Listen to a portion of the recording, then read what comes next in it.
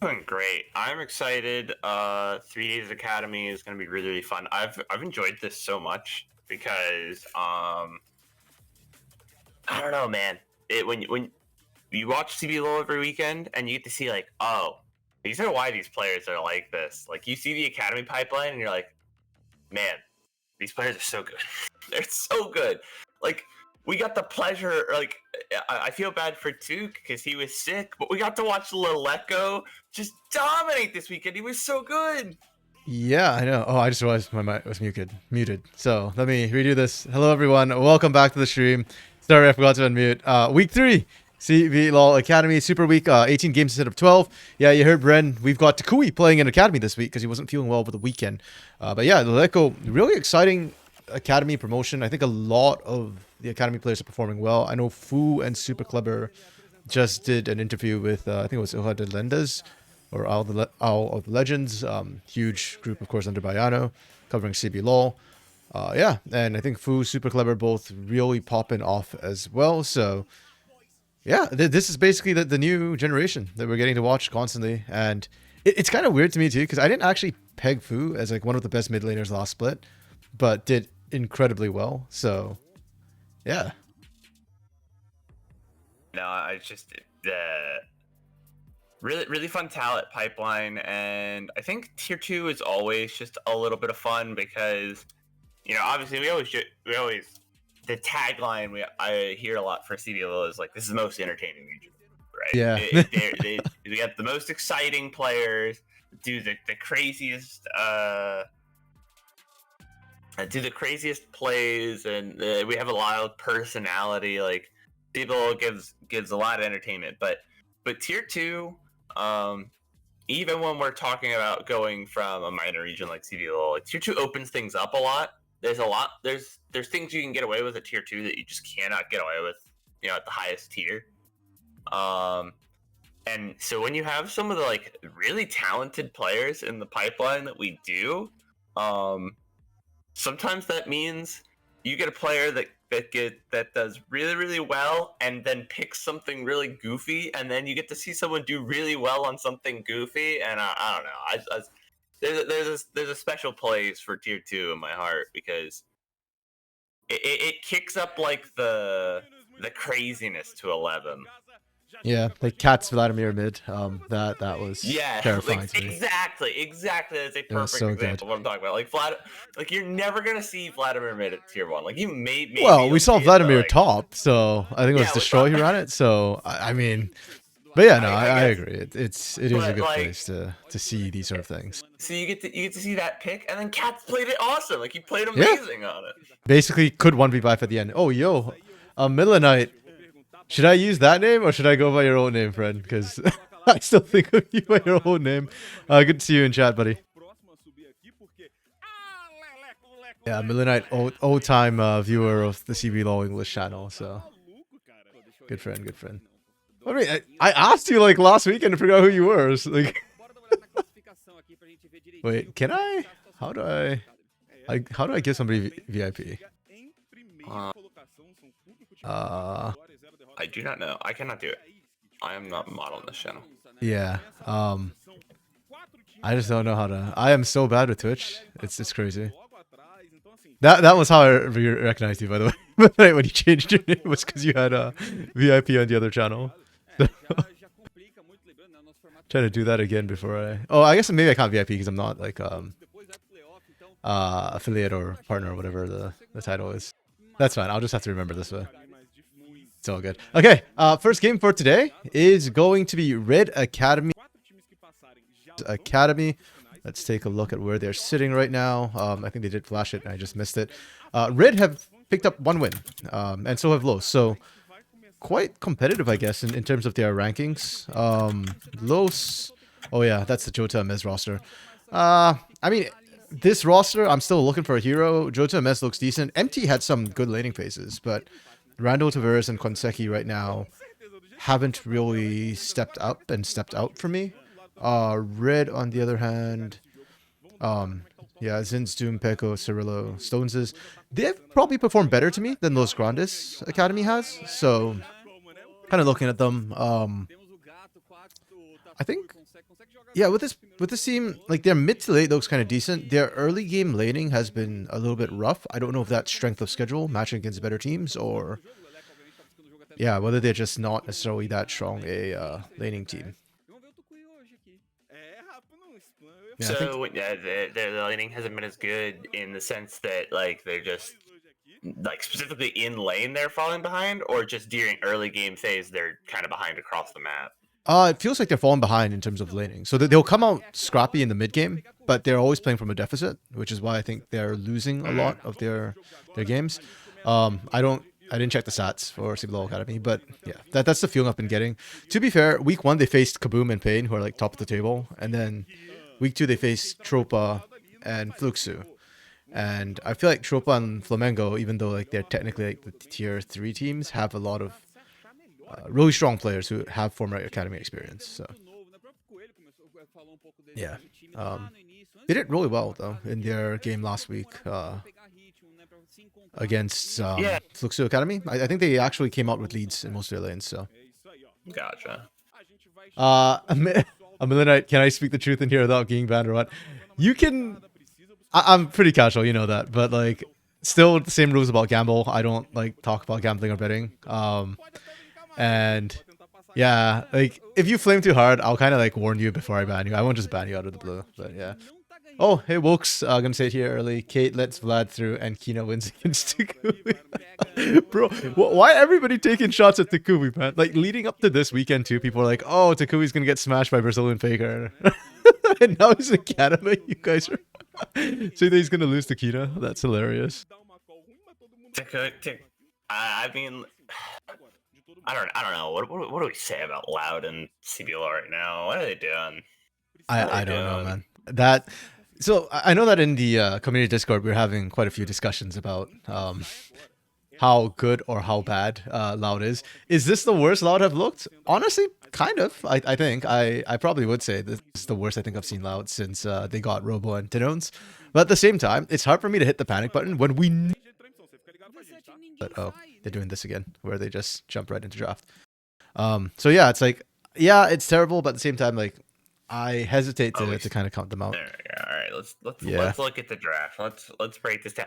Stop! We're picking Smolder and Academy too. No, I think Smolder is strong. Like I just think teams need to play around it, and I actually kind of like what Red have done for a change compared to what a lot of the CBLOL teams have done. I don't know. I have not been excited by the Brazilian Smolder yet.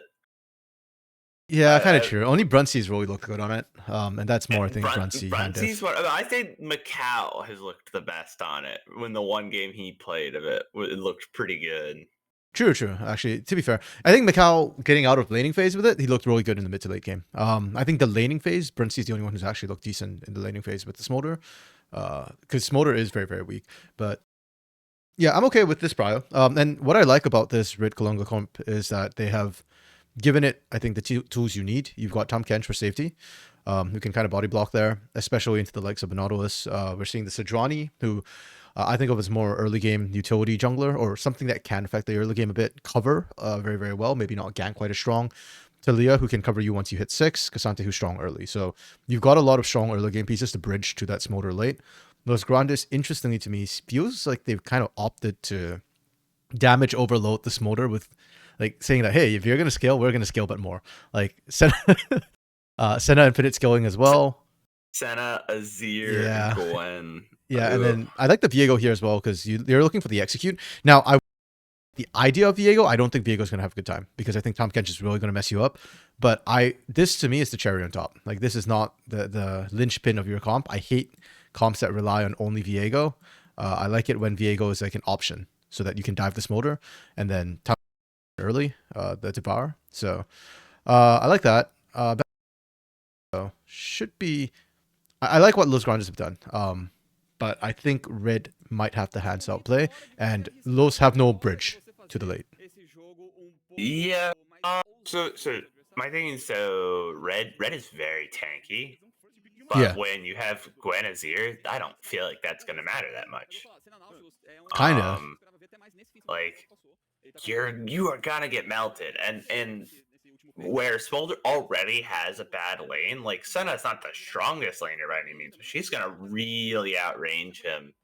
And I don't know if Tom Kench can safely dissuade Senna from just poking down the Smolder when Senna has a Nautilus. You know, like Yeah. TK can't really do anything about it. No, that's for the all-in when Nautilus actually gets onto Smolder. That's when your TK comes in. But you're right, the Senna, and one thing we have seen a lot too is some supports are now building a Durance item first instead of the support item, because it's so stacking on the support item initially, and the lane dominance that Durance gives you as support is huge. So I kind of hope we see Konseki or MT. I'm not sure who's piloting the Senna in this situation, but whoever picks the Senna, I wouldn't be surprised if we see a Durance Blade start and then slow down the support item just for lane dominance over the Smolder.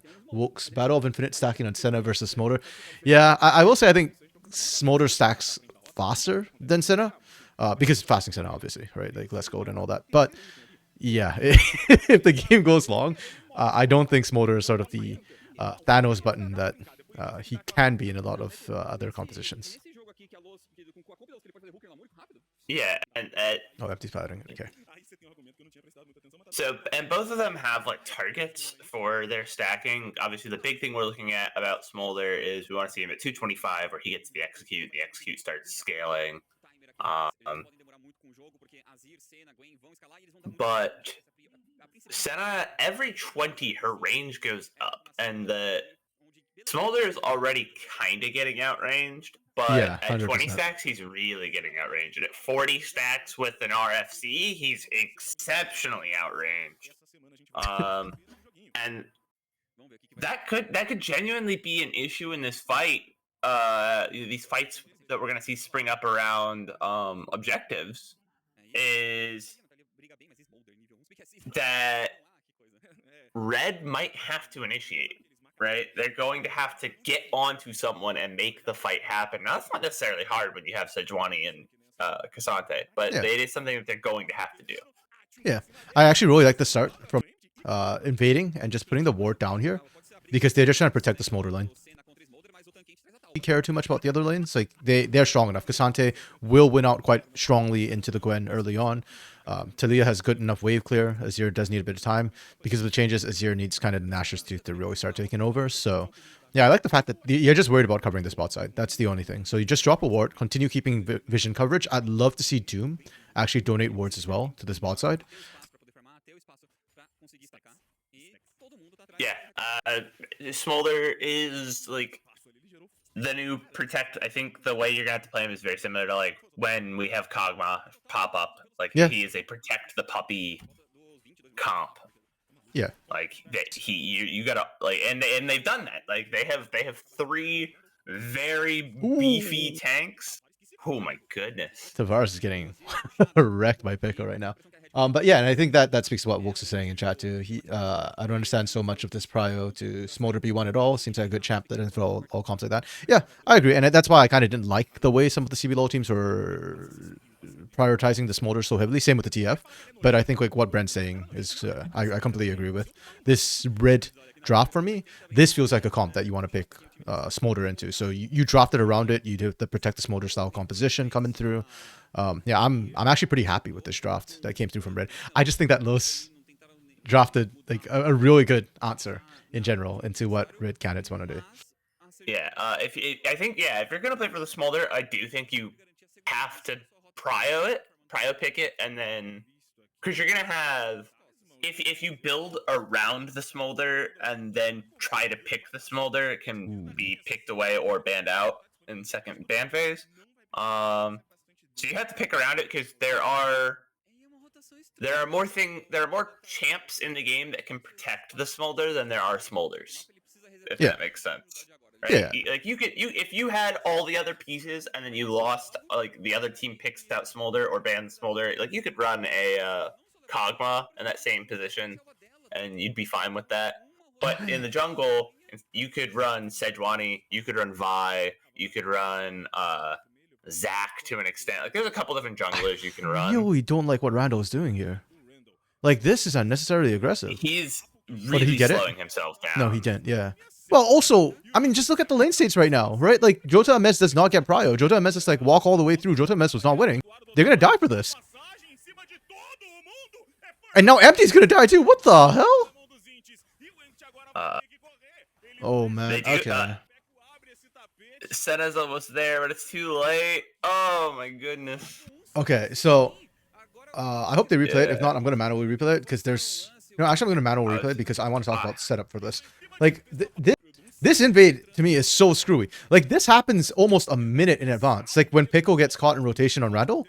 Like at this point, Red knows that Randall's in the area. Los Grandes, like you take your scuttle and leave. Like why are you invading? Look at the Get your scuttle and look at his timers. He's gonna have Krug's back up. You can see Krug's timer is almost up. Yeah, well, yeah. He's no reason to be sitting here. I mean, you can get the Gromp, sure, right? Then it's worth the Krugs because you're denying them. But I'm just looking at lane states right now, and this is kind of terrible. Like, sure, Jota Mez looks okay with this push, but because it's a defensive push and Kasante is stronger, like Jota Mez, it's kind of an iffy question mark from this top side. Mid lane, Tavares, we just saw get wiped, has no mana. This Azir can't rotate, and sure, you pushed out Pico, but Pico has perma prio in this lane right now, so.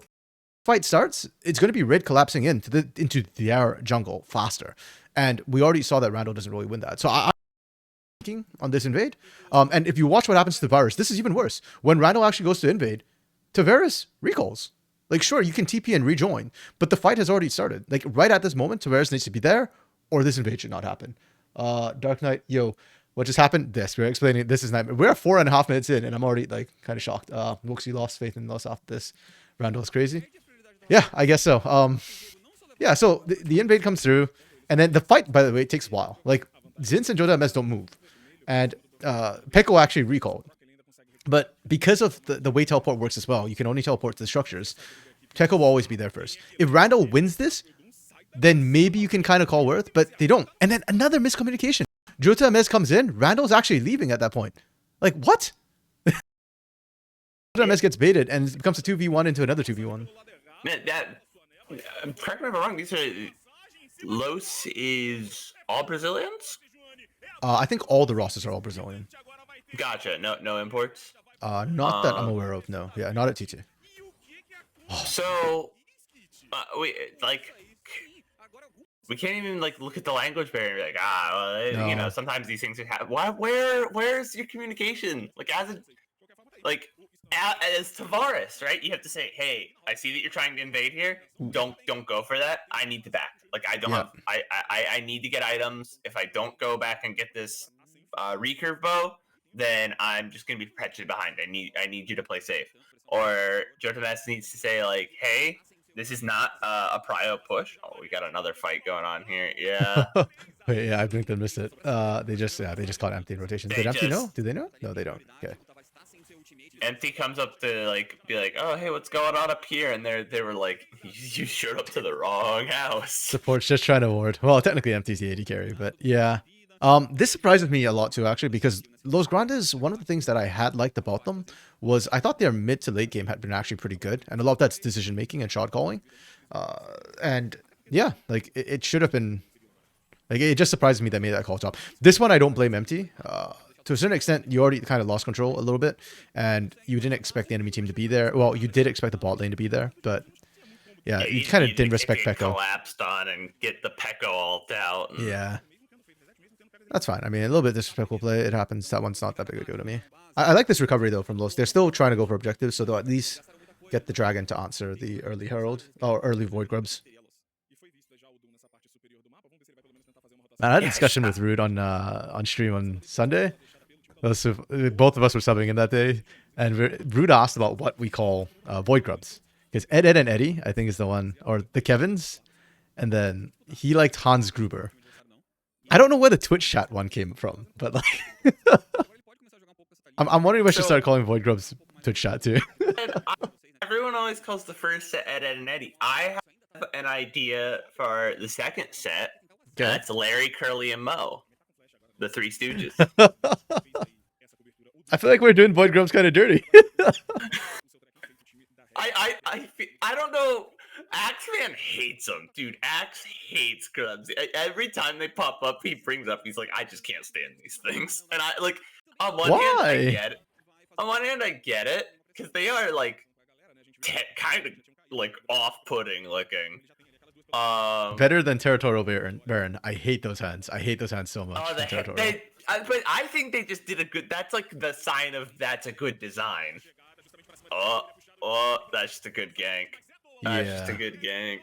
It is. Red are playing this so well right now, and I feel like Los have lost control of the game. Like, Randall's dead. I mean, there it is. That's epitomized lost control of the game. Like, I'm looking he is not safe in his own jungle. Yeah, and I'm just looking at the tempo or like where Randall is at any given point. Randall feels like he's so far behind and he's just trying to farm, and the lanes aren't playing like that's the case, right? Like Tavares needs to kind of drop wards. And actually, you know what? I'll give props to Red for that. I think Red is doing a great job. Look at the vision control. 3 pinks on this bot side right now. Entire bot side is blacked out to they're risking their life. Yeah.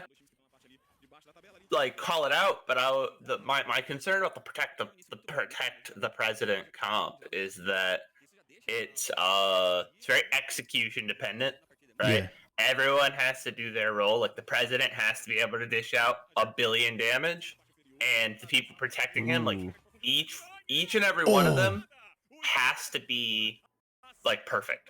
He still goes down, but he bought a lot of time.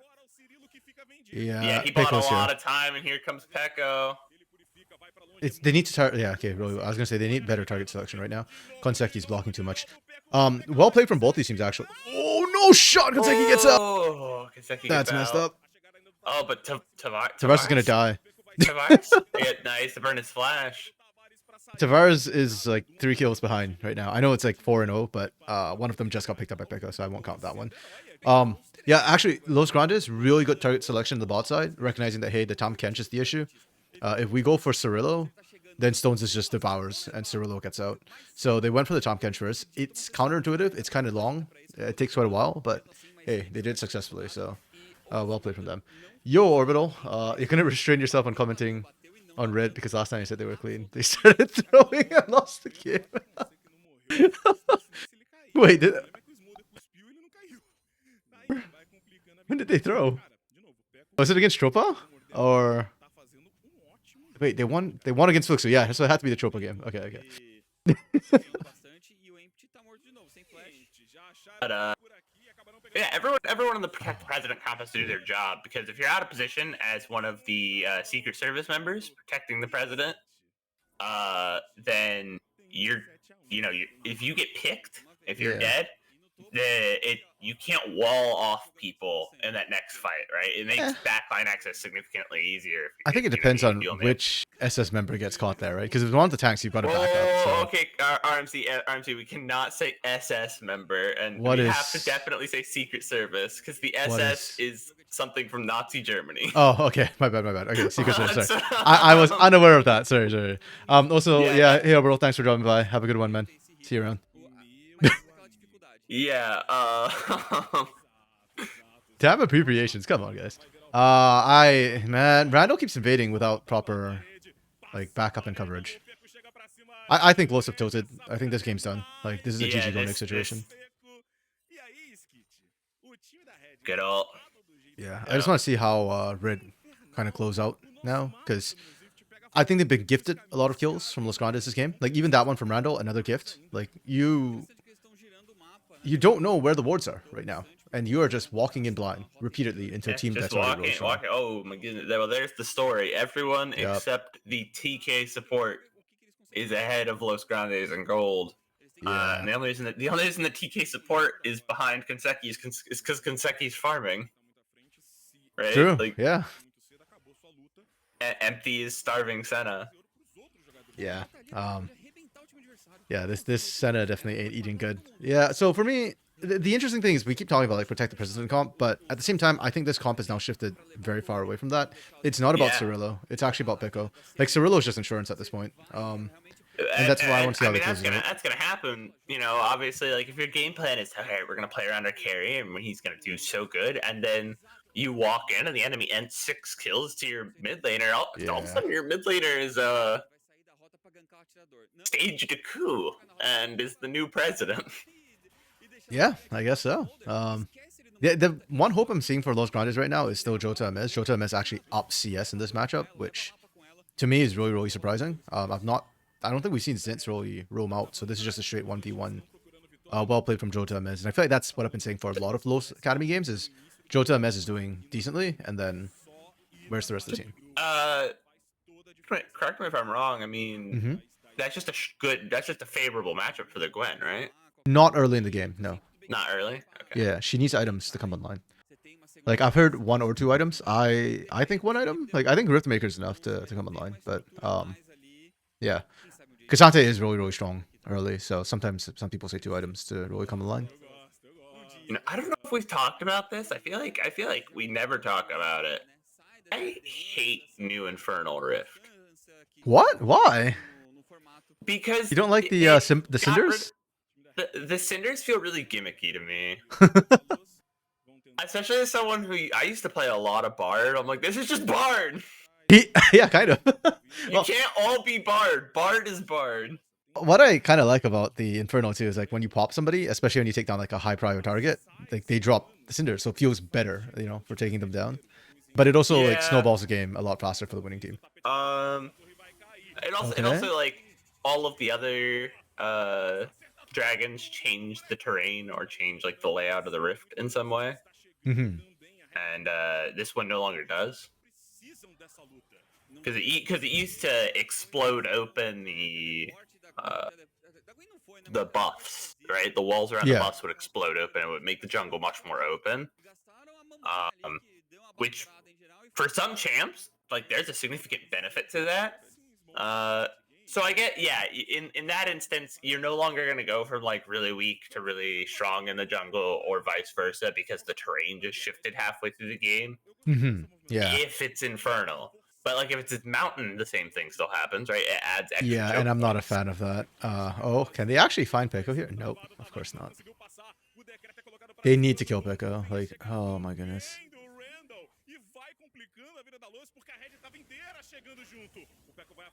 This is so good on Konseki, by the way. Like, really heads up play from the support there.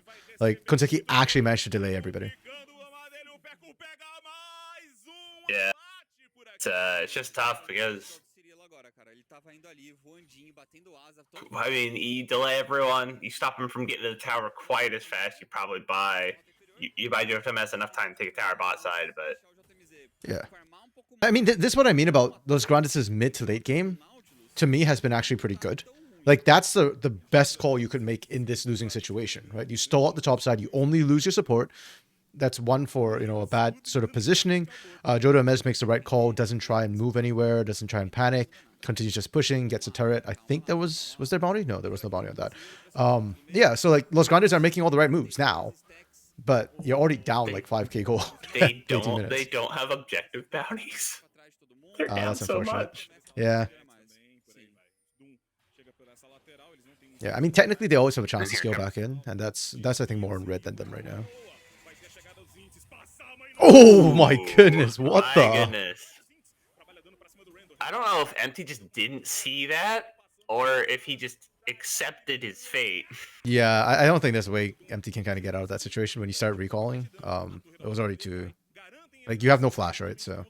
It does... I guess, yeah, if he was already sitting still, so by the time it was on his vision that it was coming in, but yeah. I think it winds up for quite a bit.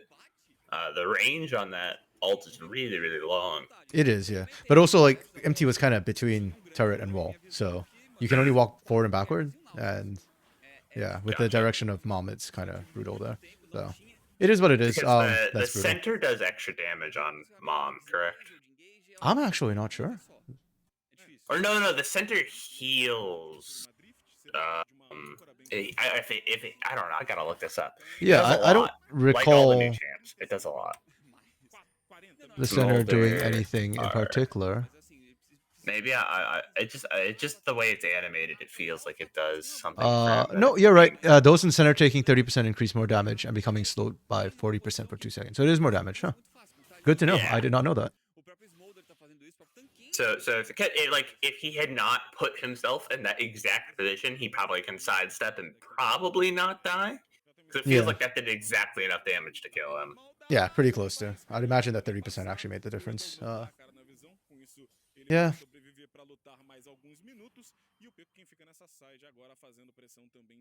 Are we just waiting for Baron now?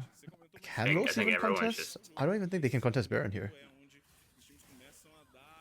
Yeah, when a true support, Stones is a true support, can survive your jungler. That's a problem.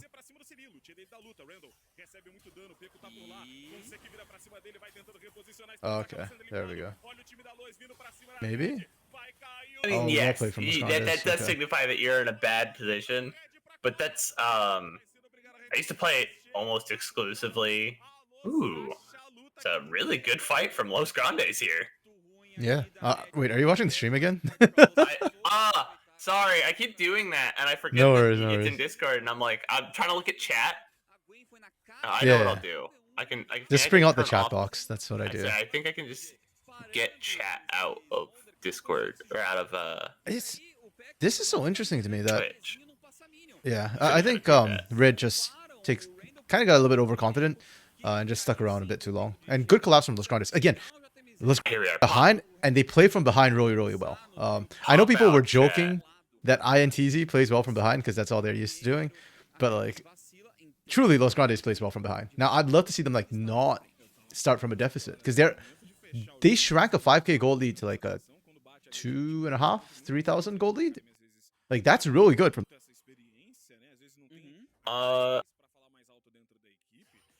It's the kills are on too because what Cassante pick up one there like it No, really. Cassante wasn't even involved in the fight. So Yeah, since was split pushing bot when it happened. gotcha. Yeah. So the kills went on to Senna and Nautilus. I mean, not bad. Wait, no, Cassante and Senna and Nautilus are not the same team. Cassante is on red.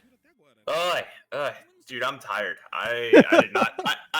Dude, I did not sleep well last night. Let's talk about getting good sleep. Nothing's happening in this game. Everyone is just staring at each other.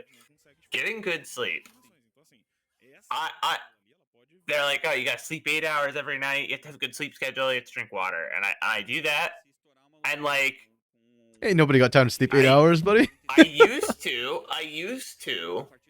when I had like a really rigid schedule, my like freshman sophomore year. I used to get like really good sleep. I would wake up at like 5 a.m. feeling perfect every morning.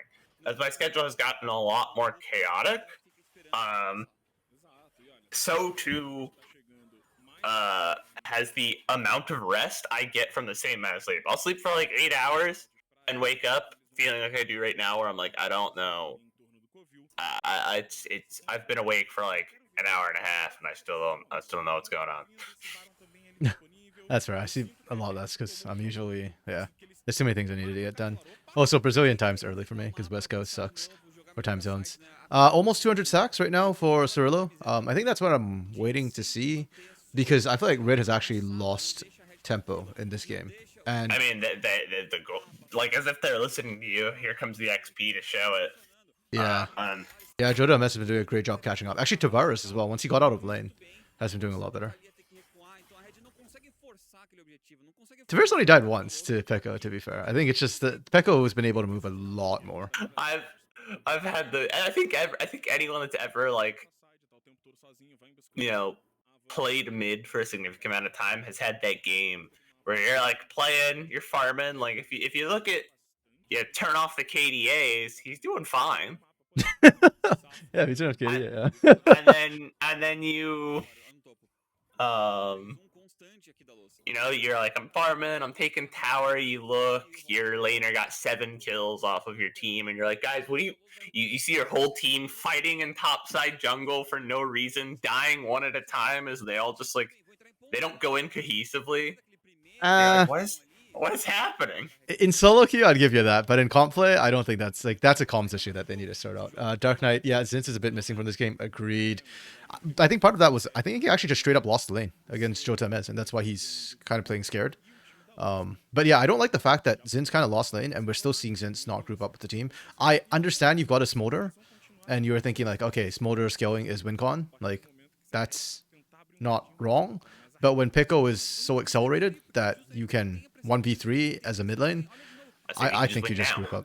Yeah, like you just group up main place rather than wait for the Smolder skilling. Smolder's insurance at that point. He's not WinCon. No, and yes, you are right. That is a very solo queue issue, but that's how that felt, right? That topside fight, like the reason Pekko is Yeah. accelerated, it's just it had this feeling of like that those players are not like in a Discord call. Well, yeah, but I mean, after that, the bot lane plays, to me, that was just Pickle being really heads up and correctly utilizing the global from Talia as Oh well. yeah, once he was ahead, his ability to just move and just Yeah. take space was really, really good. How did, okay, Los Grandes, hold on. How did Los Grandes get Pry on that mid lane? What the hell? Sorry, so they just push right up mid? Where's Red? Red is doing? topside, it appears. Why are we trading off Doom and Pickle there? Wait, why was Doom even pushing that in the first place? That's odd. Okay. Yeah, that feels like just odd base timings or map movements from Red coming through. Los Grandes kind of get that one for free. That gives them, because of the Azir passive, you kind of have like double prio, because not only do you have their tower down, now your tower is pushed all the way up to their side of the rift. Yeah. Especially when you've gone into Azir, right? You set up your own tower, as you kind of mentioned. That's what I'm saying. Like, yeah. you use the Azir passive, and this is not as easy as it looks right now, because as Dark Knight pointed out, Los Grandes has caught up in gold, so... Yeah, Jotames is like zoning 4 people. What the hell? This is illegal. The Baron debuff should have fallen off right about now, so they don't have to worry about the armor reduction anymore. Oh my goodness, this is closer than it should be. The healing comes through from Crypt Bloom. So close. They were so close to killing Pekko, and Zinz, I think, was pretty low. I mean, the start of this fight's really, really good. I love the fact that Jodam is able to knock so many people. The problem, I think, is just lack of damage on the other end. Excuse me. Yeah, they just don't quite have enough damage to take down Zinz. They've even though he gets low, like, they're not able to kill him because of the literally because of the Crypt Bloom healing. Yeah, that's why people are going for that item. I think even into a game where they've got one tank, and that tank is the support. You don't need the extra it's like extra 10% pen on the other item. I cannot remember the other pen item. Void Staff, yeah. Just an extra 10% pen on Void Staff, and the passive is like different. So you're only getting 30% pen, but that healing on Crypt Bloom, like, that's such good util. I think it's almost always the better item. I think for me, it depends a lot on sort of what your goal, or actually the biggest thing to me, I think, is the ability haste. Do you need the ability haste or not? If you don't need the ability haste, then I think Void Staff is better. Like, or if you're like a one-shot chump, like, then Void Staff is better. Because then you just have to hit harder. I feel like everyone needs the ability haste. They made it so hard to build. Yeah, but like, for example, Orianna Ultimate, right? Like, I actually don't think Orianna is the best champion to build the Crypt Bloom most of the time, because her ult cooldown's low enough that it should be up for major objectives, like between objectives. And I think the Void Staff, the extra penetration matters more, because if you can, it's the shock and awe factor, right? If you need the ability haste, if that 15 ability haste is going to matter to you as the Orianna, you're probably fighting too much. Or you're using your shockwave a bit too trigger happy. But in the case of something like a Talia, where your ultimate isn't a damage spell, right? Like, you're based on basic abilities and whatnot to really kind of proc that, then I think Crypt Bloom probably, definitely the better item in that case, because your cooldowns are shorter and you're going to be using it more. Yeah, I do think the healing passive is a little undervalued, because, man, that thing will save people. As we saw in that last fight, because and it synergizes very well with some of the more like damage dealer but not the carry mid laners, the Talia, the Orianna, where it's like this person is meant to deal damage, but they're not meant to be our primary damage dealer. Yeah, I think it's a matter of Los Grandes just doesn't do enough damage. Yeah, at this point they're just too far behind, unfortunately. Yeah, there was hope, but the moment I think they lost at the Baron and kind of got wiped, yeah, that was kind of it. The gold was even before that fight. Now we're back to a 9k gold lead. Yeah. Gold lead.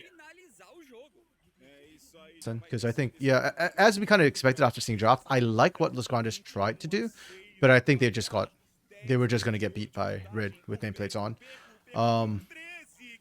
This is, I think, the first game where I'm not super impressed with Zints. Oh,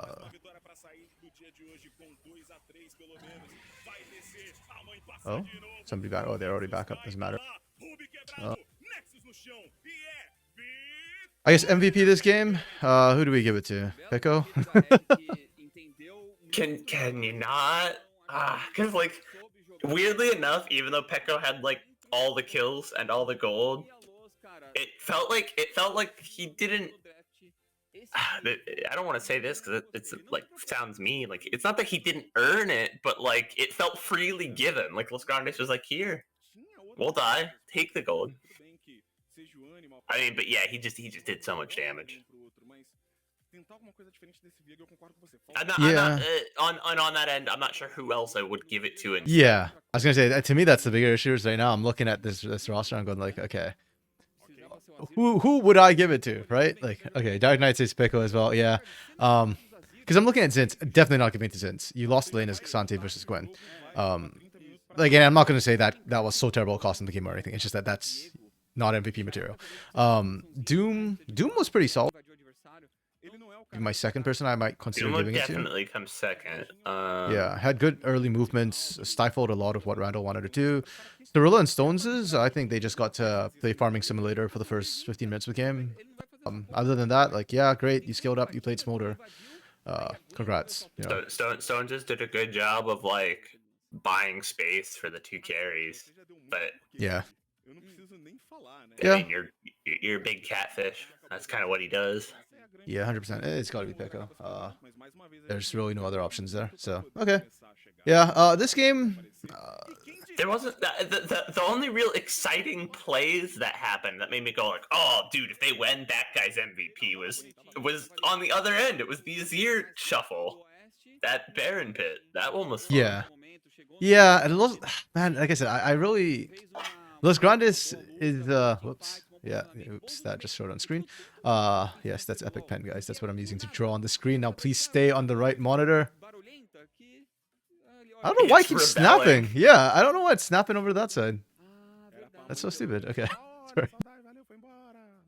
I'm trying to change the title for the next game because it's Liberty, which is going to be a fun one. I tried to move Epic Pen out of the way and just kept snapping in. Stupid thing. It decided it was more comfortable on this monitor. Yeah, it just wants its screen time, you know. That's another thing I need to get. I do everything on one monitor, and I'm not sure that's the correct setup, but I've just done it for so long.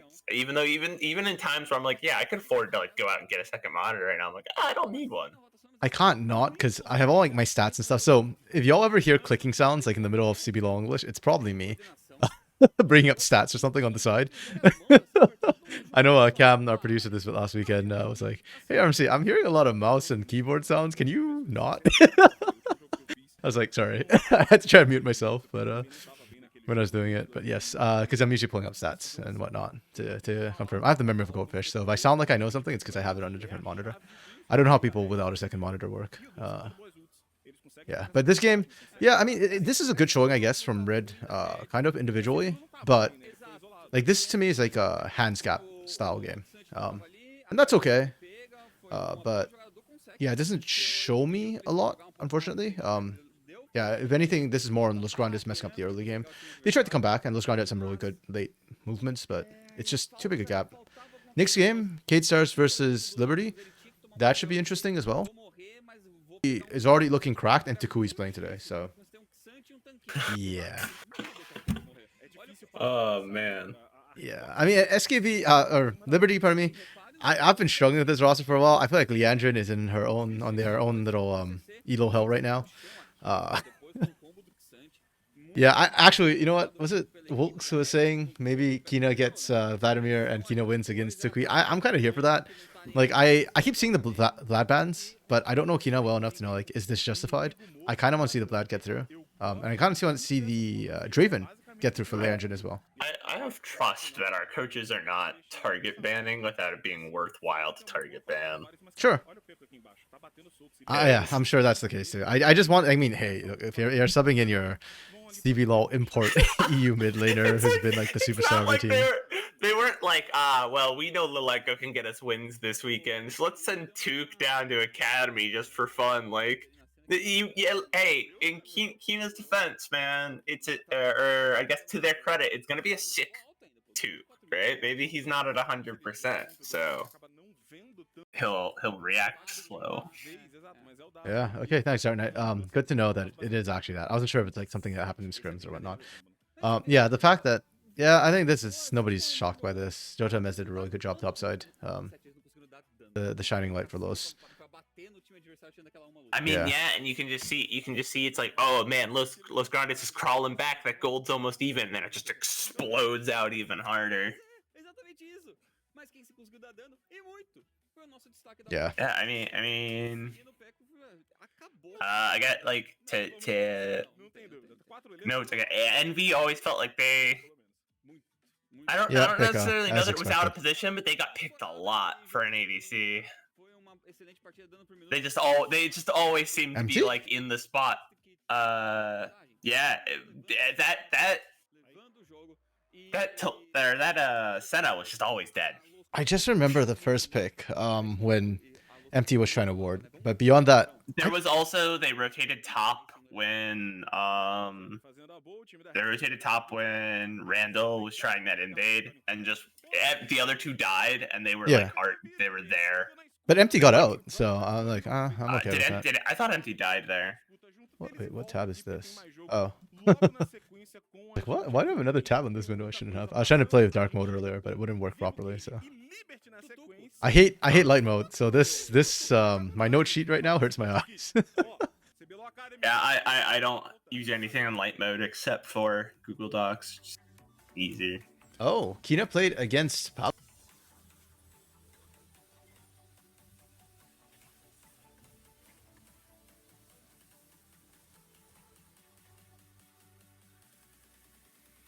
I mean, that made I won't pull up the game. I don't know if we really have time to look at that, but I will look at the. Wait, do they not have scoreboards on Leaguepedia for C below? No.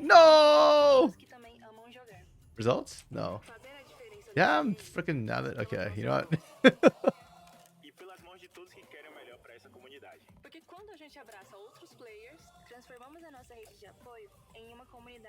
Game was Kino. Which team was Kino on? Whoops, wrong one. No. Frickin' stop loading for a second. They have not updated. So it has to be near airport versus full clear mentality.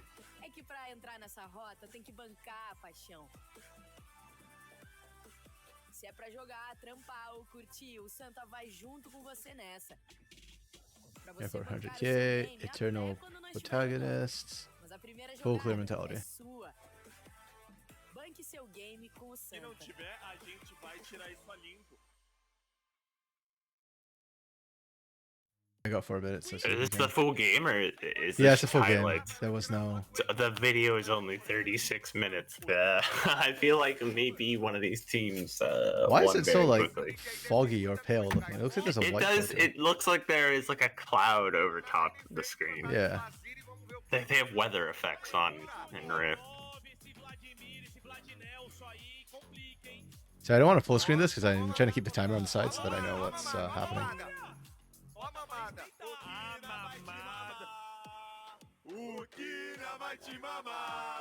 What are they singing? What is the copy pasta? I have met him in scrimmage, mid laner Palafox, my opponent, and he is a genius or whatever. I have actually not seen that. So I don't watch LCS that much right now. So it was from Worlds. I think. Kina's gonna suck you dry. Kina will suck you. Man. So I cast Collegiate quite a bit too, and it was really funny because I used to joke about Swain, especially like when we saw Swain like mid into support, like the ult, Demonic Ascension. We joke about it as the big suck. And I almost sit that on the Collegiate broadcast. It's like, that's probably not.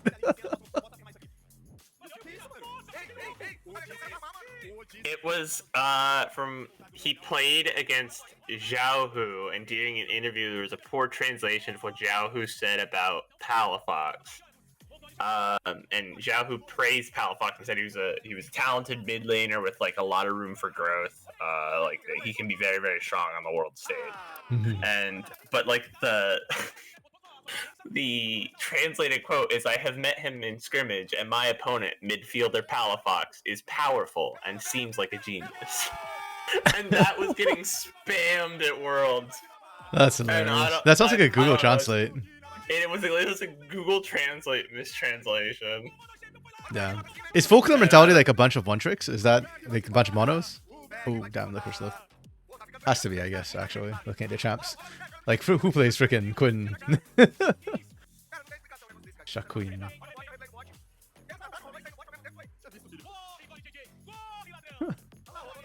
Yeah, I just want to see them like, play Kina. Give Takui Azir. Is Takui better than Palafox? I mean, they played each other in LCS yesterday. Is this the game? Is this the game that we?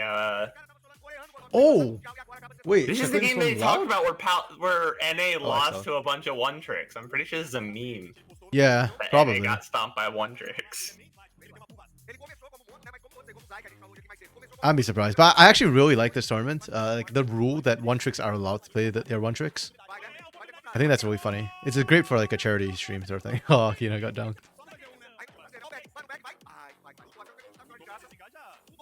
And I think a lot of times, like we've seen this in NACL, the tier 2 North America scene, like last year when Moose Hater was stomping everyone with Garen. Like Moose Hater went and learned from the top Garen one trick on the server. Like I think that's a really good way for players to learn how to play a champion is go talk to the one tricks. They'll know way better. Yeah, if you're learning a champ, like, and you know someone that plays the champ, ask them about it. Like, and just be willing to learn. 100%. Because I used to hard one trick Lux, and there's some like even on a straightforward as a champ as Lux, where it's like you press buttons and blow people up. Like you don't really do much. You press EQ R auto. Like congratulations, you've comboed someone. Oh, Kina's not having a fun time. Even with champs like that, like there's generally one tricks know like the dark tech, like the secret magics that make their champion work. Yeah, or not work in some cases, which is why. Okay, why are we just watching champions dance?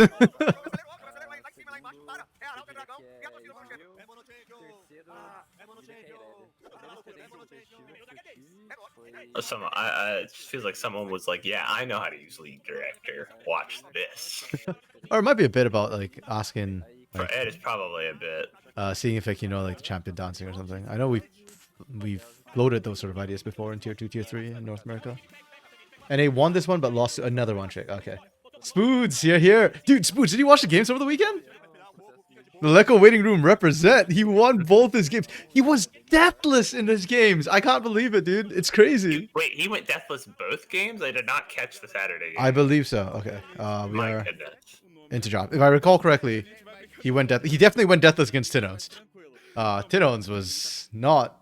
He went deathless Sunday. So he went deathless against Tinones. My goodness. That was the one that was shocking. I have met him in scrimmage, and my opponent, midfielder Laleco, is powerful and seems like a genius. Yeah. Boo! They banned the Vlad and the Draven. Guys, come on. You're gonna ban the one tricks, bro. Takui, are you that scared, Takui? You can't play against the one trick. Boo! It might not have been Takui's choice. Let's analyze draft from an actual draft. The first 3 for VKS. Yeah, I mean, okay, I will say this. I think that it's really good that Liberty are able to constantly draw these two bans, because it does mean that Liberty gets a lot more OPs technically open, like Kallista's open, Lucian's open, Talia's open, Rel's open, all of these. It's huge for Liberty, but I don't think Caitlyn cares that much. Solid bans, you ban the Milio, kind of weakens the Lucian, no Caitlyn option. Ash, Karma, Oriana, okay, solid bans coming through. First pick Maokai. I love first pick Maokai personally, especially because they didn't follow it up with second pick jungler. They left it open as to, oh, you don't know what we're gonna do with this guy. Yeah. Like, so I will say, if that happens today, where we see a flex being like instantly shown, I think there are situations where it's worth it if you have enough power picks. But yeah, if you have enough power picks, sure. But like in this case, it works out, right? Because they still got a very powerful jungler in the Nocturne. And they drew a support ban in the second set of bans, and they were just like, "Okay, well, that's cool because we already have our support." Yeah. I would imagine Tukui's going AD LeBlanc. No, I would hate AD LeBlanc here because you need to one shot TF. This is going to be an ADTF. ADTF is broken right now. If you run AD LeBlanc, you will lose that 1v1 against Twisted Fate. So you actually need to go full AP burst LeBlanc and one shot, or two rotation TF, and like walk away the first one. You will lose this AD LeBlanc here. I stand by that. Maybe Tukui can make it work, but I think it'd be very, very ugly compared to. See, for me, I'm thinking like Tukui in tier 2 is gonna be like, this is he doesn't. We have not seen him play the LeBlanc. I feel like he just does the AD LeBlanc to see if he can do it on stage. Maybe. I think that'd be surprisingly disrespectful. I don't know if K-Stars would be willing to do that as an org. But we'll see when they get into the game. Twisted Fate really, I don't mean really it's strong. like disrespectful. It's just like you can only learn so much from scrims, right? So he's got a chance to play in a game that now it's not for main CD LoL. He can try something that he's less familiar with. That maybe he wouldn't be willing to try it against Tinones, but he's willing to try it, here. To me, to some extent, that's the definition of disrespectful. But we'll see when we get in the game. It might or might not. Yeah. So Rel picked up here, same thing. Flex, the LB we talked about. I think it's interesting though that the was picked blind. So we have to remember that TF is the answer here. So I don't think it's Tukui flexing. I think it's just Tukui picking a nice strong champion, have different build paths and can do different things. Second round, like you mentioned, because of the flex, bans come through. They're trying to give a good lane to Kalista, Cassante, Tristana. Wait, where do we think that Triss is AD carry? Is the Andrew known for Tristana as well? Because you see the TF, or you think, okay, there's a lot of flex here because something, I guess, flex. TF can go 3 roles right now: top, mid, bot. Rel, jungle support. Talia, jungle, mid. So, do they think that it's going to be Triss mid? So is that Kino or Leandra they're targeting? Or either way, I guess they just, I don't know what they're thinking here actually with the Tristana ban. That's interesting. It's an interesting choice. But yeah, I don't think it really matters. Then we see the Nautilus pick up. That's fine. That tells you Rel jungle. That tells you, actually, no, this is not a. This reveals both of these picks right away. Oh well, it is what it is. And kind of gives away the TF. It's fine. And then we see Senna with Maokai. Okay. And then Nocturne. Ooh. Okay. I like Nocturne because you said we have to waste. You said we have to delete ADTF. Well, there's a guy that can do it. He runs in. He can spell shield the gold card, and then that is a dead Twisted Fate. Yeah, I'm just thinking. Well, picking the Nocturne here, or with the Senna, does it make more sense to go AD LeBlanc now for more physical damage? I don't know. I still prefer AP LeBlanc. There can be a case made for AD. I just really don't like the individual matchup for this one. Okay, so Liberty just went like strong team fighting comp with double globals roaming.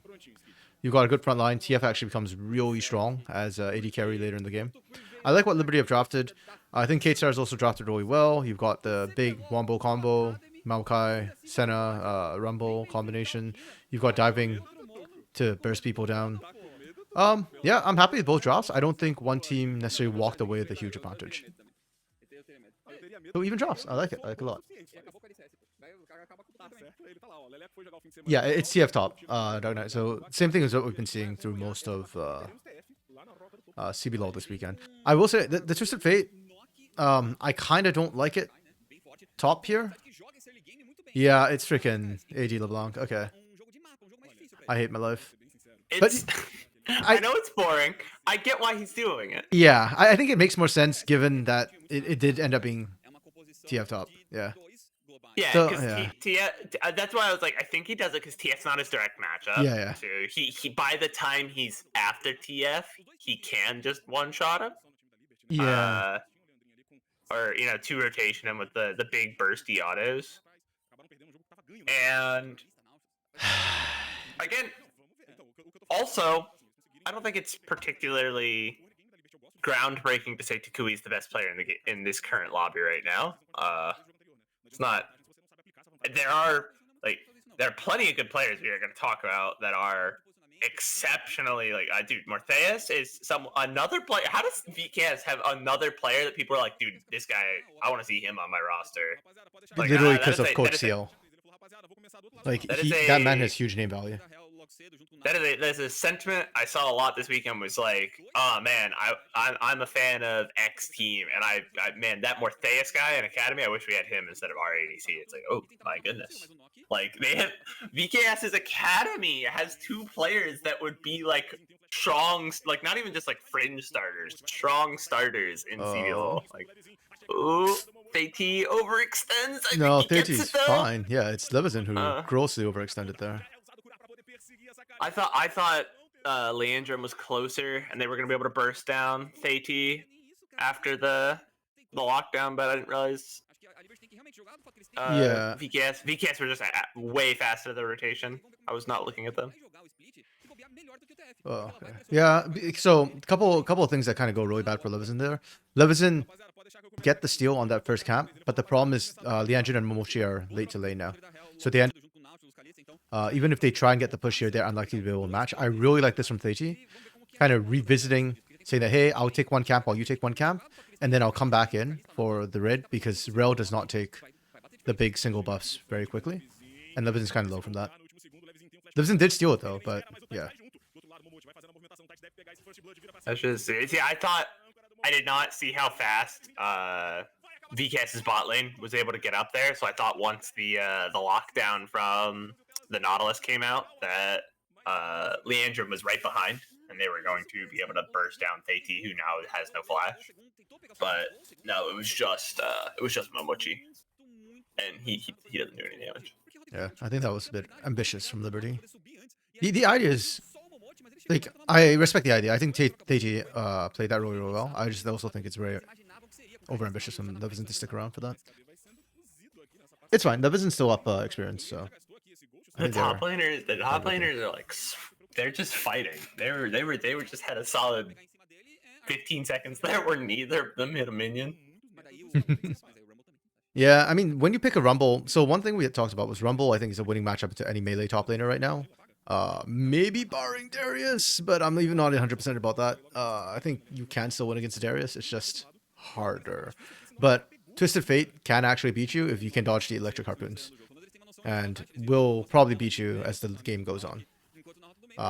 Debatably, like, I feel like Rumble has to get the lead. We are seeing Ignite on Tyrion though, so maybe that'll be enough to tip it Rumble's way.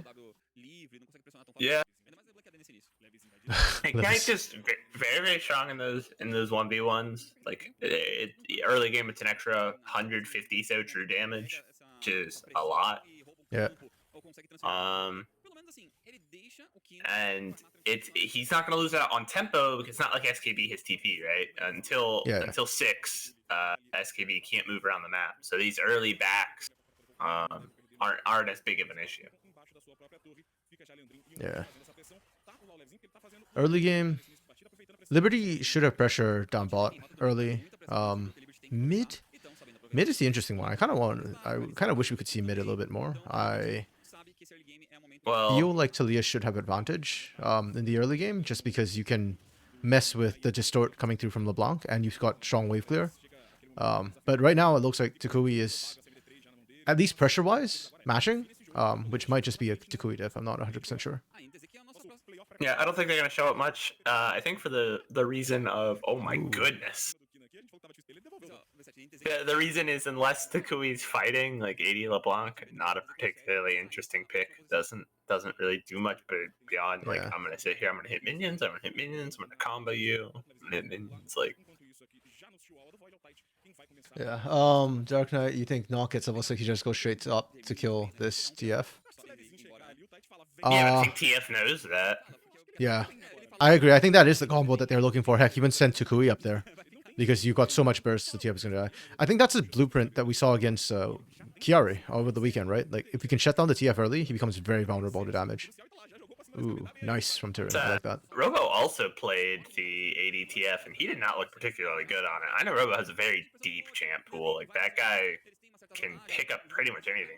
Yeah, he's got the Tristana pocket pick against Naur as well in the top lane. But the problem with Robo is that I feel like, especially in the regular season, well, he said it before, he limit tests. So he's not a great indicator. And the way he lost the lane was kind of more just him being like really aggressive with the TF. Whereas I think the way Chiari got shut down was a really well executed game plan from, I forget which team played it on Saturday. Can't remember. But yeah, that team that basically executed that, I thought that was a team call, which was beautiful to watch. I'm actually going to look it up because it bugs me now. Who played Fluxu? It was Liberty who played against Fluxu, yeah. Who I think shut down Chiari beautifully on Saturday. That one felt like a team play. We had a bunch of really good games this weekend. Yeah. Yeah, I mean, well, also like when you get shut down that hard and like people just keep camping your lane, it's just what are you gonna do? You need your jungler to come and help you. Yeah, you're lying to yourself. You say you never had that game where it's like it just feels like everything you do, like the opponent jungler is there. You just so you're like, okay, I can't go farm because I'll die. Yeah, they have a freeze going. I can't just sit under tower because I get no XP, and then they'll dive me and I'll die. Like. And then it becomes a question of like how much is Sting willing to sacrifice for Chiari? Because the pathing on that game, like Sting was, I think he started bot, so by the time like he went up top, it's like it was in between the ganks, and the timing was really bad. So Sting has to like kind of sit where there's no camps in order to try and cover for Chiari. So it becomes like really tough and a really rough decision. And I guess the call was just like, Chiari will be fine. Sting, we want you to kind of help the other lanes, and then it was not fine. Okay, we are getting C mid lane. Oh, yeah, Takui's trading really well. just did some Takui moments. Oh. Takui did, but they traded flashes there. The I don't know the name of LeBlanc abilities, but distortion is the teleport. Yes, it's a dash. Yeah. So, distortion is that she has one that's like an actual teleport and one that's a dash. The dash. No, so they're both distort. Going in is a dash, going out is a teleport. Gotcha. Okay. So he distorted in and then used the distort out to dodge the minefield from Talia, and that was really well done. Yeah, that's why like really Talia is not like a hard counter. It's a favorable matchup, but the windows are very tight. You have to have the reactions to be able to put the minefield down, like just as they want to go in. That's why I like the poppy into the LeBlanc, because you can like a team fight starts and you can just sit there with the steadfast presence. Okay. Wait, I want to rewind this to see the setup for it. That Callista's very low, but gets away. It looks like. Yeah, Gates out hands for sure in that fight. Oop, not quite enough. I want to check was this illegal from Liberty? Liberty had prio bot. They moved first in mid. Taking drag. Ooh, I don't like that. I don't like the Destiny commit from SKB that early. So they just open up immediately with a. Okay. Yeah. It looked like what not? It was Malkyle into Sentinel. We actually missed the initial engage because they flick over to SKB. They pop up. Yeah, you can see the Malkyle right there at the end. Yeah. I don't think Paranoia was up for this. So no Nocturne out, just literally brute forced it. Okay, they just outhandsed. Gatestar's good team, who'd have thought? Yeah.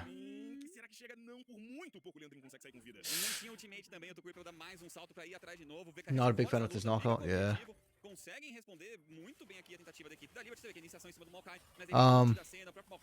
Yeah, so I think part of this is just the early dragon strength, and Liberty just didn't have enough damage to take it down quickly, so they took a little bit of damage from that, and then Kate starts just playing this really well with their range and poke. Yeah, I don't think Liberty did anything wrong fundamentally. That was just outhands.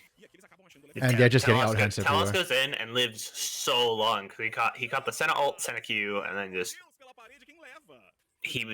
then I think his own passive proc, and that guy was alive for a while, and that just let everyone else. It bought so much space for them to just walk in and start fighting. I will say I like the macro calls both teams have been making. It's really solid, even though Liberty is losing right now. The decision making has been pretty sound to me for the most part, and for Kate Stars as well. I like that they are also kind of pushing tempo. They're not just sitting back. There we go. There's the gank we're calling for. Oh, but SKB's playing this well. It's out of there. SKB played that really well, and that's a double kill, man. Uh-oh. Dark Knight SKB trying his best to change your mind right now about this TF.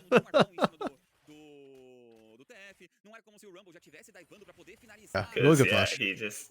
I think Tyr needed to wait like half a second on that equalizer for the Fear to Tether to go off first, because SKB just dodged everything. I would have liked, especially because because Thaiti came in and he immediately dropped the equalizer, but I feel like SKB was gonna flash anyways there to get away from Thaiti, and it's just double value because he also flashes out of the equalizer. Yeah, exactly. Like, or either that or open with the equalizer so he has to flash first and Thaiti can stick on him, one or the other. Exactly. But, yeah. It's okay. Well played from SKB though. Perfectly timed flash to break tether and create space. And Leviton was actually in the right spot this time to cover for that, so unlike the Luxu game for that we were discussing. It was just very well played by. Yeah, there was this I would say a small misplay, like the timing of the rumble, but it was just very well played by SKB. He played to his outs very well. I'm actually a bit worried for Tyrion now because I feel like once TF kind of picks up the first item, he gets really strong, and once second item completes, like he gets to trade on you, especially if it's like RFC. You get gold card, 2 autos, and walk away. And unless you land Harpoon as Rumble, I don't think you actually get an option or a chance to trade back. Yeah, so once you have the RFC, even on the AP build, like it's worth picking up because like being able to you can drop that stun from ridiculously far away. Yeah. And then if SKB's timing it right, that third auto, one of those 3 autos is also going to include his 4 auto passive. Mm-hmm. And so you're just taking a ridiculous, goofy amount of damage, and you can't respond because you are stunned. Yep. Kind of didn't like the rumble the time with the out and dive. Yeah, exactly. Okay, Dragon's coming up though. So I guess at this point, we've been praising a lot about Kate Stars. They've been just mechanically outhandsing. Oh. I was gonna ask, how do we think Liberty gets back into this if they can? I don't think that was it. That's a lot of big ultimates down before Dragon spawns. Yep, and you lost your mid tower anyways, right? It's not like you forced them back before the Herald. The Herald was driven in. They have that mid prio. Here comes the TP flank from Tuke. Yeah. Big damage. Equalizer is able to slow them down, and yeah, you're not getting away from that. Wow, this is an execution. Kate Stars putting on a masterclass right now. Like it's not just the Kui, by the way. Like this team as a whole is playing super clean. It was a good flank from Tuke, but I actually, as opposed to the last one, I really liked this equalizer. It was really well timed. Yeah. Well, the whole collapse in as well. I like that they didn't panic initially and they kind of waited to actually make that play happen. Oh, they actually got the right one. I did not notice that the first time. Yeah, for Liberty, it's kind of really rough. I do think the mid play was a little bit probably too desperate when Dragon's up. I understand the call to try and say that, hey, if we can make this pick happen, we can get the Dragon. But to do that and then still go back to Dragon feels a bit. Yeah, I think after you lose all those resources, you just leave. The hell? Or you contest maybe, but you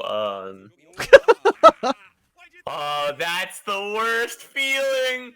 No. That's hilarious. Also, I'm shocked that Tyrion just soloed SKB down bot. That's interesting. I guess he landed all the Electro Harpoons, and that's the big thing.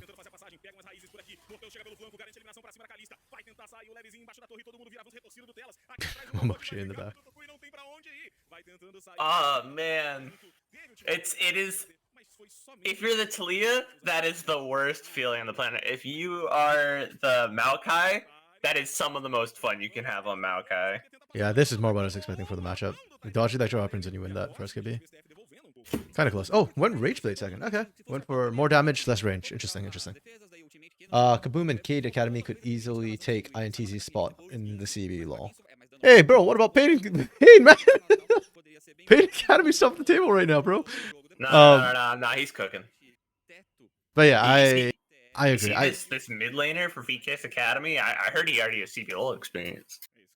True, yeah. I heard that this guy, I think he's good enough that maybe EU and NA might want to take a look at him. That's all I'm saying. Okay, but you see that trade right there. This is why I really didn't like the AD LeBlanc idea if it was going to be TF mid. Because you can see that AD LeBlanc actually doesn't win that trade. Like, SKB in one more item can just sit there and tank the entirety of AD LeBlanc and just win. Like, you don't even have to dodge at that point. Oh, good flash from Momochi. Leandrin's able to get out there with the dashes. Really well timed. Yeah, but Tukui's just going to clean up. He played his spacing really well. Like, also, I don't know if Tyrion had ult beginning of the fight. Good ult from Tellus. Can Mortez get in? Oh, there we go. It's just that was a really good team play from VKS. Really great ult from Tellus there. I mean, Liberty is making all the right decisions, all the right calls. They're just getting outhands in that fight. Like, over and over again, they're just getting outhands. Mortius and Tukui are just cracked with your hands. Yeah. Damn sounds about right, Suits. Yeah. I liked the play. Landon had the perfect balance, like really good positioning. Like, they went in just far enough that everyone was like, "Oh, we can the Callista. We can kill the Callista. Look at the Callista!" And backs out just far enough that they don't die. They're able to get a pick, but they stick around just like a second too long, and it was long enough for VKS to just capitalize.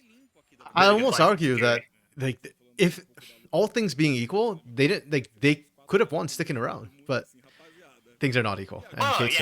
better. Nameplate's on though. Yeah. I don't like that fight for them. Well, but then if nameplate's on, I don't think that's a fight I like Liberty taking at all. So yeah, it's kind of rough. But yeah, again, I'm a big believer that, when you lose, you learn more. There's a lot more to take away from this sort of stuff. So, and I'm liking what I'm seeing from Liberty as a whole. This is not one of the games where I go like, oh, Leandrin's getting elo help by the team. Like, I think the team is actually operating really well. For the most part, I think it's there's a lot of good to take away from this. Leandrin's dead. Slow from the equalizer. Yeah, that's enough. That Electro Harpoon connects. Yeah. I saw the turn. The hope was, get that auto down. Did Tellus just dodge the? No, okay, he didn't dodge. I don't know why I thought the not alt came out and he dodged it with his W. Not alt was used later. Mm-hmm. See, like, Liberty's still finding fights. It's just not enough. Oh, the Mochi. If that had landed, Mochi's dead. That's a classic on playing like a hook support or a Leona, and you're just like, I'm gonna throw out the Q or the E, depending on which champ you're playing. Like, maybe I hit someone, and then you see like the entire enemy team reposition around it, and you're like, oh, thank goodness that didn't hit, because I would have died. Yeah, they was waiting on the wings as well. And with Mortius on Senna, like, the heals and shields are still also there, so it's kind of rough. I meant to miss. It was tactical. Yeah, just zoning, The game of chicken. Baron's on the table. Exactly what you say. I'm just zoning them. Come on. Baron's on the table here. I think Kate Stars will probably just pick that up just because it's there. I don't think they need it, but yeah. Man, we see the third item come out for Takui, and that is gonna start he's gonna really just have that one burst, like half your health. Now with the Essence Reaver are just really strong. I feel like most of the Sheen items are pretty good this season. Yeah, for sure. I really like Lichbane, personally. But I'm a big Lichbane guy. I think you can run Lichbane, and a lot of champs you would not have run Lichbane on previously and get away with Yeah. it. It just adds so much burst like rotation, helps it start taking. Okay, interesting. Liberty get first move and actually get all the vision out around Baron. This is good for them, but also somebody needs to go address the Kui. Yeah, he's just gonna take your base. Oh my goodness, there's almost half the turret gone. Here comes Kina. I don't think Kina. You just gotta clear waves, man. You do not go like this is as far as you go out right now. Yeah, 100%. That's the call from Kina, right? You're just cutting the wave and walking back, cutting the wave, walking back. Because the moment that minefield goes down, like you know Takui's gonna be on you. Oh. Yeah, Kate's already regained all control around this Baron. Just walked up the moment to recall. VKS used that time. They saw Kina on the map. They go, okay, yeah, we outnumber them up here. Or no, we're even in numbers up here. So like we're out. Wait, why are we abandoning Levison? Oh my goodness. I think that was the nocturne. Really good equalizer from Tyrion there. Like that was really good. That called the whole team. Yeah. No, that fight was over the moment Levison kind of got screwed because Levison was their jungler too. He's the one to smite. Really well played from Kate Stars. They'll probably replay, but I just want to watch like what the hell. It's the calls to go in. So it had to be Paranoia that just screwed them, I guess. Okay, Paranoia comes out now. TP comes out. Paranoia's down. Side. So See, where did they decide? They just decided just to go here. Okay. I don't know. You probably could have picked, like, I don't know, maybe the equalizers. That's hard, right? Yeah. Yeah. It's show versus Foods and Dark Knight. Yeah, it's been GG for a while, but I was really hoping that Liberty could get that one good fight, but Kate Stars are just. This is such a stifling team to play against. Like Kate Stars doesn't give you a chance to get back in. I think I talked about it last week. Like putting your opponent, like the ultimate thing you can do is put your opponent on the horns of a dilemma where both decisions are bad decisions, right? Don't give them an easy out or like something that's obvious to play for. And there, that you saw it happen where it's like, okay, they back out and they're gonna lose the fight because they're gonna get caught by the equalizer and die, or they go in and he just drops the equalizer in this tiny little chokehold that everyone's stuck in and they die. So I think they back out, and the hope is that maybe they don't get picked, but you know they do. Hindsight being what it is, it's like okay, you should have just fought there at that point. But they don't know that they're all gonna get wiped. Yeah. I would have liked to see them take the fight to VKS though. What the frick? I think Liberty cleaned up their draft. I think this draft is fine. This draft was good. I have no takeaways from this game for Kate Stars. For Liberty, I like how they played despite the loss. I'm withholding judgment still because they did have some bad games last week, so I want to see them. If they do well tomorrow, I'm going to start saying that I think Liberty Academy has cleaned up their sort of mid game a little bit more, or their decision making a little bit more, and the Android might not be elo held. So, yeah. And then I can't tell anything from Kate Stars. Like Kate Stars just performed really well in every single lane. Like, I mean, I know Dark Knight, you hate Tyrion, but Tyrion played well last week, day 2, and this game as well, really solid. I had like one bad equalizer, that was kind of it. Obviously, I'm not going to bother talking about Tukui here. Mortius did really well. I thought Theiti did really well. So, yeah, Academy just, Kate Stars just looked really good. But we already knew that, so. Wait, what's the next game? Because I swear, if all our games are like one-sided today, I'm actually going to be a little bit annoyed. Loud versus INTZ. Ooh, that's Loud favored. Chopa versus Fluxu. Chopa favored. Pain versus Flamengo. Kapun versus... Ah, crap. Oh, no. You don't hate... Sorry, you don't hate Turret. You just really don't trust him, Dark Knight. My bad.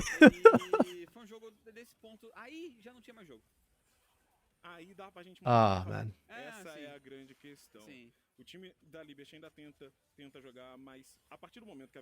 Okay, so I guess today, you know what? I've got to change my mindset a little bit. Instead of like saying I'm looking for good games, I'm looking, I guess, for the teams which I think are lower ranked to change my mind. You know, like show me something a little bit different. Show me something that maybe a wrinkle we haven't seen or some level of improvement. Like You know what? even if I think honestly we just got that from Liberty, right? It Yeah. became like, okay, they're realistically, unless a lot of things go right for them, they're not going to beat VKS, especially not a VKS with their starting tier 1 mid laner on it, you know? Yeah, 100%.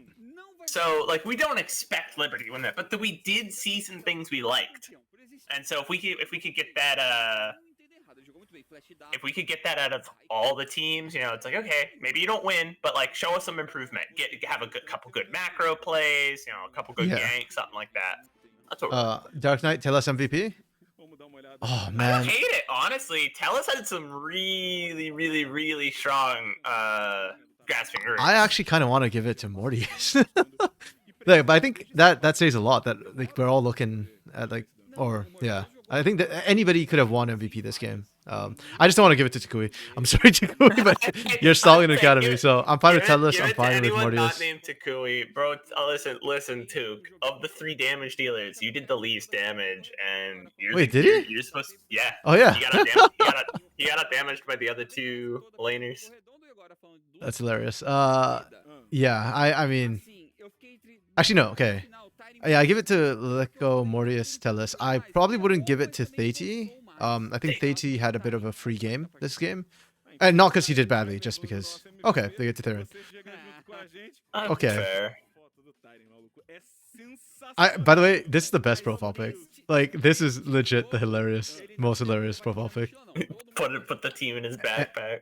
And not only does he put the team in the backpack, can I also just point out Lecco bigger than the others? Because they know Lecco is the bigger carry. That's all.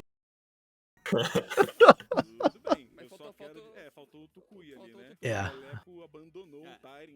Yeah, that's fair. That's okay. I personally wouldn't have given it to Tyrion just because I think, in terms of, like, Tyrion made a mistake, and I don't think Mortius, Tellus, or Titukui made a mistake this game. That's like the only reason why I wouldn't have awarded it to Tyrion. But I do think Tyrion had some really good plays as well and good ultimates and did really high damage, so understandable. I think there was a bit of recency bias. That last fight was a beautiful equalizer. Like that was one of the best ones I've seen out of any league so far this split. Like it was really well placed. It caught the entire team, slowed them down. Like 2 of them, it pretty much nearly killed them. Yeah, I think there's a bit of recency bias falling in there, but yeah, I agree with Dark Knight. I would like to see it go to Tellus. I think the Portuguese broadcast is in the same mindset as us. Like, no, we're not giving it to Takui. Yeah, just not. No. And again, not because Takui is bad, literally just because like, players, man, go get your MVPs back up. You are playing in tier 2, and you're a tier 1 import from EU. Let's chill. Actually, Takui was technically a tier 2 import from EU because he wasn't playing LEC. True. But he played in LCS, so I consider him like tier 1, just tier 1 NA. Well, as we can see, this guy is a tier 1 player. Like, guy's really good. Loud versus INTZ. Where's my INTZ? Oh, I don't know my alphabet. I before L. I kept thinking L after I for some reason. Yeah. Okay. Let's start with Loud. I think Loud's probably gonna win. I like what we've seen from Loud so far. They are currently sat. Where are they sitting? Coming into this week, they are sitting. Oh, it's tied for second. 3-1. Okay. And INTZ at the bottom. So, yeah. I think Loud's good. Curdy was the first rookie who caught my eye. So, yeah, that's good. Hugato is good for Academy. Probably a little bit weak for CB LOL. Annie is, I think, decent for CB LOL. Actually, not the split, maybe. The level's been getting higher. So, but I think Annie could play in CB LOL and not be embarrassing. Like, not embarrass himself, I mean. Sad had a really good game last week with the Lucian game. So the Lucian game was really good. Yeah, I think Loud's just generally good. I expect them to be top side of the table. INTZ on the other hand, Lelis has looked good, I think individually. And Sla has looked good individually. This middle of the map has been my big question mark. And not only like are they a big question mark for me, like, but also just no carry, right? Like the top laner has not been the carry. Sta is obviously not the carry. She's a support. So like, yo, Namiru, Tara, one of you needs to step up soon. You know what? No. Here's what I was saying. I want to see Kazakh's jungle for Dizen, and we're going back to carry junglers. Oh man. But no, okay. Realistically, what do you want to see out of INTZ's game? Like, I just want to see a what carry could right they- now. I'm what- looking for a hero. Like I'm not asking for much right now. Like I'm not expecting you to beat Loud. But if you do, to me it's got to be Namiru Atara. Like Namiru is supposed to be a prodigy level player, man. Like, is this Namiru actually? I don't know what Namiru looks like. I want to say that's Namiru. Yeah, that's Namiru. Okay. For me, and the thing with INTZ is they've done nothing wrong. They just haven't carried. And yeah, like play to win, man. Granted, it's early weeks yet, and maybe they're still working on stuff. I don't know what's happening behind the scenes. Yo, Ash support, is that what we're seeing here? We've seen it. It could be fun. It's As like a Herbert viewer, Band, though. Ash support is really boring. Like the only exciting part is like the long range enchanted Yeah, Ash crystal arrows, arrow. yeah. I don't know. Carrier changed my mind a little bit on that one. Was it last week or this week? This week. No, Carrier has Carrier's changed. built different. Carrier will change anyone's mind about it. He played Ezreal support and won both games. Like, Boo, Ash ban first, so still doesn't get their hands on it on Porch. Okay, and Varus bans. They're still targeting Tara and still. well, I think did INTZ hear me about like just get a high damage carry jungler because they're putting Dizen on Lisa. Okay, I'm actually more by the Alawi or Lelis, and I don't know how I feel about that. So I'm actually thinking about this right now. Alawi loses into Olaf, right? Technically, know. Alawi doesn't lose to anything if you fight inside the tentacles. Technically. True. But I just don't know. Okay, so I don't like It's hard Alawi to in pro lock his play. team into the tentacles. Yeah, I really don't like Alawi in pro play. In North America, we've got a player who does Alawi as well, Dragoon, who also plays like champions like Darius. I mean, great player, but I just feel like Alawi is so situational. I'm not sure Loud is a comp that's going to kite into you that way. Like, I don't see this comp just sitting in tentacles. So, whoops. So what you've got is for their respective roles, Marksman and Mage, Sant and Any are going to be pretty close range. And everyone else is melee. So there is a chance you get some decent ults off, right? Because they don't, like, who's the long range character for Loud here? Nobody, but they're also like a fairly mobile composition in that this is a composition that's going to want to run forward, right? And keep running forward. Or you engage and they actually, no, I don't think they're going to. Yeah, this is a comp that's always going to be moving forward. If the Loud comp has to kite backwards, they've probably already lost the game at that point. Or firmly on the back foot. So this is a comp that moves forward. The problem with the Loud is you just need to sit them inside a certain area. But I'm just not seeing how you're going to necessarily do that. Like maybe a Nautilus out, but. So if you're playing it right,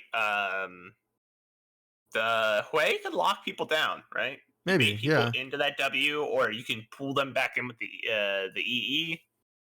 There are some ways for INTZ to sit and fight in a spot. In terms of drafting around, because like if we're looking at draft order here, we see another blue one smolder. That's our second blue one smolder in 3 games.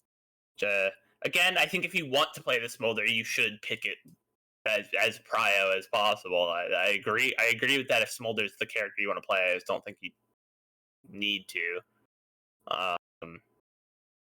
Like he's a strong pick, but I think opportunity cost wise, they're just better ADCs right now. Maybe I'm gonna withhold judgment on Smolder first because I do think personally Smolder is always strong, but I do agree that CBLOL has not really shown that they know how to play around it. I don't hate this draft for it though. I do think Sejuani is a good sort of champion to kind of buy time for Smolder to scale, especially just counter ganking. I'm not a fan of the Orianna necessarily, but I don't think INTZ punished the Orianna Smolder picks. Like Hui is also a champion that needs to scale, so they'll be fine that way. I feel like INTZ just went for the you want to pick a Smolder, we'll just outscale you, and I don't hate it. I think Hui outscales Orianna. I think Senna outscales or will scale alongside Smolder, and the range can be an answer. I don't hate INTZ's draft. I think Loud's draft is pretty solid. The question I actually have for this draft is this Olaf. I feel like the Olaf doesn't fit the identity of the draft, but I don't think Olaf needs to fit the identity of Like Olaf will just do Olaf things. It's just here to Olaf on you. Yeah, as long as the rest of your comp is cohesive, Olaf is just like Olaf has space to do what he wants. I like the Lee Sin from INTZ as a bridge. I just know about the Alawi, but even now I'm still thinking about it. I don't hate it. I don't hate it. I just there are ways. INTZ plays it correctly. There are ways for them to utilize Alawi's ability to just control an area. It is possible, but yeah, because on one hand, like Orianna is very burst oriented. Like once a shockwave down, that's a large part of her damage gone. So if you can use the Alawi to kind of dissuade that, it's okay. Ilhadis Lendis just posted that INTZ top laner has Alawi as its mono. Oh, thank you, May. Okay, that explains a lot. So I guess you're just trying to shut down the Olaf. Okay. They dominate. Interesting. Okay, and then how does the Rel pair? Because what Smolder wants someone that can just keep them safe in lane, right? And I think Rel's going to be able to do that. And Rel can set up well Rel's for the AoE that Smolder will put out later as well. So yeah. Like I said, I like Loud's draft. I think this is a draft that you pick for a Smolder. INTC, yeah. Okay, if Ilawi is the one-trick pony or the one-trick for Lelis, and you're up into Olaf, I guess I kind of like it. Okay, I do like it a lot, actually, now I think about it. Just I think Hui sent an outranged Smolder. So it's a very execution-heavy draft coming through from INTZ. It is counter on paper. So it's just a question of whether they can execute it, which is good. I don't think we're seeing too many big like draft gaps today. I think all the games have been pretty close draft-wise. Okay. I'd agree. I'm not. Again, it's another one where it's like this pick is strong. I'm not sold on CBLOL being able to play it right now. Is the TF top? I more so that I think CBLOL has figured out how to play against it faster than they have figured out how to play it itself. If that makes sense. Yeah. Yeah, I do think that makes sense. Well, again, okay, Academy I think has the advantage as well because they get to watch CBLOL play first, so they can think of counters and try and. But even when we saw it this weekend, the first time we saw it come out, what we talked about, it was just it got drafted against and played against really well. He got camped and shut down. He wasn't allowed to do anything. Yeah, but we just saw Jinx as like the lone sort of like the counter that came through, and I think I'm liking the Senna a bit more than the Jinx. I think it's more lane pressure. You're not as weak. And Jinx did get outscaled in the Kaboom Los Grandes game, even though Kaboom won. It was really painful, and I was getting worried that they were going to get outscaled at the rate they're going. So it's just like, is it like Smolder and TF Top? I'm not fans of them showing up in our drafts today. I get it. Therefore, I put a note that it's in Lawi mono, so that later on. Ooh, this wrap from Hugato. Oh, nice. Very patient. Very good. Very well played.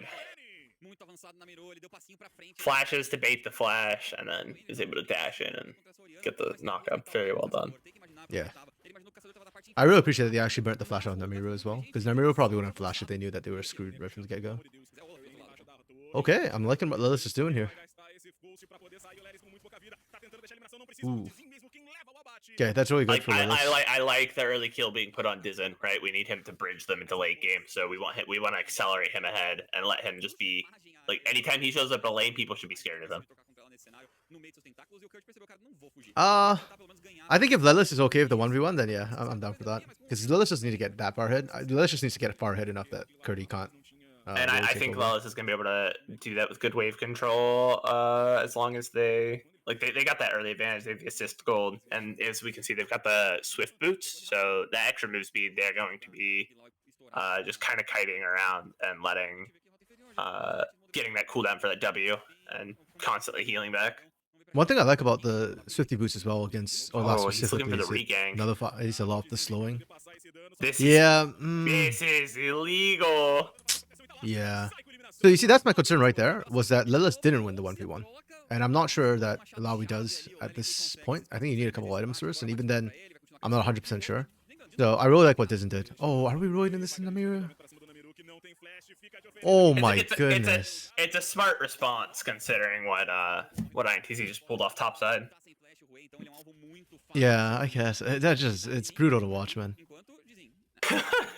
Like, it is a really good call. Like, it's their smart moves from Loud, and the fact that Belisha is getting to roam without Sant being punished is massive to me. Yes.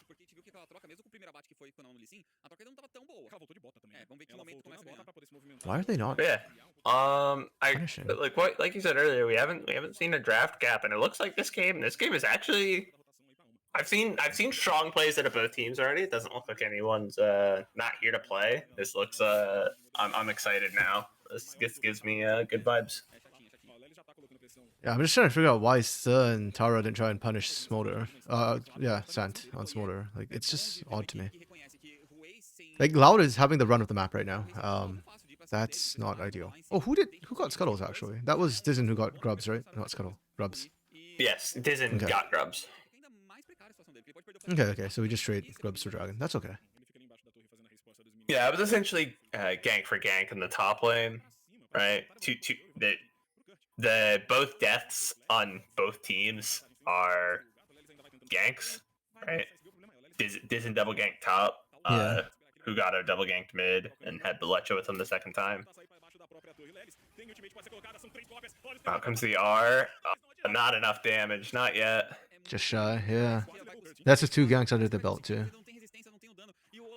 Yeah, I don't know how I feel about the boot, so swiftness. Like, I understand. I think that's the best pair of boots. I just don't know if I'd have picked it first. Picked it over getting a damage item. Yeah.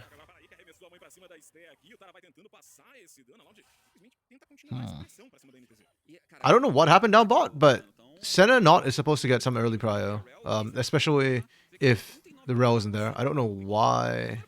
Not has no mana right now, so maybe they attempted one too many thing. I don't know. They didn't really look like they tried anything though. Yeah, it's kind of weird. Okay. This game might be over just off the bot lane. Like, literally, Sant has gotten such a free lane. It's significantly up CS. Yeah, wow, okay. I know it's starving Senna, but him Smolder being on a goofy amount of CS is not great. Yeah. Okay. If I'm on TC, I'm looking for Dizen to try and find something. But where does Dizen go? Back top again, I guess. Like, can you gank mid right now? Annie has vault up. I don't know if I'm ganking into Oriole as a Lee Sin. I'll do it, but the flash is what makes like, I think you need to burn the flash once before you can really do that. What are we doing? What does INTC want to do? Do we want to fight or not? I think they're just waiting for the squad to get here, but I think Loud's doing the same, and that's a dead Lelis. Yeah, that's why I don't really. Okay, you know what? I'm gonna slow this down after this fight. I just want to see exactly how much they end up losing.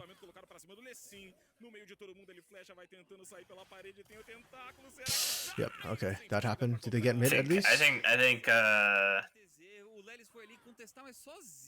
I mean, I don't want to curse it, but I feel like 10 minutes in, this is kind of a GG.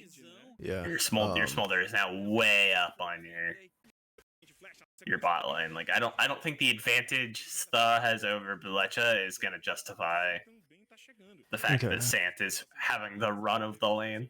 So Loud walks in here. That's fine. INTs don't have vision. They're rotating people in. Sta is actually late on the move, but Sta actually has TP. Something we didn't touch on. Maybe that's why they were struggling in lane, because Sta actually has TP for some odd reason. Yeah, they have no heal or ignite or exhaust. And then here's where it go wrong for me. If you're INTZ, you have no vision. Like, Lelis literally you only see what Lelis is seeing. So you just see this, right? Like, you don't have vision in the bush here. You can kind of tell that they're on Dragon. Or Herald, pardon me. You know Tara's not here. You know Sta is now teleporting into the mid lane.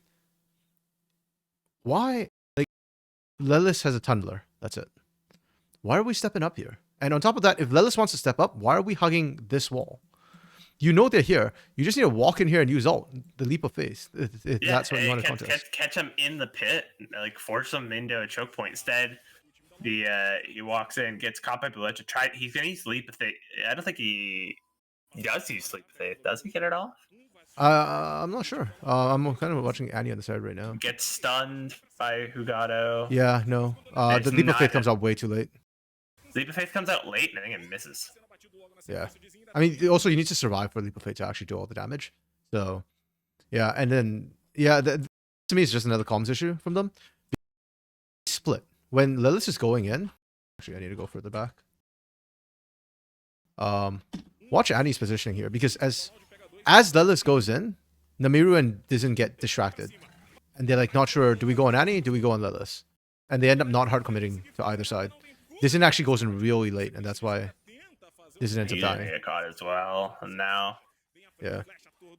and now oh well, he's not dangerous till he scales. Smolder is now dangerous.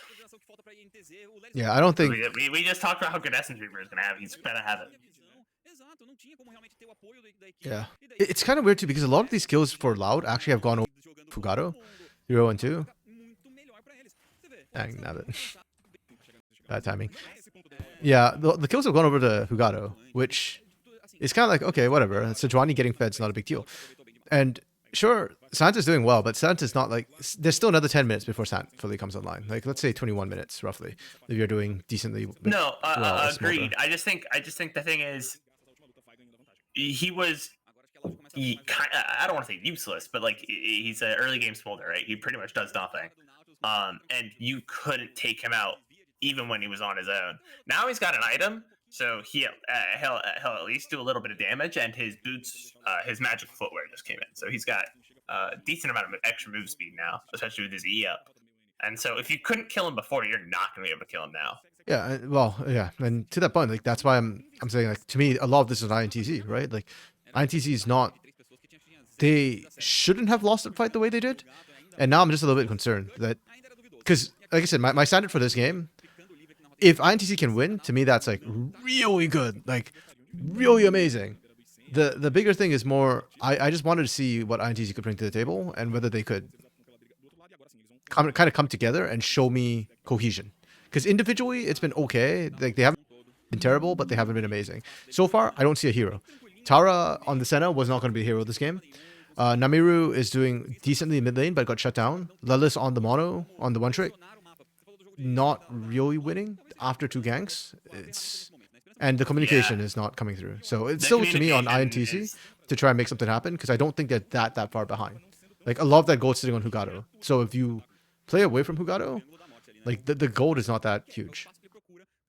Agreed. Even more so, like, yes, I'd love to see, like, okay, they have an identity. They know who the carry is, and they're playing for them. I'd like to see them, like, play for anyone at this point. Like, it feels like... Yeah. It's like, that last fight exemplified it. They had different ideas of how they wanted to play that fight, and no one told them which one was the correct one. Yeah, and just pick one, right? I don't even care which is correct at this point. Just go together, you know? That's step 1. Yeah, okay, they're going for Herald here. I think Loud can contest this. Oh, wait, Curdy's basing. Never mind. They're not? They're not? Huh, interesting. It would have been a 4v5, but I actually think they could have just won that anyways if they wanted to go for it. Ooh, Curdy might be in trouble. Okay, let's go INTZ. Alright, pick is fast. Disen's probably dead here. Yeah. Freaking Lelis might be dead here too. Okay, no. Hugato didn't move fast enough. Yeah, good from INTZ, but again, sort of the individual play, top side, they are really bullying out Curdy. That's every single gank in the top lane so far. Do I feel bad? I don't think I feel bad, man. We've seen what Curdy can do just, like, left alone. That guy can be a menace, so, like, deserved. It's gonna be good for them for like 5 minutes, and then Sat's gonna show up with like 225 stacks, untouched, 2 items. He's gonna be oops. Yeah, it looks okay. They are not showing his stacks in this one. They have it set up differently. They are actually showing his keystone. It's 135 right now. Oh, okay, because they're hovering him. I did not see that. 135. Okay, it's really hard to see. Yeah, he's on track, if not a little ahead. So yeah, good. Yeah, Hextech sold this game though, so both teams will be fighting for that. And Dragon Timers are broken again. Actually, for those of y'all who watch CB Law English on the weekend, like, we had Dragon Timers, that was manually being done by Cam. So shout out to them for doing that. And Rosenorm manually does it as well, because the timers are broken on season 14 and it's never been fixed. It took, I'm not. Oh, no, this is dead. Oh. Riot's just a small indie company. You can't, you know. Oh, what the hell? Where did Stug come from? Where did Stug come from? I mean, Stug TP'd into the back line, but that is unfortunate. That hurts. That Stug gets the shutdown there. It's a really good play if that gold goes on to anyone that can do damage. Literally anyone not named Stug. Yeah, but then again, if Stug doesn't do that, I don't know if they get the shutdown. That's true. But I guess That's I'd a rather kill have secured more than a I'd kill rather- steal. Yes, but I guess I'd rather have no one die there and that shutdown still be up to go on to a more impactful player. Fair. No, that TP being It was channeled a back. really heads-up play. Like, what a heads-up play from Stug. That was insane. Yeah, man. Yeah, okay, so INTZ is starting to like actually show signs of life, which I appreciate. But yeah, I think it's similar to our game one, where like by the time Low started showing signs of life, it was a little bit too late. Also, I'm still not sold on INTZ's coordination. Like, yeah, that was a really good flank round from Stur, but I feel like the comms are still a little bit messy because the team didn't push him that quite as felt hard. like an individual decision. Yeah. But the Big team's still not on damage the same from page. Annie. Oh, Namiru's dead. Vision's there. Unless... Oh, Great Flash. Namiru keeps surviving things, I think, that killed them. That's good, that's good. Yeah, Where do we go from here?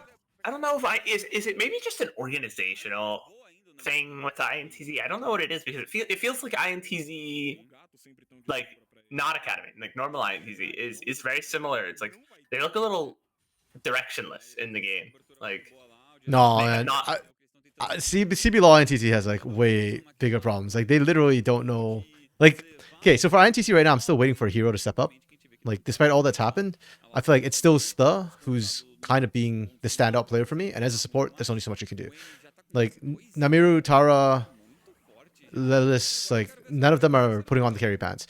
Whereas for CB Law's INTZ, Ninja Kiwi has been wearing the carry pants for literal years at this point. Like, just play for your AD carry. Like, they know they're in con, they're just not doing it for some stupid reason. Yeah, INTZ, like, in CBLOL INTZ, they just always look a little lost. Like they don't have an identity, but they should have an identity. You have Ninja Kiwi; he can be your identity. Your ADC, playing around your ADC can be your identity. Like that was like all of JDG last year. Was like we have Ruler; he's gonna go do Ruler things. And now, granted, JDG also had like the best mid laner in their league, and like arguably the best jungler, arguably the best top laner, but. Ooh. Namiru's way too deep. Oh no, not like this. Oh dear. That's when you type worth in the chat. Right there. Yeah, true. Like, I got a tower. I hit the other half of the tower. I distracted them, guys. Take mid, take mid. Yeah, oh, Tara and Disney are done. No, here comes the TP from Annie. Oh, get away from that. Oh! Whoa! Almost. Almost out for Tara. Yeah, I like the idea from ITC, what they were trying to do, but yeah, it's just kind of, it's been kind of rough. And now Sant's hurting. I feel like Sant should be almost at 225 by now. Once they hover, we'll know for sure. Oh, Liz actually winning the 1v1 now. It's not that you got Frostborn gauntlets. Okay. Oh. Frostborn, not a super commonly built item. Like only, I think Poppy still likes it. I like the patience from Alice to sit there and wait for the team. Okay. This is good for IC. They're able to force them off Baron. They don't take any casualties to do so. So yeah, they did burn double TPs, but that's fine. That's worth. You can still find more here. They're still looking for it. Yep. This is a great time. Here it comes. Oh, nice. Oh, Disn't find Sant. Doesn't find Sant. But ooh. Oh, now it's not worth it. Well, they'll still get Hugado. I'm just trying to figure out if they can actually take Baron.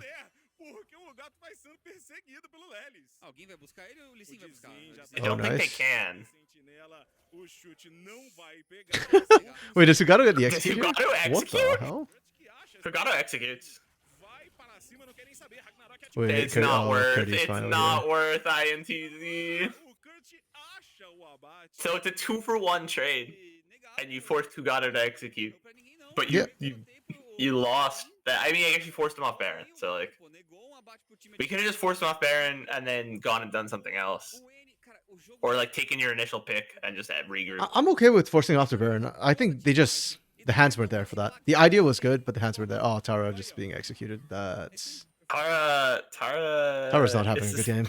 Tara, dude, Annie is just a menace. It's what is it, TF2, where you like if you keep dying to the same guy, like it gives you like a notification. That's happening to Tara. Annie just has Tara's number. Yeah. That's Which I mean, I guess is your job as a burst mage, right? Find that squishy little ADC guy and don't let him play the game. yeah.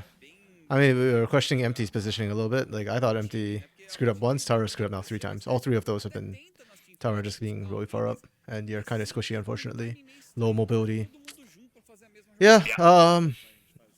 This is not the game that INTZ impresses me. This just reinforces what I already thought. Agreed. I mean, there have been like embers, but there's not a flame. There's no spark. Oh, Dark Knight, your internet. Oh, so you missed the whole draft thing. May PBF was kind enough to inform us that apparently Lelis is a one-trick Ilaoi. So I guess the idea, they picked the Ilaoi trying to counter the Olaf, and say that, hey, the Olaf doesn't get to play the game, doesn't get to come online. That's how we got here. And unfortunately, it didn't work. They ganked Lelis twice in lane, and it did not shut down. They ganked 4 Lelis, and it did not shut down Curdy sufficiently.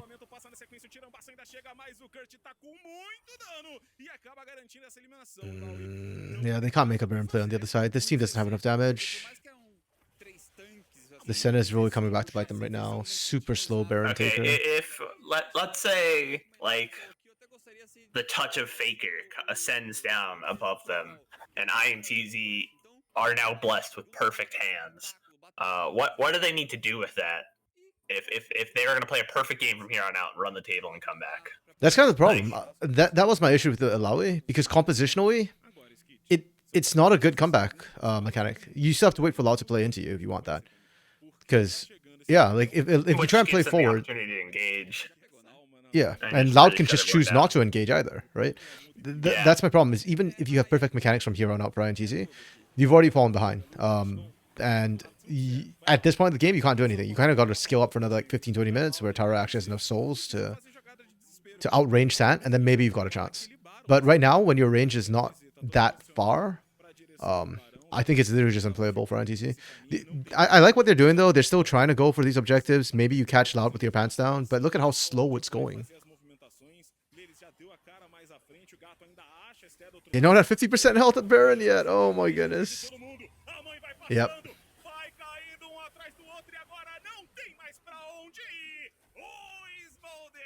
Oh, Curdy could potentially die. Oh, never mind. Sant's still there. Yeah, Curdy could actually die here if he's not careful. They have the damage, one more skill. Oh. Whoa, he still got him. Okay. He did kill Curdy, but Boy, he does disgusting amounts of damage when he gets a couple items and levels. I think.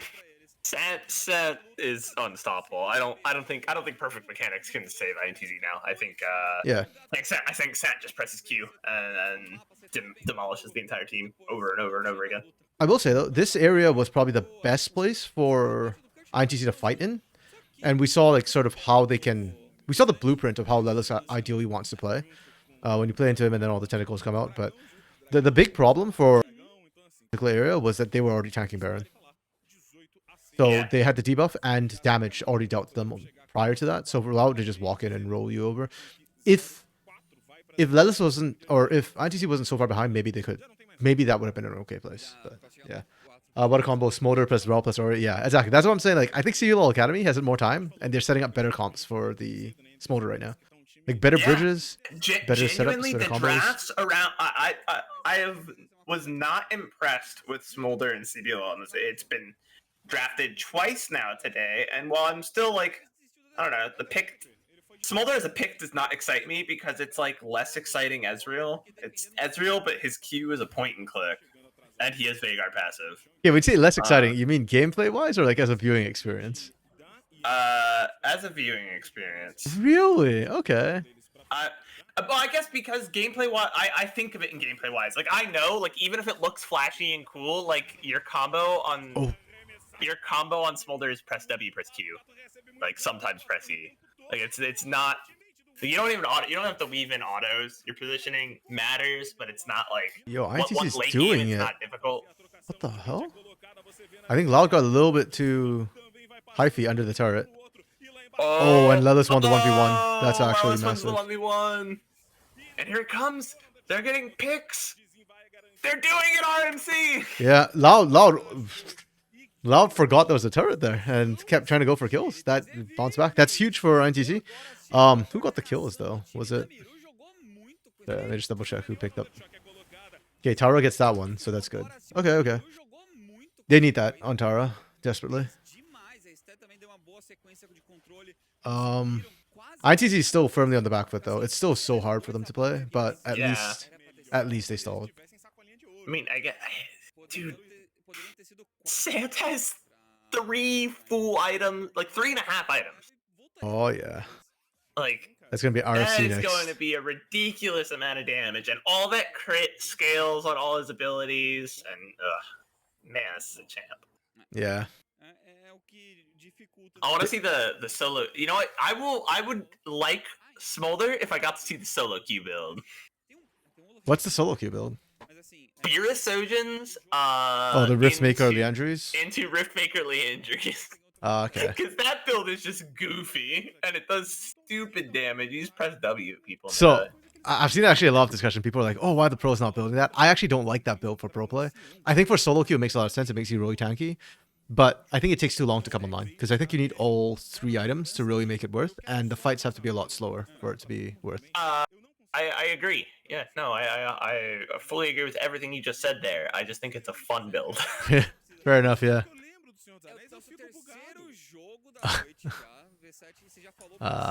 No. Lelis, I have bad news for you. Holy crap, Sat does damage now. Yeah. That was like 2 Qs, W. It was a QW, like auto Q, and there was no more Lelis. Yeah. Yeah. I don't hate what INTZ tried to do in draft. I just think it didn't work, and I guess this is why we might not see Alawi that much in pro play. She's doing way less damage than I thought she would, even with her ult. So it's kind of like, I appreciate it though. I do think if you can do what Liberty Academy does and force like bans with that champion, like with the Vlad and the Draven, it adds a lot of dimension to your draft. And if Lelis was able to pull off this Alawi, I think it would have been huge for INTC Academy going forward to other drafts. And the win would have been nice. But yeah, in this case, I don't think we're going to see Lelis Alawi bans coming through, sadly. Yeah, no. Really good. Really good thought. But really good to play has not been. I don't know. I don't think Lawless has even been like playing terribly on the Alawi. It's just like the pick's just not strong enough. It's not a pro play pick for a reason. Yeah, and it's just hard to work in with the comp now. I'm gonna just start thinking about MVPs at this point for Loud. Annie, I think to me either Annie or Hugado. I'm leaning towards Hugado personally. Honestly, I was leaning towards Hugado. Yeah. I just think just the early plays were really smart. Every time, like, yes, he left Curdy out to dry, but they go, okay, Curdy's not the win condition in this comp. That's kind of thing about Olaf, right? Like you said it. As long as the rest of your comp is cohesive, Olaf does whatever he feels like doing. And if at the moment it's dying, like, oh well, you know, he'll be fine eventually. Yeah.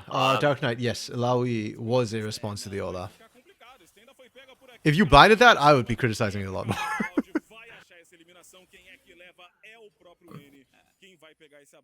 So I mean, every time Dizen did something, Hugado found an answer, right? Dizen ganks top, Hugado ganks mid both times. Dizen gets grubs, Hugado's getting dragon, and if you look, they soul swept them, right? INTZ did not get a single dragon, and you're pretty much not winning. Man. I think like if a team goes 4-0 on Drakes, it's like an 80% win rate. Like you're not really winning a game where you Yeah, don't and I'm just have thinking all the Elder Drakes. with Smolder right now. Do they stack? Do they add, or do they just take the higher of the two? I think they just I take the higher of think the two, it's right? just the higher of the two, but I Okay. can check that. Oh, okay. I will do Okay. some research. Nice. I don't know where you look for that sort of information. It's just that looks, unless Sant has an ungodly amount of stacks right now, that should be, I think, just the Elder that was applied. Okay. Curry doesn't win even with the Elder buff. Oh wait, somebody has to go back and deal with this now. Wait, Lao might get swept here. Alawi doing. Yeah, IT just need to stop the bases. Alawi doing split push things. Oh my goodness, she does no damage to the inhibitor. No damage. Finally, the minions are in there. Oh my, that's so bad.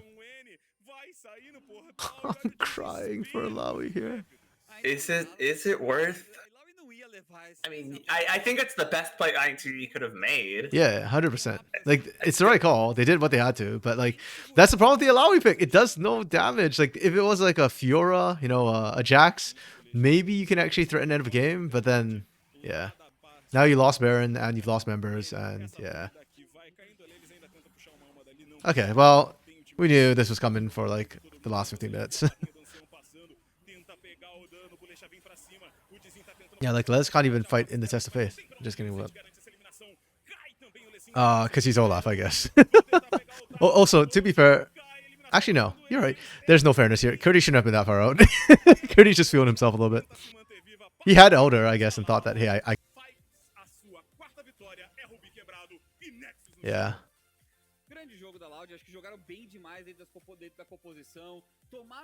Looking for answers. This information does not seem to exist. I'd imagine it doesn't. I don't think they would add together. Yeah, exactly. Right now, he just needs to sit under turret and just wave clear. Like, you didn't actually have to go fight the Alawi, but he had Elder. He was feeling himself. So here's the draft, Dark Knight. So, oh wait, I'm wrong. Alawi was blinded. No, yeah, Never they mind. blinded okay, I was like, I feel like RMC is Okay. not correct, but I don't want to No, be I like, was wrong. hey, RMC, Yeah. you're wrong. No, say if I'm wrong, I'm wrong, man. Maybe Call me you're out on it. I am wrong. No, Okay. I didn't know. I'm not gonna You call know you what? out and be This be sucked. looking This silly. sucked. This sucked. This sucked so Never much. do it. Never do it again. No, okay. So here's also, Curdy. This sucked. Like, why are we picking Olaf into Alawi? Genuinely, what the hell? Hey man, it Like, worked. that's why, like, in my head, I was like, oh, it surely had to be the Alawi counter pick. Why are we picking Olaf into Alawi? Like, this is not okay.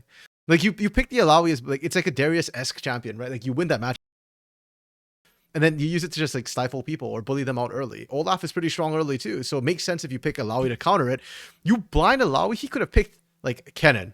He could have picked, like, Rumble. He could have picked, like, a half dozen different things that would just...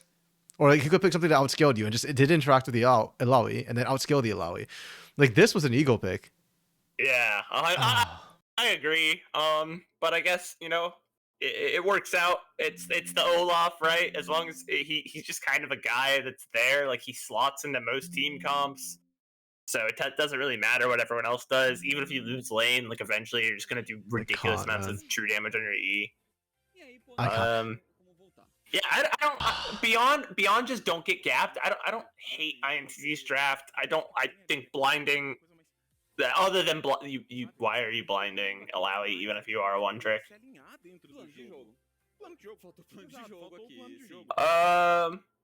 Yeah, Dark Knight. They definitely could have done that. I think the. I They mean, definitely could have looked for jungler on red 5. yeah, But- I'm okay with blinding Hui here because you knew you're playing into the Orianna. I don't know what jungle I would have preferred to see after knowing they had an Olaf Sejuani. Like, Yeah, I don't think that changes your jungle pick is the thing. Poppy. Do I want so- Poppy here? They needed a bridge to the late game. I think Poppy is strongest mid. I don't think Poppy does damage early, Strongest but top Poppy's mid. not tanky early. Yeah. I think Poppy would have been okay, but I think the Lee Sin pick was fine too. Yeah, I agree with Bren. We talked a little bit about this, the fact that like they want some sort of strong early pressure for your lanes as well. So I'm okay with the Lee Sin. I'm just trying to think if Poppy would have been necessarily better compositionally. Poppy always loses to the Olaf. Is one thing. Yeah. You're shutting down Hugato and you're shutting down some of Hugato and Blecch's ability to engage, but not all of it. Right? Bleccha can, even if you have steadfast presence up, Bleccha can just still walk up to you and throw a Q, and Hugato's R doesn't care about your steadfast presence. So yeah, they cannot go in, but they have over the top engage. So I don't think Poppy would have, like, if they picked Poppy, I wouldn't have been complaining about it. But I don't think I would have, if your game plan was, hey, we need an early strong jungler. Poppy's not the answer I would have picked. And I think Disney did his job early, so I'm okay with it. And I agree they could have done that just because the Hui last pick didn't add anything to me. Like you could have Hui'd without seeing the Sejuani Olaf and have been fine. So that is true. And Okay, maybe picking the Poppy dissuade picking or not putting. Oh, your this is jungler such up. a bait number. Holy crap! It looks like Lilith did so much. It's just this gank. Those are numbers. not real numbers. If Sant wins MVP, I think it's gonna be so unfair because Sant got such a free game this game. Like had hardly any pressure. I think that was on the back of Hugato's efforts. Oh, good. Yeah, they get to Hugato. I'm Cool. down with They this. get to Hugato. Yeah. To me, it's either Hugato or So yeah, I'm good with that. Loud. Where's loud? This is alphabetical, and I still can't find my stuff. I'm such an idiot sometimes. Also, Dark Knight, the reason I think you don't pick your mid on 4 there, you do pick your jungler on 4, is because your mid jungle duo, like your mid laner, is getting ganked by the enemy jungler. So you actually want a mid laner that can deal with the enemy jungler, right? I don't think Hui was the correct choice, but I think putting your mid as your counter pick there is the correct choice. I just think the fact that they picked Hui was a bit of a that's throw. actually true. Yeah. The problem though is that they already knew the Orianna, so they could have countered at 4 and still been fine. And They could have countered Orianna at 4, but they couldn't have countered whoever they decide to combo it with. Is what I'm saying. Like having a jungler that can deal with the Orianna Sejuani gank might have been nice, but they picked Hui, and he can't do that. Okay, I'm gonna quickly go off for a bit and grab food because it's lunchtime for me, and we've got another like 3 games to go. So I'll be back shortly. Brandon, if you want to entertain people, that's fine. Yeah, if you want to chill, that's fine. What's up, guys? It's time to just talk to me. Was Talia banned? I don't remember. Do you want me to just keep it on that screen actually? Yeah, honestly that's fine. We'll talk about the intricacies of draft here, guys. Was Talia banned? No, it does not appear so. The biggest thing you missed, Dark Knight, is like, see the difference? We talked about this, like the difference of the Smolder being picked in CBLO versus the Smolder being picked in CBLO Academy is I think Academy looked at like main CBLO and said like, okay, you guys are picking Smolder and it's not working. It's looking pretty bad. But they weren't drafting everything else around it. They were trying to put in Smolder. It's just like another ADC. It's just a scaling ADC. He's just the Jinx. But more so than the Jinx of the Ezreal, like you have to play around Smolder. And I would put him more, weirdly enough, not playstyle wise, but what role he fulfills in a draft, he is a Kog'Maw. If you are picking Smolder, like he is your win con. Now you can see like you can win without him being the primary like reason you won, right? They won because Hugato played really well and Annie played really well. But your primary damage dealer was still Smolder. Right? Like you are playing around this guy scaling into the game, and he's unlike Ezreal or Jinx, who have their merits in lane, right? You can pick people with Jinx. Ezreal's actually really strong in lane because he's just hard as hell to catch. Like if someone is really good at Ezreal, like the Uzi, like how did you ever beat his Ezreal? You had to ban that thing. You do not let Uzi play Ezreal because you can't touch him. That's not true for Smolder. Like Smolder still has some mobility. Like his E gives him movement speed, allows him to go over walls. But it doesn't have the range that Ezreal does. That just makes him like, if I don't want to interact, I don't have to. I can sit back here and throw Qs and farm. He doesn't have that. His W just isn't enough damage early to be like super uninteractive, so he has to be able to step up to the wave. So your team has to be built around like letting him scale, especially in fights. You need to keep him super duper safe, and you saw that it came out. Rel, Sejuani are both massive melee space fires. Like they are going to get up in the enemy's face. They're not going to let you touch that ADC. In terms of like the INTZ response, we talked about this from Los Grandes, the previous game, or in the first game, where we like the idea of outscaling the Smolder is pretty good. Right? Like you have the Hui, you have the Senna. Like, okay, you can go ahead and try and scale, but we're going to scale as well and also be stronger earlier because, you know, Smolder really comes online at like 225 stacks, whereas Senna comes online at like 40. Because of that extra range, they can really bully. But INTZ it was execute dependent, and we talk about this a lot. The lower in skill level your league is, the harder execute dependent win conditions are to pull off, right? It's harder to execute. You are not, if everyone's not as good, the harder things are to do, the harder they are to do. So we just didn't see the punishment from INTZ. Did not. Sant was left alone in lane at one point. They didn't even like get a kill. I don't think they even forced him out of lane. So there's a lot. They left a lot on the table, a lot to be desired. Okay, maybe hopefully you don't get food ASMR. Thanks, Bren. For entertaining the meanwhile. You can continue. I'm just gonna. I was just kind of talking to Dark Knight, talking about about that draft, why things worked, why they didn't, and was Millie Illusion nerfed this patch, or Smolder is just a bad matchup? I don't think. You have it? Okay. I have the 14.3 notes up already on my monitor because I don't close tabs because I'm a gremlin. I don't recall it getting nerfed. I think Millie Illusion actually is a viable answer into Smolder. Yeah, just beat them in lane. But that doesn't seem what Academy wants to do, right? Academy wants to be just as strong as you late. I think they're anticipating tier 2 games on average, I believe, go longer than tier 1 games by a significant margin. So they're like, okay, the game's gonna go late. You don't want to just have Illusion that does nothing at that point in the game. So let's try and we'll have some scaling on our side as well.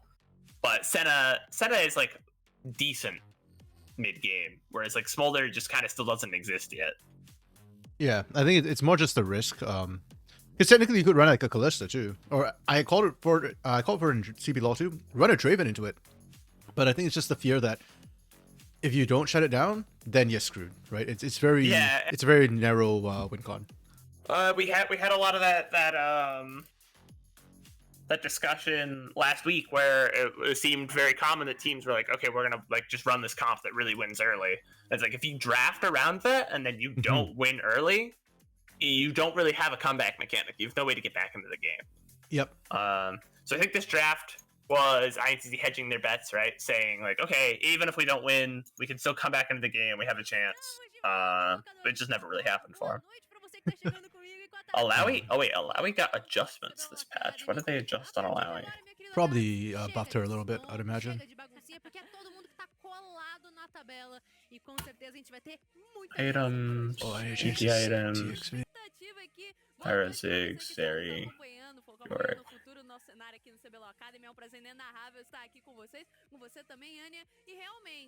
Okay, title's been updated for the next match. Tropa versus Fluxu. Alawi got changed. Her tentacle range was updated. Oh, right. So, they updated her tentacle range from 800 to 925, which is a massive increase, right? Like, that is an entire old Tryndamere auto of extra range. And the tentacle damage went from 10 to 180 based on level plus 120% AD plus 40% AP to 9 to 162 based on level plus 115% AD plus 40% AP. So pretty much straight buffs. No, the damage is nerfed. Oh, but the range is buffed. Okay. But the range is buffed, yes. So the damage has 5% less scaling, and at top end, 18 less base damage. And at bottom end, 1 less base damage. So it makes her just weaker later than she was before. But her tentacles have more range. I assume the idea to make them harder to dodge during her ult. And her tentacles, okay. 14.1 resulted in a drop in power for Alawi because her tentacles were designed around old terrain spacing. And this patch, we're looking to make her tentacles more reliable on the new Rift. However, that reliability means more overall damage, so they've reduced the damage on the tentacles. So yeah, another thing is they didn't update the animations for her tentacles, so they still show the old animation. But I am looking now, I'm seeing draft is up on screen, so I'll stop talking about Alawi. Okay. Chopa, Fluxu. I think I prefer Fluxu's nameplates. I think this is the Ankra team. They've been doing pretty decently. Zoska and Juliera have been a bit more missed and hit for me. I'm a little bit sad because Juliera really impressed me when I watched some of his VODs from 2022 before he joined CBLOL. And he was dumping on Academy players. And now, not so. Zoska, I've been struggling with his ults a lot. I need to see more from Zoska, 100%. Tropa, on the other hand, this is the Soweto team. So both junglers actually are my players to watch this game. Avenger solid. Improve and Tominias have actually been okay. Oro Boy's been the one I've been a bit hit or miss about on this roster. Bans. Well, there you go, Dark Knight. There's your Lucian taken off the table and the Milio taken off the table. Still strong. Tropa bans. What? Wait. So we see Lucian come off the table, then Karma, Milio come off the table, and then we see. Okay. Yeah, I think Ash is just permabad. I think it's interesting that we're seeing it on blue side quite a bit actually. I feel like that's a red side ban. Unless things are shifting around right now, did they blue one Nautilus? Yep, they blew on Nautilus. Which why? I don't know. I think Maokai thought better. Rel was on the table if they wanted that. If you're gonna blue one a support, I mean, you have Rel, you have Mao. I think Maokai is the we are playing around this pick. We're gonna blue one it because it's a flex, right? Rel and Maokai are both flexes. Before someone in the chat's like, Nautilus used to play jungle, and he actually was originally designed as a top lane. That's a support. He can't play anything. He's a support. Yeah, I don't want to see another jungle Nautilus in my life. If I see a jungle Nautilus, I'll cry. Yeah, it is weird that Rel was completely ignored on it. Yeah, that's why I said it's Rel or Maokai first pick, I think. Or if you want 80 carries, Varus, right? But I agree with Bren. This Nautilus makes no sense to me for first pick. And so Flukes who see that, they're like, okay, cool, free Smolder draft. Pretty much. And they picked the Maokai, which we were just talking about. Like, I think Rel or Maokai would have They got the Maokai on red one, which is cheating. Yeah. Oh, is Zoska a Tristana player, Dark Knight? Is that why he has to show up? Or are you just saying it because Tristana has strong early game? It's funny. We were talking about the Tristana ban earlier, and now we see the Tristana pick. Yeah. I mean, I think Trist is strong. I like watching Trist mid, actually, personally. I think there's a lot of pressure that comes out of it. I prefer Trist mid over Trist ADC. I think Trist ADC is actually boring somehow. Well, because it's harder to get the kills in the bot lane. But I do like Trist bot early. I just think you need to pair something like Leona or Braum. And I don't like it, the Nautilus. Nautilus is like, oh, engage, good, cute. But not damage. So yeah, so then they respond with Maokai Smolder, which like, okay, we're gonna see a Smolder draft. We're gonna see. You should expect then Space Buyers, and Tropa's Smolder answer is the same as CBL's, which is Jinx. Yeah, which is fine. I'm fine with that. It's just it doesn't scale infinitely. Nautilus is Jinx Nautilus is a fine lane. Like Jinx is gonna be online much earlier than Smolder. Zoska's been a mixed bag, and on Tristana, he has to impose his game. Yeah, I agree with that. And one thing I do like about the Trist is we've criticized Zoska a lot for the Nico ults. Tristana ult is not the same. That is not what you base the champion on. So hopefully, not as big a deal. You can't miss Tristana ult. That's a fun fact. Oh, you can. You can save enemies with it. True. I guess, yeah. No, but I'm saying the ult still hits them. True. It's fun and click. We've had some Zoska Nico ults where like no one gets knocked up, and we're like, hey man. Yeah. So I like that pick for him. I think Zoska just needs to step up and prove himself a little bit. Okay, so then Azir as well to answer the Smolder. I'm okay with that. I think Azir is blindable.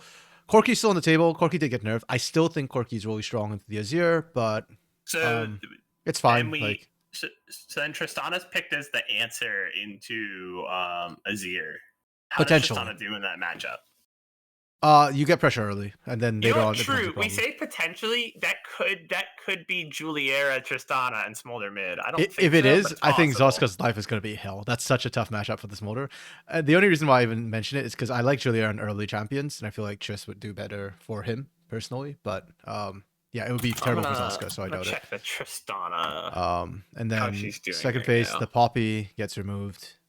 She's doing pretty good. Oh, I actually really like this Poppy ban here. Why is there one game played in pros of Tristana top? Who did that? I would say Robo, but he hasn't done it yet. The split, but he has a Robo. Robo has a Tristana pocket pick against Gnar specifically that he likes to run. Okay, Poppy being removed, I like that. Jinx being removed, Vi being removed because of the Jinx, I like that. Cassante Rumble, okay, solid bans all throughout. I'm pretty happy with the bans we're seeing. Bans. Ooh, okay. So, are we seeing an AP Maokai this game? Because otherwise, where's their magic damage come from? Potentially, yeah. Yeah, that's probably the better choice. And you can't even be like, oh, a mixed damage comp isn't that important. You have a hyper tank, and Sejuani loves building armor. So, like, Sejuani synergizes so well with all the armor items. I feel like it depends on the early game as well, because if your Triss can take over the Azir early, Tropa has drafted a scaling team across the board. They don't have a single winning lane. Like, sure, Jinx will win out against Smolder, but it's not like a significant win. Azir will lose early against Tristana. Very few lanes win against the Tristana mid early. So Tropa is all losing lanes. I think if Fluxu get off the ground fast enough, you can go a tankier Maokai and just kind of run over mid-game fights. Or you can just go AP. That's fine. Like, just build Leandries and you're kind of done with your AP damage side of things. I love the Leona. I don't think we see it enough, especially as a counter to the Nautilus, because you don't have to worry about landing your skill shots. Like, Nautilus will come into you, and then you just say hi. And yeah, I really like Leona. Just overall, I think it's underutilized in pros because you're tanky so much earlier than all the other tank supports. Because the second you hit level 3, you are the tankiest person on the Rift. Just right then. And that makes Leona very difficult to remove. CC on every ability, right? Even W has a slow. Just very good at, like, we're gonna fight you and skirmish you early, which isn't necessarily what Smolder wants to do, but what it does mean is that, like, Leona does a sneaky amount of early damage. Improve cannot safely, like, step up and just be like, oh, I win these fights. Like, Leona will manhandle you. I will say, one of the things with Fluxu's draft, which I think, it's not the most cohesive draft, as you mentioned already, Bren, the fact that they are very physical damage heavy. I feel like they had to kind of change their strategy midway. Like, I feel like starting the second ban phase, when they went with the Leona Aatrox, they were kind of going like, okay, we want to win this early. We don't want to let this get late. Because they realized that they're not going to win against the Tropa comp. The Tropa comp is really good late game. Like, the Jax Counter-Strike is going to mess up Zoska and Juliera significantly. Counter-Strike dodges all the autos, but it also will reduce the incoming AoE damage that's coming in from Juliera. So that's really good. Yeah. Sejuani's really tanky, will buy enough time. Nautilus as well should be an issue. The point and click onto Smolder will be a problem. So I think Tropa actually won draft on blue side for a change. I think, and they actually, they said we're going to outscale, like, the Smolder comp, because Smolder has to be the scaler on his comp, and everyone else has to be capable early, which I think they did pretty well, right? Aatrox is just very good, like, pretty much across the board once he gets, like, any modicum of damage. Tristan, as we talked about, is almost impossible to out-damage early. And so I honestly, I like draft from both teams. I think good adaptation from Fluxu. It's not as quite protect the president, right? Because, Kick's going to be tanky. Ankrith probably will be fairly tanky. But then it's not quite as much space buying. I still think it's pretty good, though. And they don't have to focus too hard into, like, oh, we just need to keep Juliera alive, because they do have Zoska, like, a second ADC, a second marksman really helps out with that. Yeah, I think it's good for having to, like, kind of pivot partway through. I do think they did lose the draft though, so let's see how it goes. Yeah. Dark Knight, you think Tropa wins this on a competitive experience? Okay, they just have Avenger, right? Who has, like, CBLOL experience. Fluxu would just have Juliera. Oh, that's true. I guess Avenger's been there a lot longer than Juliera. That's fair. Ooh. Oh, spicy. I actually... Okay, so this is probably the closest match of the day to me, and I think it comes down to junglers. Seeing Soweto bully out Ankrith early, I'm inclined to start thinking Chopa might win this, but yeah, let's see what Ankrith does and whether he can come back into it. Running phase rush, so probably AP Maokai most likely. Orbo equals 5. Oh, right, I keep forgetting that. I need to write that down. Soweto is doing really good, taking it like just pushed the Maokai out. Oh, sorry, pardon me. Pushed Maokai out early, and he's like taking advantage of that very, very well. Okay, hopefully I remember that. Horrible is back. Okay, yeah. Ooh. Nah, Kick, you're not getting anything done there. Okay. Yeah, I think it's on Fluxu to try and make something happen earlier. I do not... what do I think? I think breakpoint for this game will hit around second item, so what, 20, 25 minutes? Even like, though Julia will kind of hit 225 stacks around then, I think Tropa will spike harder than they will, like across more lanes. And I'm looking at Flux's comp, and I fear they don't have that much of an early game playthrough. It's just the mid lane, early game.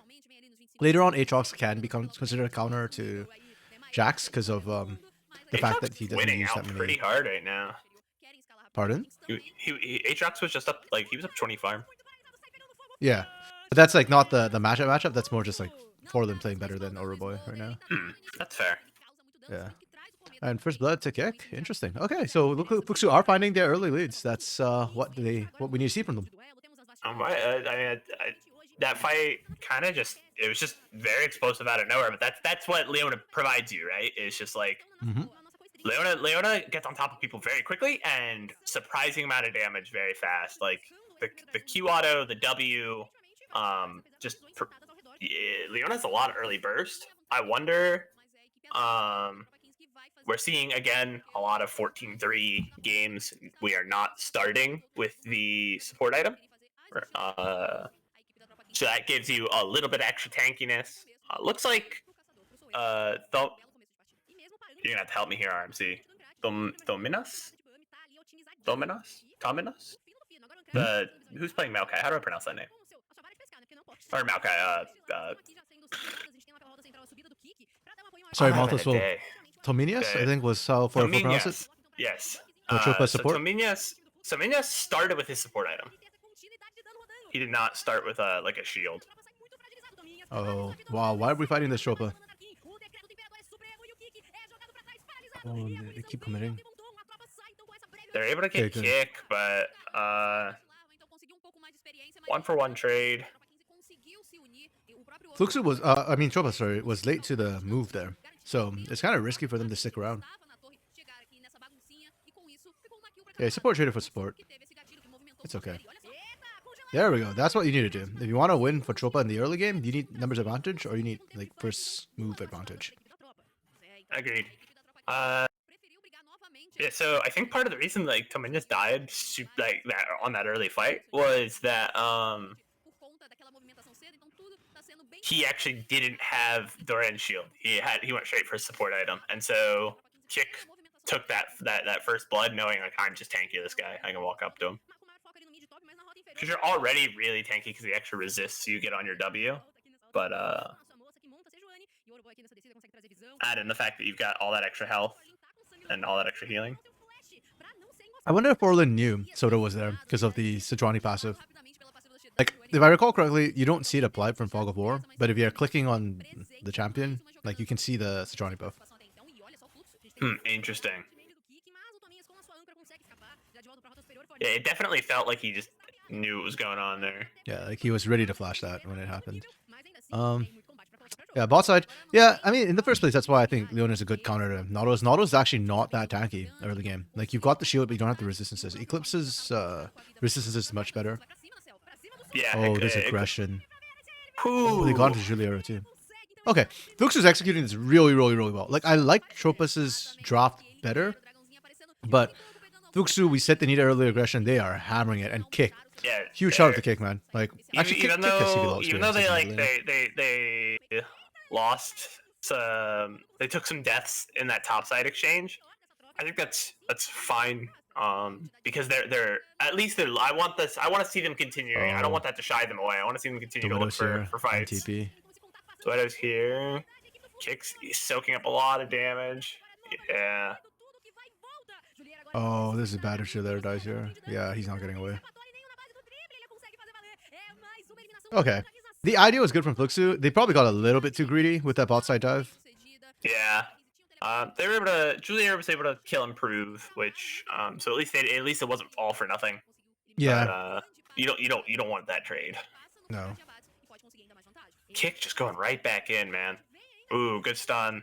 Oh, good body blocks as well. Duska's here. Oh. I really enjoyed Kick's positioning in there. They were trying constantly to be in front of Soweto to make sure that you couldn't dash out. Soweto able to find that wall though. Well played for both sides. Oh.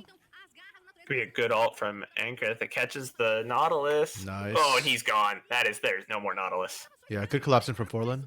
Walked it all the way down too. I don't think I saw missing ping, so I don't know if Oroboy communicated that, but yeah, really scrappy from both these teams. I'm loving it.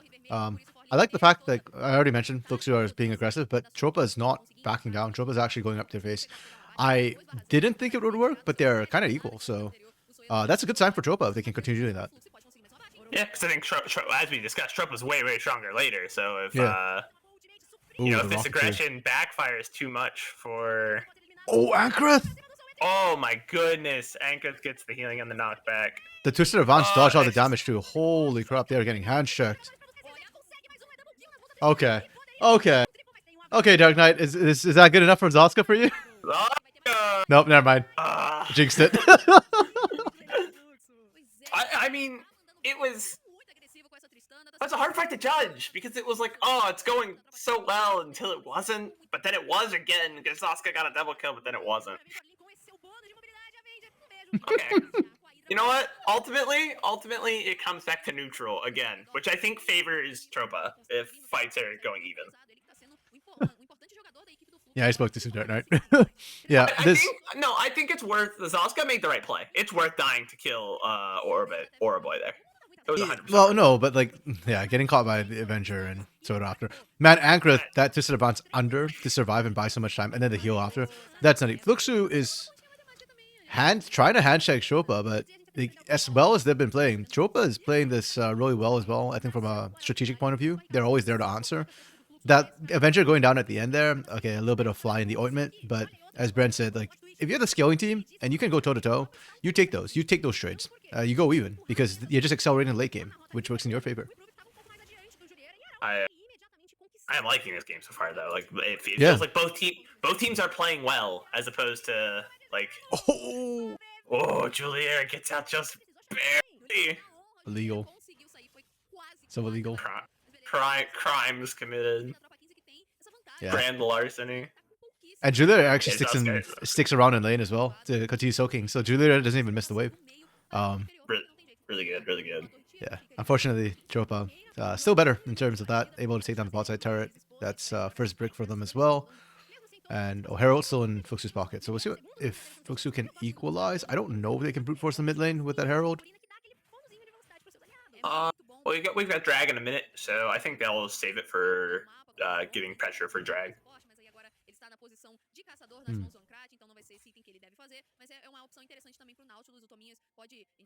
What a fun game so far, at least. Yeah, kill a minute. Oh! RMC! Julier is doing it! He's doing it! Look at Julier's items! Oh! He's doing the build! Oh, man. He said, you guys want this game to go late? This game can go late. I'm okay with that.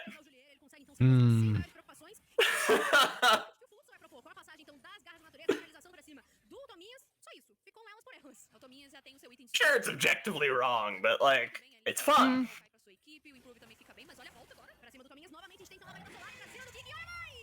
Oh? Mom doesn't quite connect the way you want it to. Kicking Ankrith are down, and now you have a very squishy team because your Aatrox is lethality. And also, you decide to go Spear of Shojin, and that's not the early power spike that the Essence Reaver is. So, yeah. Okay, I was actually gonna say but my as well, that I actually don't hate the build if the game does run late, because one of the things against a Jinx is you're trying to delay Jinx getting excited as long as possible. So if Julia can get a bit tankier and not immediately go down, that's not a bad thing. But there's just no damage coming through from Fluxu here. Your ranged champions don't do enough damage, unfortunately. Zoska wasn't there, and yeah, Forlin couldn't quite get in there, so a little bit rough. Yeah, I think for Fluxu to actually take the initiative in some of these fights and Ooh. like the Jinx Rocket did not do much. Well, it was there for wave clear, so Yeah, so he improved did the right thing. Yeah, I like that. No, wasn't Yeah, bad. Dark Knight. Yeah, I agree. I don't know if Flux is gonna get to the point where Julia will hit 3 items and not be too far behind. And I still think, even with that build, Azir Jinx, like the mixed damage, is just still too dangerous. You kill one, but you need to kill both. As long as Avenger and Improve don't stand next to each other, these are gonna be so hard for Fluxer. They need to allow Forlin to actually get into the fight properly, because he's 3-1 on that Aatrox. He does a lot of damage. So if they can scheme up these fights, position, and let Forlin kind of break into that backline and start hitting the Jinx or the Azir, then I think they can take some fights. But otherwise, yeah, because Zoska can't dish out the damage without just getting eviscerated by Avenger right now. Yeah, And Juliera does no damage, so they really need to be playing around Forlin. and even then, like everything that Forlin needs to do, like Oro Boy can do the same, easier. In fact, I think Jax is a little bit more easier to get around a little bit. Yeah, so it's just kind of like you need to do that and make sure Oro Boy doesn't do the same. It's just harder for Fluxu a little bit. I think that's Ankrat's job though, right? Is like Orboy jumps in, Potentially. WQ him back out.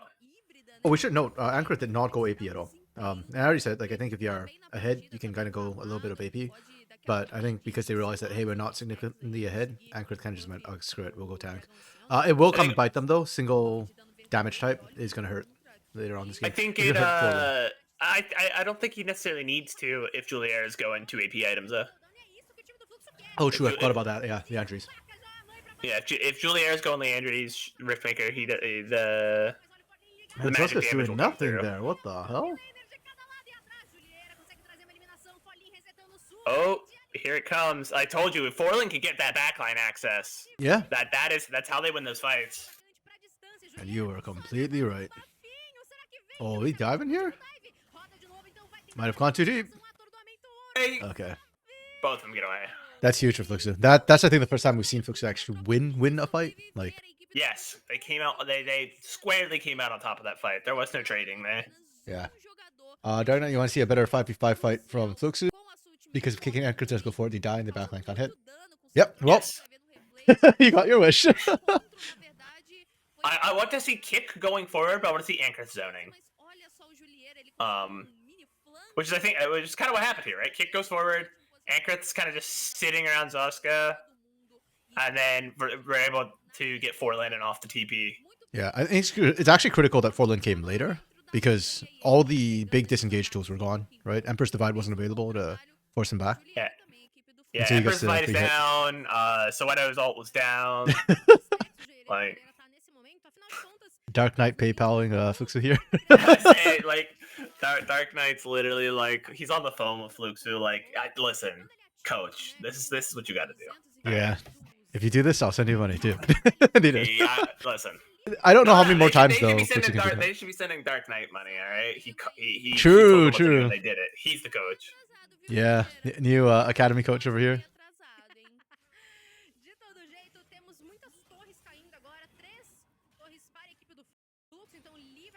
Yeah, but still, despite that, I think Tropa's still doing a really good job with the pressure as well. It's more dangerous for Fluxu.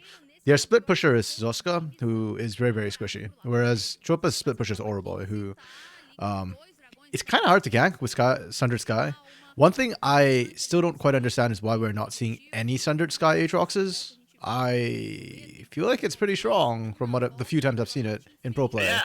When I have played the offhand Aatrox in like an ARM or like in a norms, Sundered Sky is my go-to. I don't like the lethality Aatrox because that item is just goofy. That item is so good. Yeah, especially in team Place under fights. sky. Okay. That was a choice from Tropa. Oh, that mom was huge. Like, genuinely huge. Oh my goodness. Do we get the reset? We do. Tropa's on the back foot, and Joska's able to get the kill, so, like... Alright, okay. Fluxu actually taking fights now. Oh! He got the immunity. Oh, that was scary from Soweto. In the first place, I'm actually a little bit puzzled by Tropa here.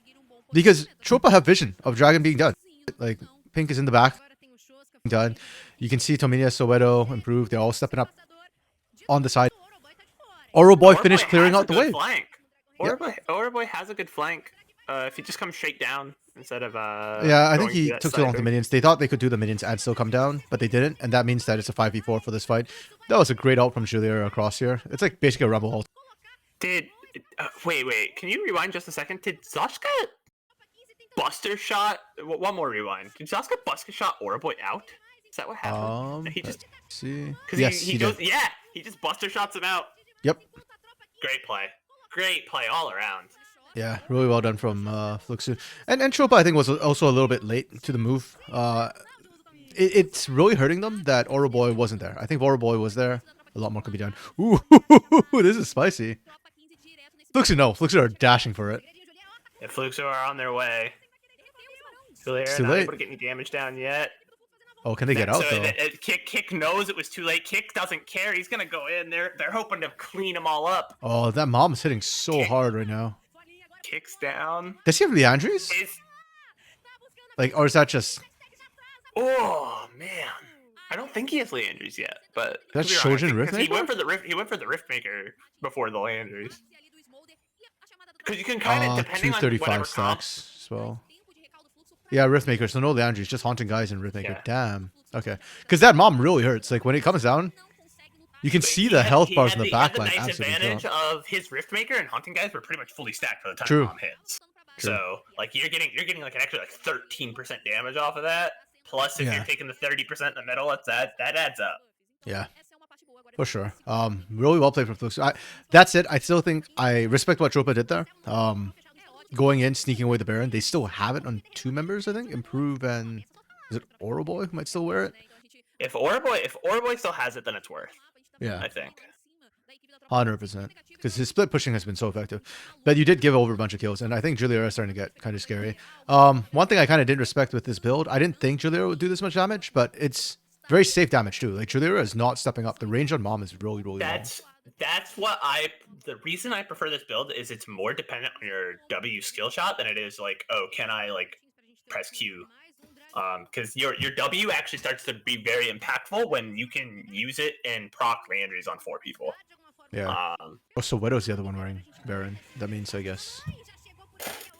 Oh wow! It actually wave cleared most of the Baron minions. I like this build a lot more. It's less interactive, which is not as fun, but like it makes him play around his abilities better than just like being Ezreal, but different. Oh yeah. Oh, Boy still has it. Okay, nice. Ooh, the turrets. Boy thought he could fight that, and for them was like, nah, man, I heal. Yeah, I mean, Boy was winning that. If not for the turret, I think Boy wins that. But you were fighting on a turret. You knew what you were getting yourself into. Okay, Fluxu is looking really good right now. In all places, those fights, those 2 sort of back-to-back wins coming through from Fluxu really turning the tides here. That's it. I still think Tropa still has pretty good skilling on their side. I think a lot of it's just trying to not fight in choke points against Juliera, because that build, yeah, it's very effective against this range that Jinx and Azir bring to the table. Yeah, because now with this build, with the crit build, pretty much all of your damage is locked up in your Q. Like that is the majority of what your champ does. Your Q and your E autos are pretty strong as well. But you're mostly focused around like just getting down as many Qs as you can over and over and over. Because that's how you're getting your executes off. That's how you're getting your like AoEs off. Is all on that Q. With this build, you still have a significant like advantage to getting the Qs down because like getting that AOE, now you're putting Landry's on all those people, but you unlock more of your power into the rest of your kit. So Mom is doing more damage than you would expect, and that W is like it hits surprisingly hard. And so that allows him to access a lot of the backline that he normally would not be able to hit for effective damage. That was I think a TP just got canceled there, right? By that tower going down? Yeah, Forlin was trying to TP to that. I don't think they need Forlin though, because it's a 4v4. Forlin's here. He's just. Okay, no, so then his TP. No, he walked it. Yeah, he walked in. Yeah. Wow. Yeah, this is looking really bad for Tropa. All right, Juliera, can you catch him? Can you catch him? Go get him! It's red buff as well. I think once he gets one auto. Oh, Q didn't quite land. You can't slow Soeta. What's the call here? Like Tropa. They're going up. Does Boy have TP? Boy has TP. So I guess the call right now is they're thinking of trying to apply pressure. I think they just committed too hard onto Zoska, onto that sort of turret. Yeah, so they dropped the ult into Zoska. They really wanted that turret, but at this point it is already too late, right? Kick's in there, and yeah, I mean, they just chased. It's a whole bunch of those like small mistakes coming through from Tropa. Like slight overstay here, slight overextend there, and like every one of them's coming back huge for Fluxu. I mean, Tropa's still trying to make the best of it. Boy going for that dragon, like for the we saw Boy just he sees what's going on. He's like, I'm just gonna take drag. Yeah. Which does set them up nicely. They're on soul point, so it forces Fluxu to fight for this next. You gotta survive another 5 minutes. But I don't think it's gonna matter much, man. I even if they like, I think they're gonna force Fluxu back. They're gonna live to fight one more rotation. But like, do you even want to fight at drag? Because Julier, that's like great for him. Like, cool, you're stuck in drag pit. I'm just gonna do all of the damage to your whole team. Yeah, I think Tropa actually needs to focus on the fight for a change instead of the objectives, because they've had great objective focus, but almost to their detriment. Wokes, you like this motor build better? Yeah. Bren does too. Bren was selling us on it. At first I wasn't sold, but this game, it's been looking great. It's really good, man. Yeah. I think this is what... I guess this would make Smolder more blindable or B1-able for me, is if the enemy team starts running like Senna or Jinx as an answer, then you just go with this build instead. And then you don't have to worry about range disadvantage. Yeah, like, okay, I have a range disadvantage. I just press W on you. You just have your health from Landry's. Yeah. And if they want to go for like early Lucian, Kalista, Draven, then you just run the Navori build instead. Yeah, you run the crit and let them play into you. And now, now you're inside my Q range all the time. Nice murder. Exactly. I think if we play, if Smolder, if the expectation was that's how Brazil is going to play Smolder, was like, hey, we have an answer to whatever you do. Like, we're going to change our build based on draft. I would like the pick so much more. Like, the fact that I can see someone not only play the quote-unquote, like, solo queue build, but also be successful with it, like, do damage and play, like, their role within their team, that makes me excited because it means this isn't a power pick for the sake of, well, the new champion is strong and we're going to pick it. It means they actually understand why the champ is versatile and what it can do. So that makes me more excited than just, oh, new champ is good. Me pick new champ. And that's what I said as well. To a certain extent, like, CBLOL Academy actually gets more time than CBLOL to adapt to these sort of patches. They get to see the pros actually play it first and then kind of decide where they want to go from there. So, yeah, I'm pretty happy, you know, that we're seeing the adaptation, because to me, this suggests that next weekend it will be different as well. Okay, Mom doesn't hit anybody this time. This is Tropa's best shot. Right on the edge. They're still getting burned down because. Yeah, there we go. The comp's coming through. Can they catch Juliera? They don't need to. Juliera's out of there, but it doesn't matter. They kill everyone else. Yeah, they don't need to. Okay, so literally right now it's coming down to can Juliera find Mom, and Tropa finally found the fight not in a choke point. Huge for them. Yeah, they should take Baron. I think Mom was a little too high up on the map as well. I would have liked to see that drop more through the river. Yeah, on the replay, we'll see where it goes. Not a fan of Forlin in this fight. I'm going to be honest, I did not track what Forlin was doing. So in the replay, I'll be watching Forlin. I was staring at our little baby dragon friend. Yeah. I was more watching Avenger and Improve to see, like, would they survive the initial burst of damage? Because, yeah, that's what I'm looking for Tropa. I think if they survive, they can carry the fights, but the Moms have been really on point. Hello? Do we have a replay? Really? We're not replaying the fight that just turned the game? Okay. It's not worth Oopsies, trying too to far, see. too It's, far. Sorry, I clicked way too far back. Dang nabbit. Oh, here we go. Oh, there it is. There it is. So I just want to see setup where everybody is. I'm missing somebody on this map right now. Oh no, okay. Everybody's there. So mom Mom comes up really down the high middle. and like almost through the Baron pit because I think he's expecting Tropa to go in towards them, but Tropa sees mom coming and backs out. Yeah. And I think that's a good call from them. I mean, they're probably expecting Soweto to try and force the Baron here. I think too many people from Fluxu peeled off at the same time. Like, if that's the call, to put, and again, as well, that this happens in the span of like a second. So they don't have time to communicate this. But it's really unfortunate because I feel like if mom was coming down this way and you're trying to stop people from getting in, then you should actually walk in there and hard commit to the Baron. If the call is to turn and fight, then like you're saying, Bren, it needs to be further out. More of them. Because it only catches Soweto and it doesn't even get the bonus damage on him. Yeah, it's barely burning whatsoever. And the moment that that's kind of done, the range advantage comes in, and it's just so hard to play. So I see what you're saying about Forlin here is like he's playing too far away. Like, see, he got hit by the Emperor's Divide, no? It doesn't look. Forlin goes in. Emperor's Divide comes out here. Emperor's Divide. He just backs out. No, the Emperor's. I think it tagged. Oh, I can't see it in all the animation. It doesn't look like it moved him. I literally can't see because Anchor is on top of him, but the health bar looks like it dropped. But even so, right? He has World Ender up. He can flash over that wall and be on top of Avenger and just murk him. Instead, he backs out. I get that you have. He doesn't have flash up. You don't want to get stunned. Oh, it's not up. Okay, I thought it was up. I missed. He does not have Flash, Dark Knight. You're baiting me. Stop gaslighting me, Dark Knight. Chat is gaslighting their. No. No, it's just fair though. I mean, there's a lot's happening, and I think Forlin's positioning was not ideal. Given what he had on hand, I guess there was no choice. But yeah, if he had Flash, that would have turned. If he had Flash, that turns. I don't think he has his dash up. Yeah, okay. No, fair enough. Yeah. No, that's fair, Dark Knight. Like I said, that's really fair.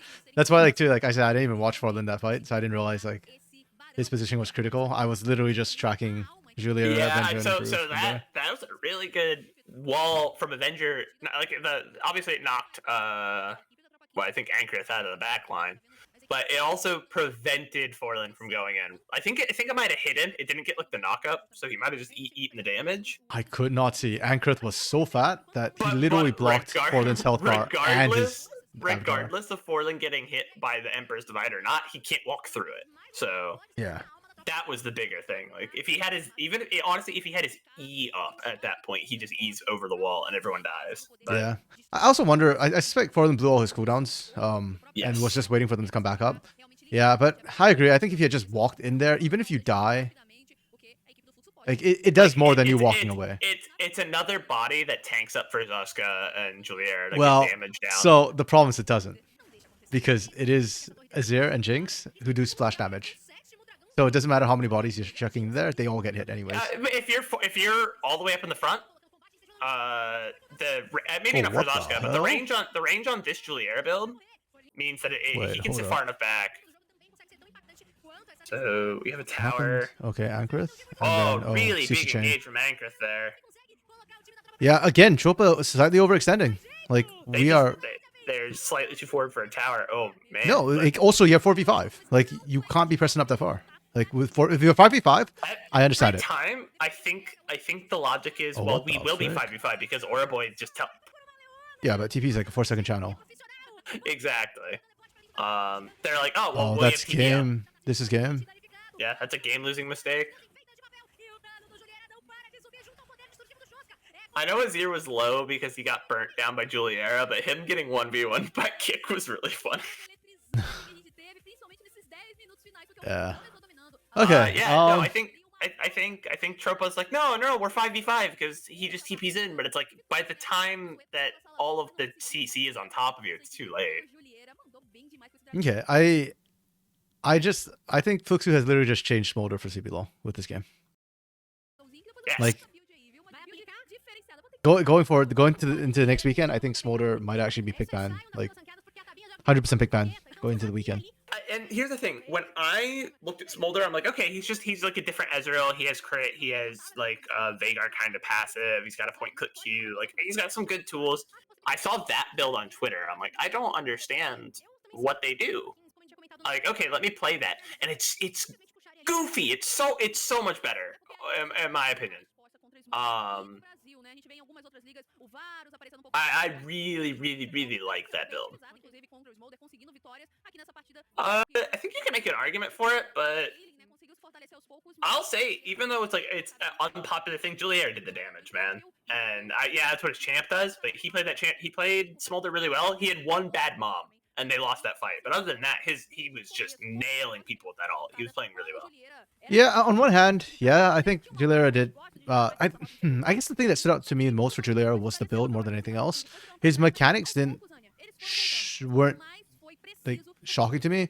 I'm more inclined to give it to Ankrith or Kick personally, like the Dark Knight saying Ankrith. I think Kick got some really good engages as well.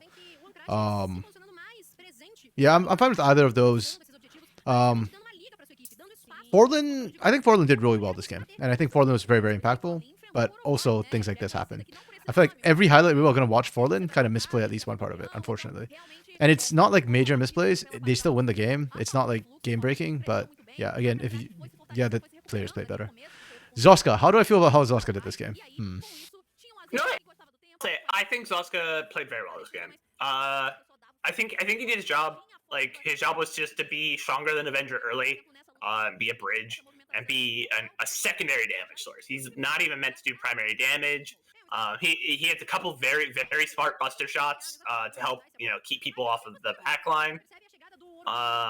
He wasn't phenomenal, but I think he played his role very well. Good role player. Yeah, that's fair. I'm just trying to think. Like, I don't remember Zoska doing much. I just remember the one buster shot at a dragon where he kept Overboy away. But other than that, it's like okay. Yeah, he didn't win. He was getting lots of tower picks and he was getting lots of cleanup in fights. Like there was multiple fights where like people were low and he was able to just like get in there and either put the damage down or kill them himself. Holy crap. I didn't realize how deep, like how that Tropa actually pulled them back out and almost. Like, they actually pulled this back up. Tropa had a gold lead past 30 minutes. That is insane. Yeah, I didn't. That's kind of crazy. Wait. Can you go back? I want to see the damage chart. Sorry, I did not catch the damage charts. Yeah, okay. No, that's what I was expecting. Yeah. Julia hands down would have done the most in that comp. That's why. To an extent, I was like, how do I feel about Zoska? Because, like I said, I don't think he was. I don't think he was like the most impact. I would say he was the least impactful player on Fluxu, but he wasn't the worst player in that game. 100%. He was a good role player. He did his job. I think that's fine. Also, improves damage was a little bit low for my blood. Dark Knight Zoska was fine, not MVP material. Yeah, agreed. They just gave it to Julia for Smolder. Okay. No, I get that it's like, oh, that's the build, but like he's the first person in Brazil to do that build. Sure, that's fair. Right? That is a fair point. And he was like 7-1-7, so it's easier to position with this build. It's because you don't have to get in as close because, like I said, your power is not locked up in your Q and your E. You can shift it a lot to your W and your R, which are much longer range. But his positioning was really good. He was never getting picked. He never died. Like I know that it's always but that's what the ADC is supposed to do. That's their job. How often do we see people? Well, no. Also, right? He was just never in range. Like he hardly queued most of those fights. Yeah. No. That's smart. He's playing that correctly. He's doing his build. True. You know the build is. You can only like judge people based on the games they played, right? And you can't just be like, oh well, like he was strong because he never died because he never had to queue, but like, yeah, he put himself in that position. It's like, oh well, they only look good because they played, a bottom team. It's like, but they still looked good. Yeah, it's the same argument. Like I he guess. looked good on the build. He made it work. Yeah. Okay. Okay. So most of my thoughts are kind of still there. Maybe we don't. Do zero ao pró. Toda vez precisou começar. Yeah. I'm sorry, Zoska. You've been awarded the meh card. You are meh until you change my memory. Like Like, I don't know if you noticed on my comments, I put like a × 2. Like once you hit 3, like that's just your label for me until you can. You'd have to win multiple you games have to play to, very you have to differently. have a standout game. Like Like, just you'd have to have more than one standout game at that point because, yeah, like one standout game is just like, oh, you got lucky. But Zoska has been mid for me like start to finish right now. Yeah, very unimpressed. Yeah, I think I like Fuxu Academy. He's very new, right? Let's go. Like He's a rookie, yeah. Like so rookie to Academy. This is probably like his first real competitive experience. Like I'm sure he was on an amateur team at some point, but like tier 2 and tier 3 are wildly different. Same with tier 2 and tier 1. I mean, it's just how it goes. He can improve. I think lack of experience. There's two different things that happen with lack of experience, right? Like either you play too bold and you make mistakes that are like, oh, like you were just not ready for that. Like you just weren't prepared, kind of thing. Like, oh, you're just gonna go after people, and sometimes you're out of position. The opposite is like you play a little too scared, and you don't try big plays because like, oh, I don't want to make mistakes. I think Zoska's more in that second category. I think he could break out. He could have I can see him having a bigger impact. It's just like he's not there yet. He needs a little time to cook. Yeah. Maybe we'll see. I guess I'd rather him be meh than play poorly. Is my thought. In my opinion, I prefer an Academy player who has higher highs and lower lows than a City player in Academy. You can be steady when you hit CB law. You can go be an Avenger later on, or you can be a pilot later on. But like in Academy, like to me, especially if you're new and you're a rookie, like pilot's been around for a while, so he's kind of like become a lot more conservative. But when you're new to Academy, like go buck wild, man. Like I'd rather, yeah. Like if you die, so be it, but at least you tried to make the play. Okay, Pain versus Flamengo. I like both these teams a lot. 4-0 and 3-1. I think Pain is just the best team, best Academy team right now. They beat Kaboom, so they have to be, right? That's how it works. Flamengo is 3-1, but against almost anybody else, I think it's gonna be close. But against Pain, I don't think so. Interesting bans though coming through.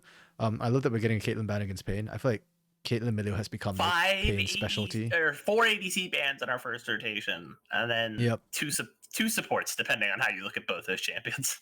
Yeah, that's true. Yeah, I was gonna say Karma's more of a mid laner, but that's not true. That's a mid laner and a jungler, but like if you squint, it's 2 supports. Yeah, no, I'd say support's quite true. Ezreal, I think. On Ezreal, I think Ezreal's strong. I think CBLOL just doesn't like Ezreal. I think Ezreal's plenty strong. Yeah, if Ezreal's in, Karma's in. I think he's stronger earlier than when I compare Smolder to Ezreal, it's more the fact that they're a Spellblade, right? They're an AD spellcaster, whose power is they have similar builds and their power is locked up in their queue. Like that's pretty surface level comparison, but I think it gets the point across.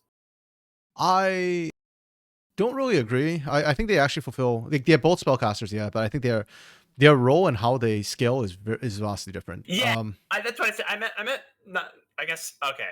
In terms of like a kit, like it's an Ezreal that scales like Veigar. I think is kind of how I talk about Smolder. Like Ezreal's much stronger, much earlier. Like Ezreal can skirmish very, very fast. Well, beyond that as well, I just think that Smolder is not a champion with agency. You need your team to play around you, whereas Ezreal is what you pick when you don't trust your team. Because you've got escapes, you've got a lot of mobility. Your range is also a lot more consistent. Like Smolder's cooldowns are a lot longer for his long range spells. Ezreal's Q is really, really short, so you can spam that. And so I think they fulfill very, very different roles. That's it. Dark Knight. Zoska is 16, and this is first competitive. Okay, yeah, that's fair. And you know what? Like a lot of times, like your first competitive experience, you're gonna be, like, you don't want to get kicked off the team, so you play it safe. Understandable. I just want to see more out of him. Is all. Because right now, I've seen, like, yeah, I don't think he's ever thrown a game. Like he's never been that guy who's like, oh, he got caught up position, he cost him the game. But also like he's not been stepping up and being the carry for his team. And maybe it's unfortunate that your team is kind of good, so there's competition Like, for being a it's carry. yeah, if you have to be the carry over Forlin and Juliera right now, which is hard. Yeah, to say the least. Okay, draft. Senna, preemptive Senna. I actually kind of don't hate this Blue because Senna. How do I feel about this? there's Senna Fiend. There's a lot of combos you can run with the Senna. I don't hate it. I think Senna is a perfectly viable. It's a preemptive counter to Smolder. The Mega wants a big Smolder. They have to fully draft around it, and I don't think they did. And then we see Oriana, Nautilus. Okay, fine. You want to first pick Ori. That's okay. You blind it. You get answered by Azir. I think Pain won that. They get Maokai, which actually, wait. Yeah, why are we doing this again? Why? Why are we picking Nautilus when Maokai is up? I don't. Let me get on UWGG. Maybe something really shifted on that the latter half of 1430. I mean, I'm with Axe on this. Axe hates Nautilus right now. Like Nautilus is very weak actually. He's just got a point and click out. That's why we keep seeing him. But like Leona's better. Brom's better. Like there are. Nautilus is not that strong. Anyways. Nautilus is not good right now. Yeah, and this is why I kind of don't Flamengo went with, because this is not your setup for Smolder whatsoever. I'm gonna look at D2 plus. He's sitting exactly at 50% win rate at D2 plus. Nautilus or Xinjiao? Nautilus. Okay, yeah, he's not that good. Xinjiao is still good, Dark Knight. In fact, a lot of other regions are still playing it, especially with Karma mid, because Karma's nerfs mostly hit her late game. The Malignance nerf hurt Karma a little bit. Okay, it hurt her, but she's still really strong. And paired with Xinjiao, Karma Xinjiao is still meta in a lot of regions. I don't like the Nautilus over the definitive best support for 3 straight patches. Like it's not a question. Like that Maokai is just ridiculously strong. And he did get nerfed this patch. He got nerfed on patch 14.3. They dropped his base armor. They did a bunch of tweaks to his durability and I think his cooldown as well on his E. But that's it. Yeah, like I don't know. And then you're picking Smolder here. And the reason why I kind of really don't like this is now you need a sustained damage top laner. Nara is not it. Like you can get away with the Aatrox and then you can build the Juliera build. Oh no, sorry. His base armor drop is next patch. 14.4. I think I have heard that he's losing some base armor. But he definitely got nerfed on this patch as well. Yeah, so he lost 1.2 base mana regen. He lost his base healing on his passive. So instead of like 4 to 34 healing based on level plus 4 to 12% based on level, it's now just 4 to 12.8% based on level. Max health heal. Okay. So he no longer has base healing on his passive.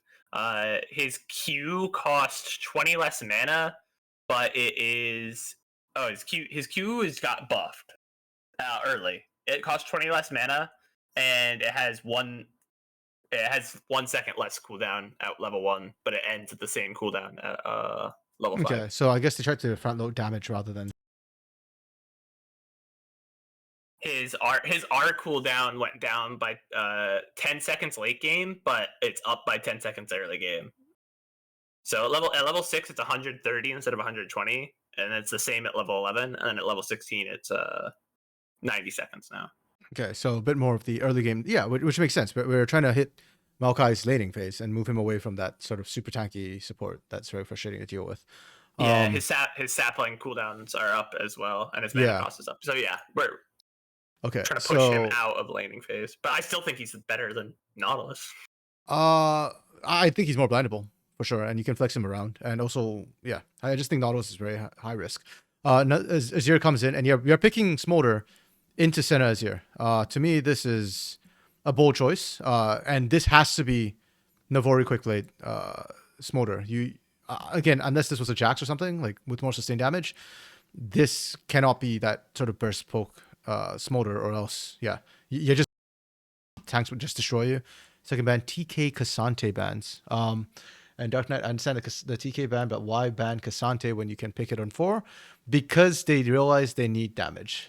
Dark Knight, they need more sustained damage, and Cassante with a Smolder Oriana is not going to cut it against Azir Senna. That's why.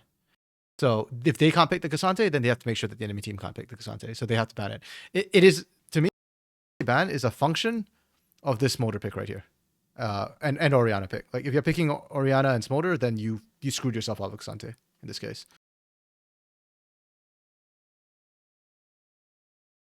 That can do damage in the jungle. Like if anything, I know you don't like the Viego.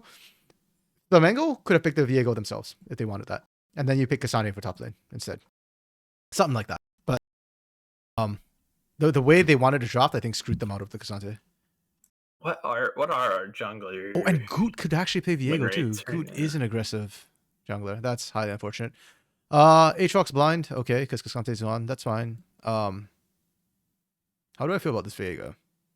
Yeah, not a fan. It's okay. I can see the Viego angle into Ori into Smolder. But yeah, Goot was probably the best, or the best person willing to play it. I think Croc might be a better Viego. Croc wasn't willing to play it in the meta, so Goot got his free Viego pass.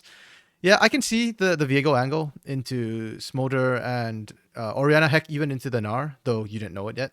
But so I don't hate the Viego pick. I don't think it's the best jungle pick. I almost would have preferred Maokai jungle for Tatu, and then Leona support here, or yeah. Oh, dude, Leona. if they flex the Maokai into jungle and then just that's another thing. Like that's the value of why I think Maokai is it's much better blindable. Like just a much better pick than most supports is that it doesn't have to be a support. Yeah, exactly. I agree. That's why I prefer you rather blind the Maokai so that you've got flex opportunities. You can even shift it to the top lane. The nerfs did not significantly affect the top lane Maokai. So yeah, Xin Zhao nerfed by both. Yeah, I don't know. CB Law seems to have moved away from Xin Zhao a lot. I will say Xin Zhao against the Pain Gaming roster probably wouldn't be that good. Like, So- he goes in and dies. Yeah, Aatrox will still get in there. Yeah, so if anything, I'd have Pain picking Xin Zhao would have been better, I think, for me, than the Viego, actually, now that I think about it. Yeah, I just don't. Okay, like the Smolder feels like they've half measured. It feels like a lot of what CB Lowell did over the weekend with Smolder, which is like, oh, we're gonna pick a normal comp and then just slot Smolder in at ADC. Steps is going the Riftmaker build. Interesting. Okay. I mean, you can do sustained damage, right? It's got Riftmaker, it's got Leandry. So as long as you can keep getting abilities down, like you are But you can't, is going the to have problem. sustained damage. Your cooldowns are too long on anything but your Q. And if you get in range to Q, you're in range for Cats and Marvin, and potentially Yups, and Tatu. Like, this is why I said, like, this Smolder pick here is... Like, it had to be the AP... I guess it's better damage. I guess the logic is, okay, if he goes crit, he has to get in range of those guys anyways. So at least now he'll do some damage from outside their range. I don't know. Yeah, and that's why, like, to me, it's like you didn't set this up to really for steps to success here.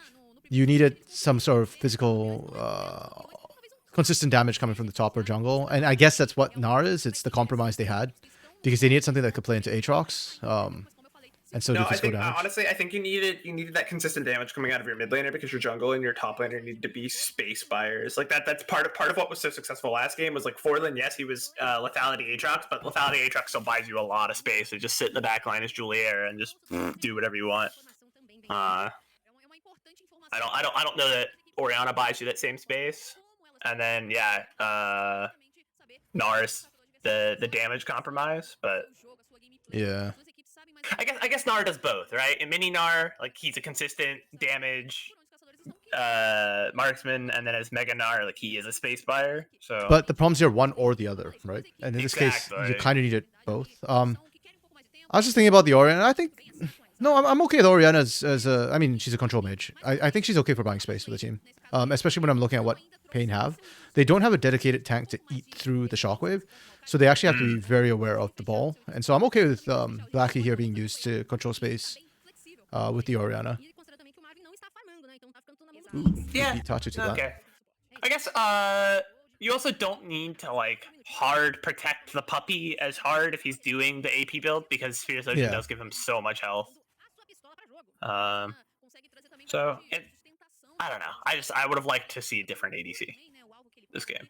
Yeah, This is agreed. this, I just don't like this Smolder, combination. Is this Smolder number 3? Smolder number 4 today? I want to say 4. I need to double check. Stop picking him, please. They don't have enough damage. Oh, Marvin dies, barely. I mean, Bounty's gonna get this, but never mind. Or never is mind. he? Never Holy mind. crap! Marvin's insane. The minion block was unreal. Okay, okay. Okay, well, if I'm... So is this what we're running now with supports for who go with Senna? We just run TP now? Not combat spells? I guess. Like, I know sometimes that would happen with TK, but I always thought it was a situational thing. But, like, now I think both the Senna lanes we've seen, was it TK? I can't remember what the other one was. No, it was Nautilus who ran the TP. It was the... That had TP. It was the who ran the TP, right? And had that flank where the team did follow up. And had the goofy, crazy flank that was cool, but didn't, like, really accomplish much. Like, it was the only reason they got a kill, but, like, also, like, you know, we could just not. It was a cool flank, though. Like, for cool factor, I do have to give it up on that point. Yeah. I don't know. I'm not a... Easy to say from the sidelines. Not a fan of the Smolder picks. Not a fan of the Nautilus picks. Really not a fan of the Nautilus picks. Oh. Cats is trying to go for the steal. I appreciate that. I really like this from Pain, actually. Like, they... attempt, and the aggressive... He just... I mean... Sorry, you go ahead, because I'm collecting my thoughts here. Black, you should be able to get the execute. Oh, Tatu's just buying time. I really like that from Tatu, actually. You slow it down, and just make sure that Cats actually gets the full push in the mid lane. Goot's there to pick it up, but the idea was really, really sound. Yeah, so I really like the fact that Pain actually took their time with that dragon. They went for the high risk, high reward, which is like, we are going to try and steal the dragon and get the kills. As it stands, they only got the kills, but the singular kill and lost the dragon, so it kind of ends up biting them a little bit, but I like the confidence to go for that. Ultimately, sorry, I did not mean to cut you off earlier and then just have absolutely nothing to say. I just blanked for a second. But what I liked is that they're very close to taking the dragon, and the way they entered, like the way Cats entered, both took the dragon and set up the kills like simultaneously. It was a really well like designed play. It was a very good call. Ultimately, they only get the one kill, but I think if you back out, you get nothing, and they still get the dragon. Yeah, you lose the time, but with the way Tatu forced, like, Blackie should have just run down and immediately, like, executed as fast as he could. He tried to back, and then Tatu obviously made himself known and forced Blackie to execute. That wastes a lot of time, whereas Blackie just kind of, as soon as his execute window was there, he just walks into the tower. It would have saved a little time. I mean, if you're Blackie, though, like, you... Oh, yeah, no. That's definitely a hindsight is 2020 moment. But because of that, because of the way Tatu played that, it bought a lot of time for Cats, and Cats was able to get a lot of advantage in the mid lane off of that. Yeah, that's what I was saying. Like, it's a really heads up play from Pain. So like all the decision making that early was good, risky, but you know I appreciate that, despite the fact that it didn't quite pan out the full way they wanted. And we're seeing that lead already kind of materialize in pretty much all their lanes. They have a lead in every single lane right now, which is kind of nutty. Yeah.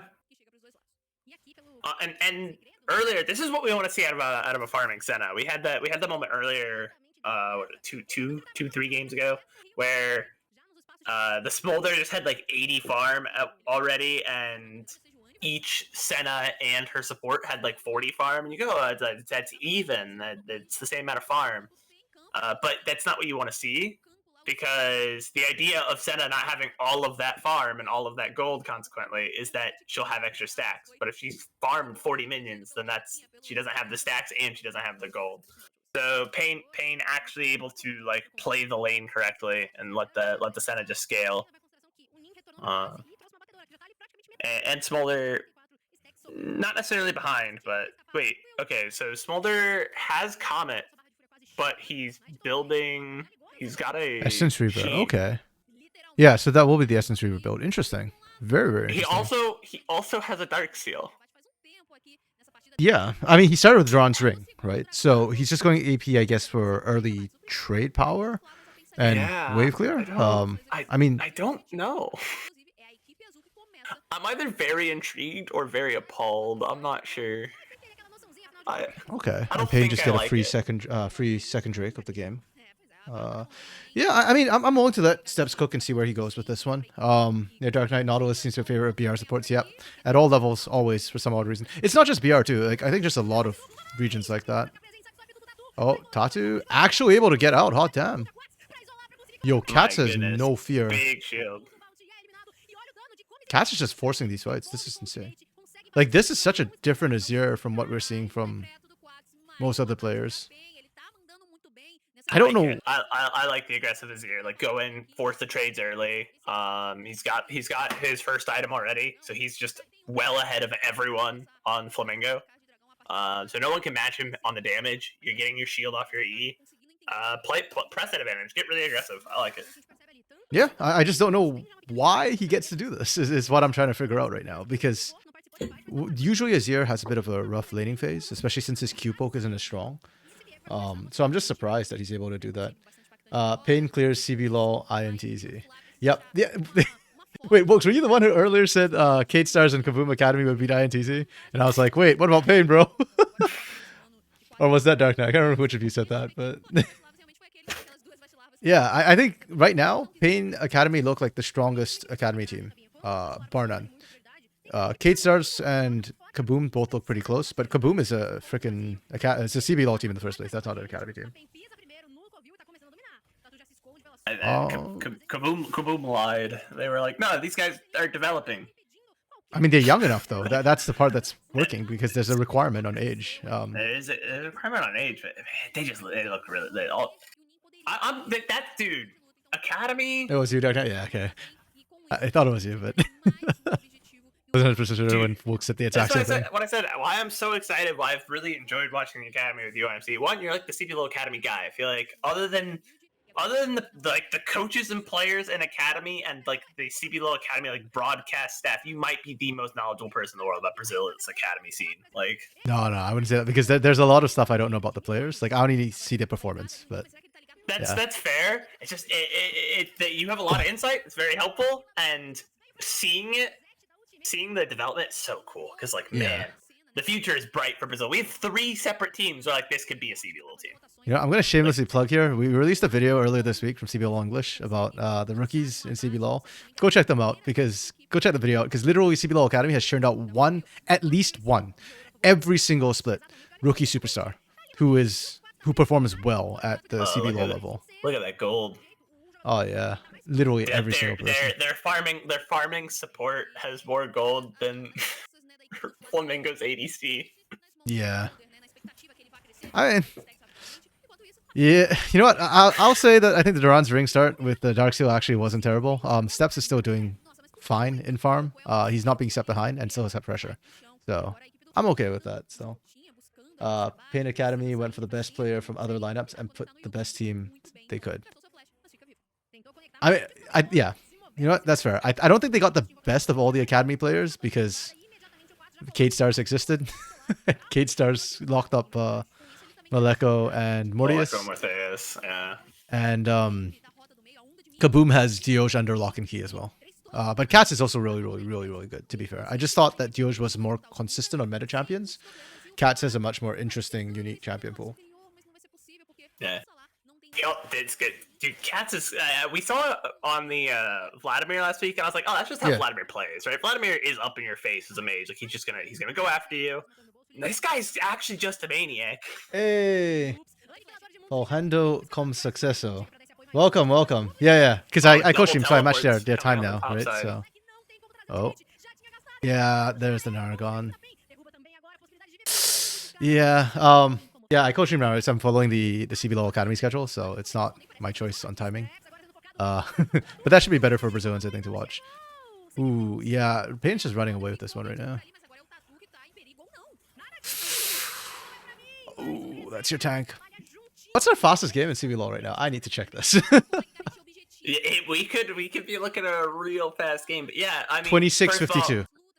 Okay, Liberty there's versus a Furia. chance. There's a chance. I don't think we're gonna be faster than that, but there's a chance. I don't know. I'm kind of scared right now. This is my fear as well with the Gnar. Okay. Hello, Arashi. Oh, Arashi. Okay, yeah, yo. Your joint channel with your friend. Oh, okay, bro. Welcome. Always happy to see fellow Pain fans. Yeah.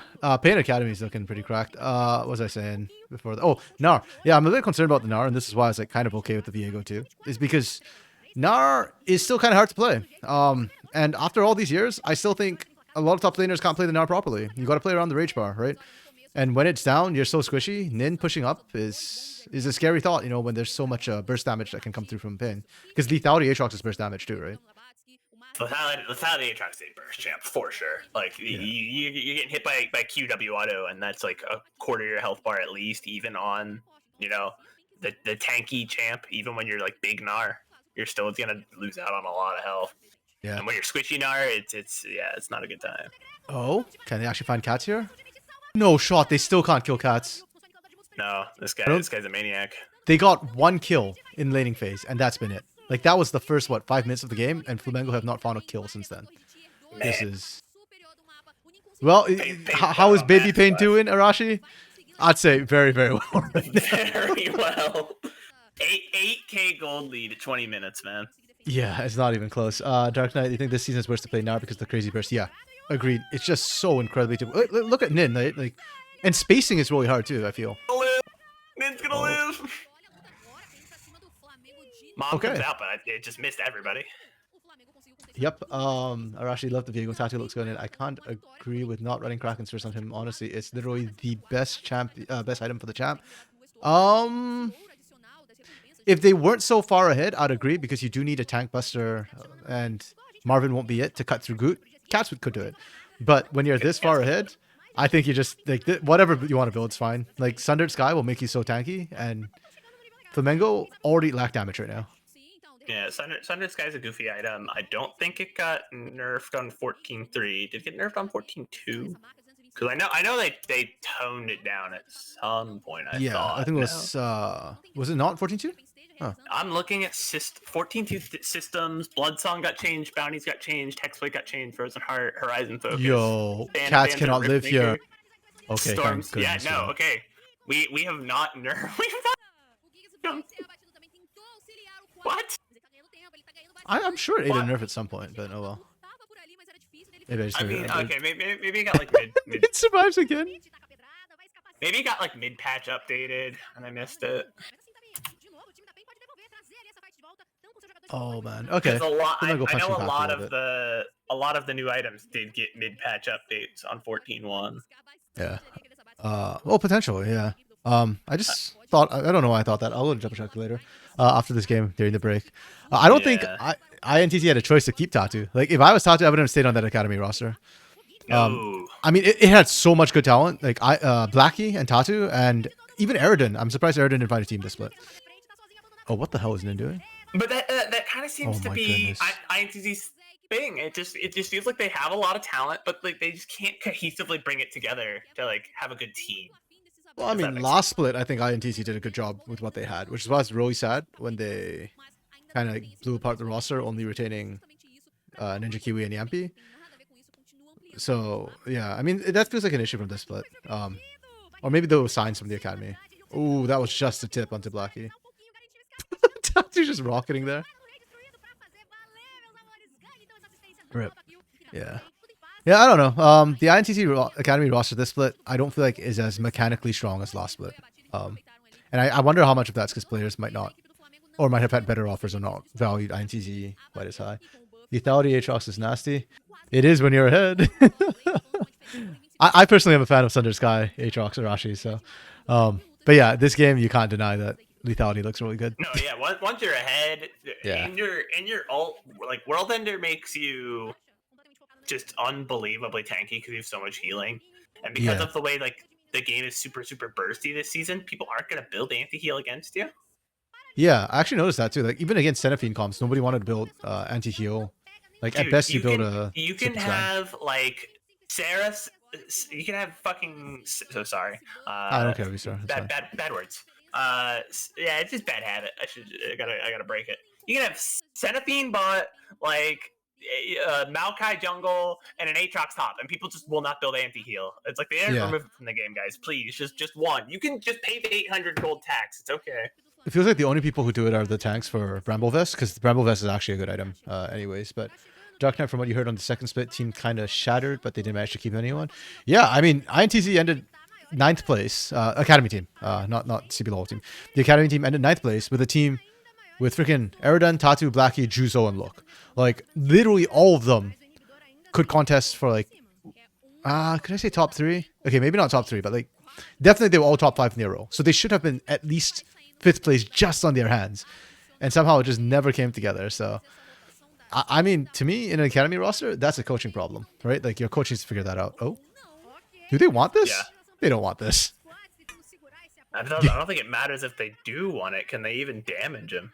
No, and that's the support too. That's not even jungle. Heard the reason why lethality is the go-to for Aatrox is because he ends up getting even better in zoning and destroying the backline, especially good on squishy champs. And we try to matter for more squishy carries in bot lanes.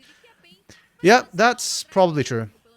I mean, no, I agree with that. I just in a lot of my games, you want the Aatrox to be chunkier. You can get away with it in this because like you have Sundered Sky on Tatu and you have a Maokai support. Like you don't really need him to be that tanky. You can let other people soak the damage while you just zone. But there are some games where I would like to see a lot more healing onto the Aatrox and make him a threat that just has to be tunneled.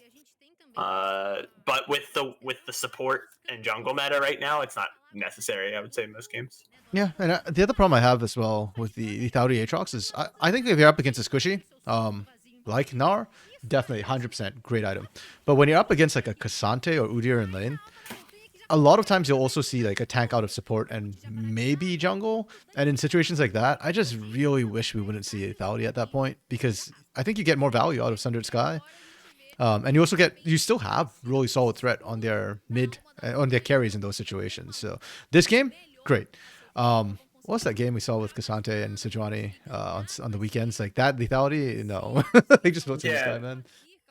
Maokai's a literal unit as a tank. Yeah, even as a support. He's still, yeah, that's true. Vision control you get off the pick is insane. Yes. 100%, which is why they were trying to nerf support Maokai a little bit. Because they want you to, like, as a support, I feel like it's just too free. You don't lose out that many stats. I still think you're better than a Nautilus as you skill up. Yeah, so it's like support Maokai just feels a bit unfair. I mean, I can check his win rate, but on 14-2, he was like the top 10 best ADC support pairings. 7 of them were Nautilus with different, or not Nautilus, Maokai with different ADCs. Like, 100%. It was just goofy how good that guy was. We can check. I mean, that's why they had to nerf support Maokai, because he's also really good into engagers as well, right? With the knockback, you mess up a lot of people who want to engage on you. So even on patch 14.3, I'm going to sort to... We'll say... I'll just look at Challenger, right? 53% win rate. Like, yeah. He's still goofy. Yeah, and he'll be stronger the higher you go as well, because vision becomes more valuable when you're playing people who know how to play with it. He's gonna get nerfed again, though. I'm pretty sure they're reducing his base armor so that he's even weaker in lane, and now he cannot because a lot of him being a tank is just inherently good base values plus healing. He will be he'll be less valuable because he'll lose some of those good base values. Or this was really rough from Flamengo.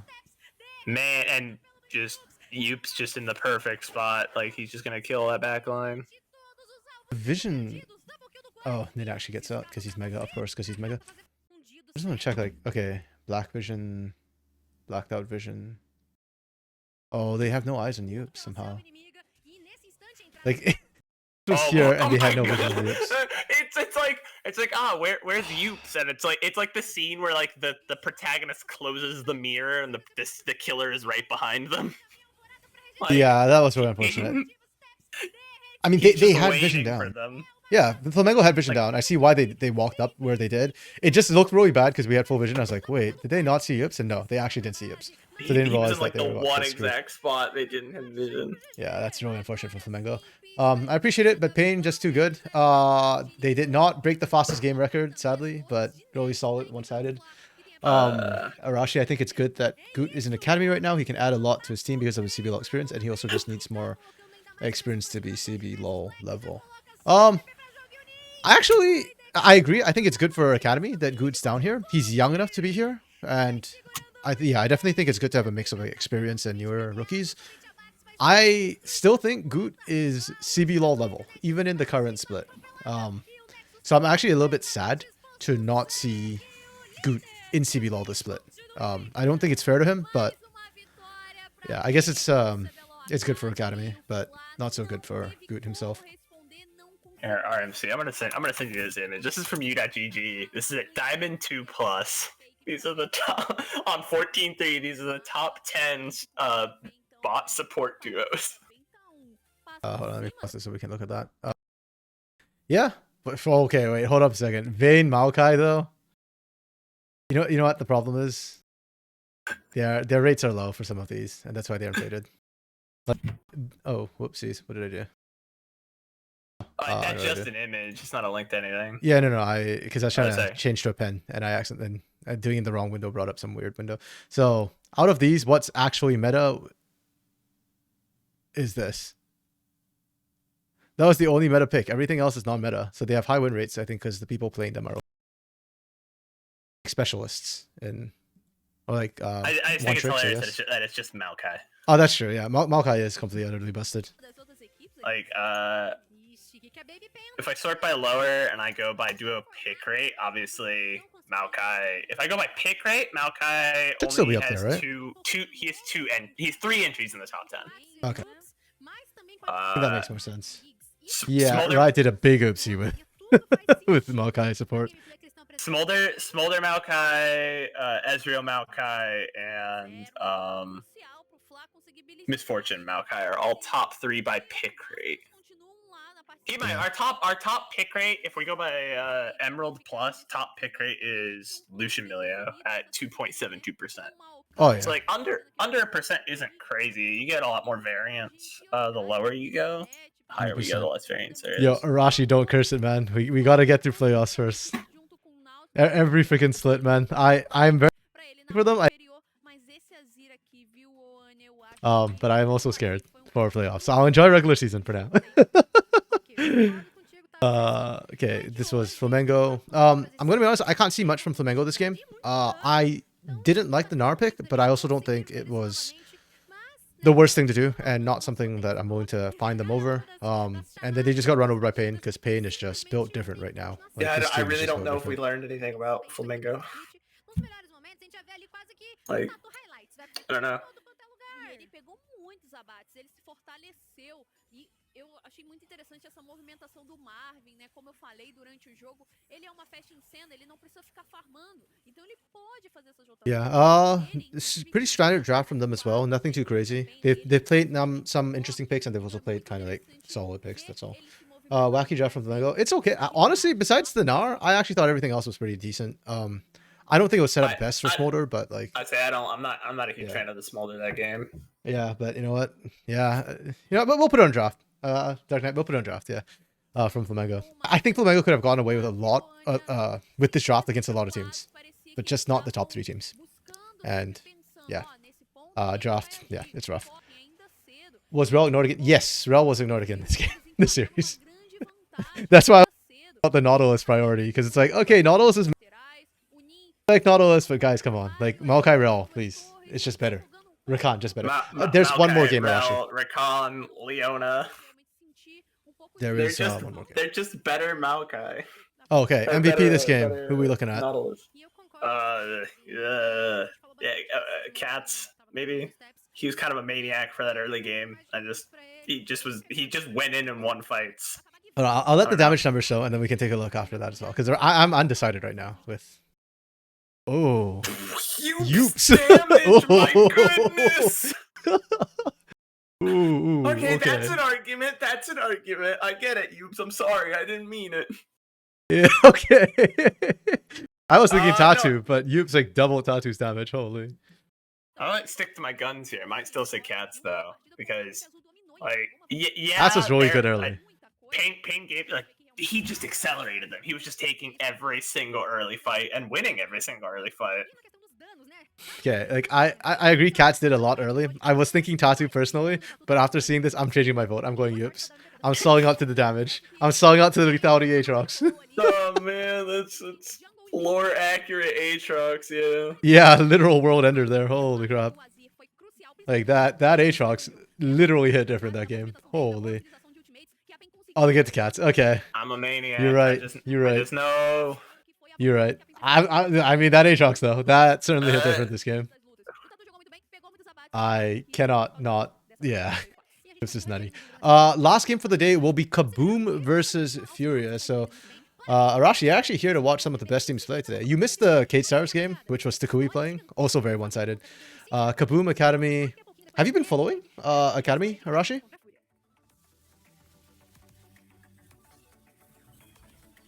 Let me change the title while Arashi's replying. So I'm looking through at the D2 plus like duo win rates. The first one that has more than 1% of the pick rate share, where like more than 1% of the games both those champs are picked by the same team. Okay. Is Ezreal Maokai at 1.54%. That's still a 54% win. Okay. And Ezreal individually has a bad win rate. He's 49.75%. But Maokai's win rate is so good. I actually like that combo. I feel like Maokai does a lot that Ezreal would like. So it makes sense. Yeah, I actually definitely. I wonder why we don't see it more now I think about it. Yeah, Arashi, if you haven't been following Academy, that'll be funny when you see Kaboom's roster, Kaboom Academy's roster, because that roster is. Yeah, I've just been laughing every time I see it. I laugh, and when they lost the pain, I laughed super hard because that roster should not be losing to anybody. But that roster is actually just a CB LOL team. Like that's it. That is a tier 1 team. Yeah. Nutty, man. Okay, Furia on the other hand is the Zyno, Steiner, Naze, Aikawa. To me, is a very middle of the pack roster. They're not bad, but they're also not amazing. Like they're just solid team overall, and I look forward to seeing them grow. Naze and Steiner, returning players who I think have been performing best as a whole. But Zyno's had some good moments. Aikawa and Yuzin have some decent moments as well. Not enough pop-offs, so they're currently hovering just below the meh line. If they meh this game, they're in there. Yeah, CB. Do they need more teams? I actually kind of want to see that. I would personally love to see them expand. I think like a 12 teams is pretty cool. Yeah, the problem, and I'm actually already really surprised that Academy got 2 more spots, because at least in NA, the biggest problem has been franchising so far. Because teams franchised, the original 10 teams had to pay, right? So teams, they want to sell their spots for higher, and they refuse to expand unless the people coming in now pay like higher rates than they did back in the past. So because of that, LCS can't expand, and I wonder if CBLOL would have the same problem.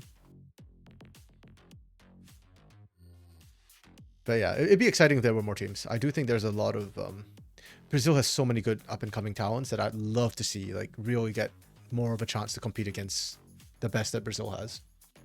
Like especially this split. I mentioned before the video we did. There's a lot of really good rookie players in previous splits, but I think there's more this split than any other. Like Makes, super clever. Obviously those two are the biggest ones, but Fu has been making a name for himself as well. What other rookies do we have? Our 80 carry rookies this split have not impressed me yet. Kojima and oh, I'm blacking on the other one who moved up.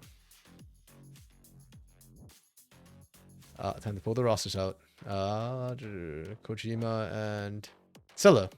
yeah, have not really stood out to me yet. Silo's okay, but we've seen him before. I guess he's not a pure rookie. Viego's damage. Would you believe me if I told you the entirety of his damage is currently relying on how he interacts with Kraken Slayer and the extra crit damage his passive does when he does crits? Viego can only do damage with Kraken Slayer. I would say 70% or 80%, and then you've got Heartbreaker with execute damage, Arashi. But yeah, I agree. Kraken Slayer if you want damage, for sure. Okay, and that is the Kaboom roster, Kaboom Academy, Arashi. Betao, sound familiar? Yeah. Scary, sound familiar? Yeah. Dioj? Okay, maybe you don't know them. Dioj is really good. Dioj is better than Ikuzo. Yeah, and Skuro Crossdale. And I thought Crossdale was good as a support in CB LoL. Like, yeah, he's Skuro and Crossdale have been smashing lanes down bot. Their mid game has been a little bit sus, but yeah, this roster's cheating for sure. Oh, you do know Dioj. Yeah, excellent, Arashi. So yeah, you know. Yeah, Crossdale's still playing. I'm glad to. And I'm happy he stuck with support because I think he's a better support. Or he's done better as a support recently than he has as mid. Yeah, Dark Knight. Yeah, I wish there was some sort of like, maybe not relegation tournament, but like exhibition tournaments would be nice, you know, between CB LoL and Academy. So that, you know, we get a little bit of back and forth. Okay, let's look at draft. LeBlanc ban, Senna ban, Nocturne ban, Milio, Ashe, Lee Sin. Okay. Dude, the fact Gary is forcing this Lee Sin ban, that's hilarious to me. I don't think we've seen it banned at all, other than that. What supports have been banned that are requiring you to pick Nautilus? Please stop! Okay. That said, this is the one time I think I'm okay with a Nautilus pick is when you run Kalista. Is Kalista Maokai not better? Because it's just a free engage, you knock them backwards, then Kalista kites further backwards and just can't even, they just can't move and they can't hit Kalista, and it's funny. It's funny is important. Because Nautilus actually has more CC in a way, it's just less reliable. Yeah. Okay, or it's a mix, you know what I mean?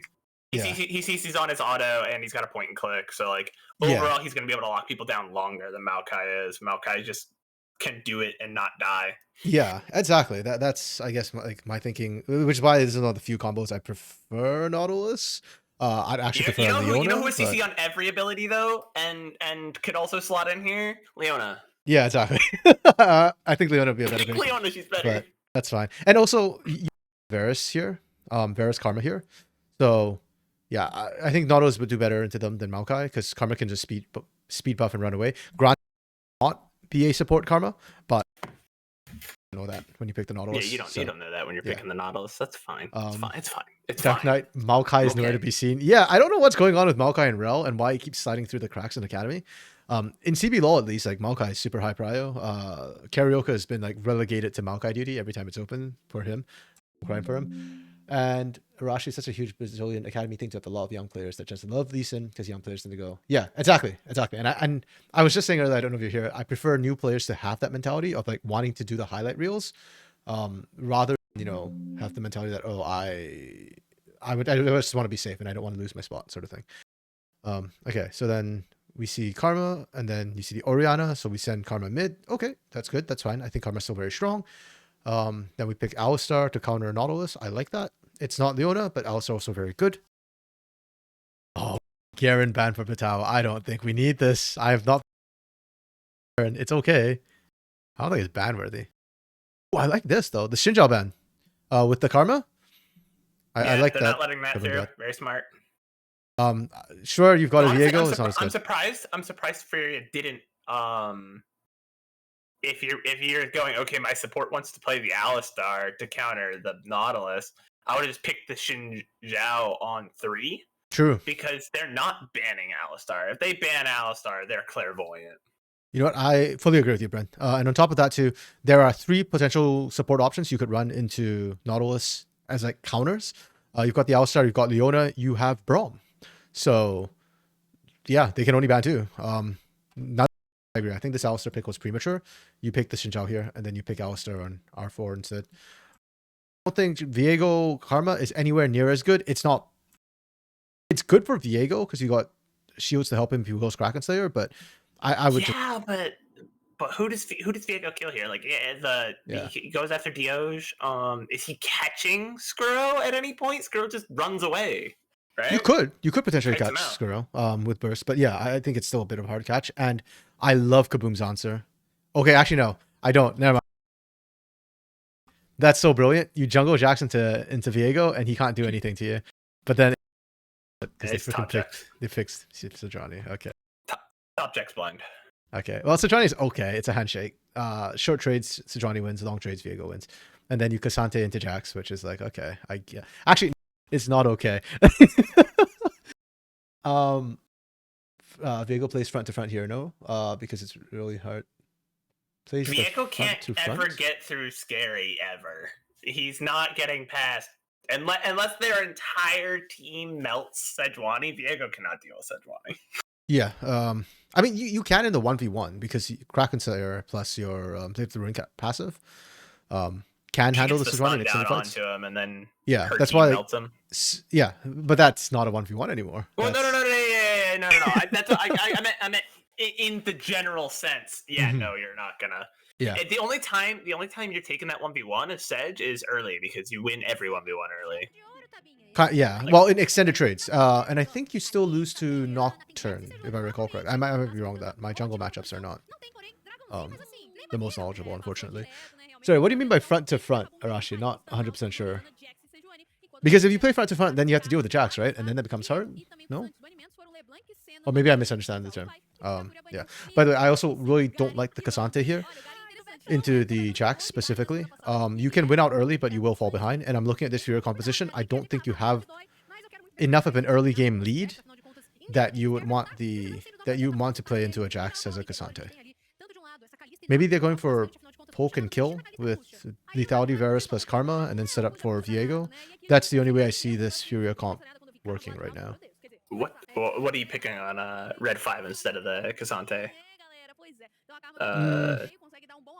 Because they banned out. I would say the Rumble, but they banned out the Rumble. True. I take the Aatrox. Okay, yeah. No, I like that handshake more. They didn't ban Aatrox, right? I forgot what they banned. They banned. Yeah, Aatrox not banned. Okay. Yeah, then I pick Aatrox there. Or if you wanted that sort of like tanky thing to be annoying, I'd pick Udyr, actually. I think Udyr has a better matchup at the Jax than Cassante does. Exactly, I think Viego is forced into a bad situation because he can't reach the backline properly, which is usually what play Malphite, yeah. Call it a day. Maokai top into Jax? No, I said Malphite. Oh, Malphite, sorry. Yeah. Not a real pick in season 14, but like. Yeah, very conditional. Squint. Yeah.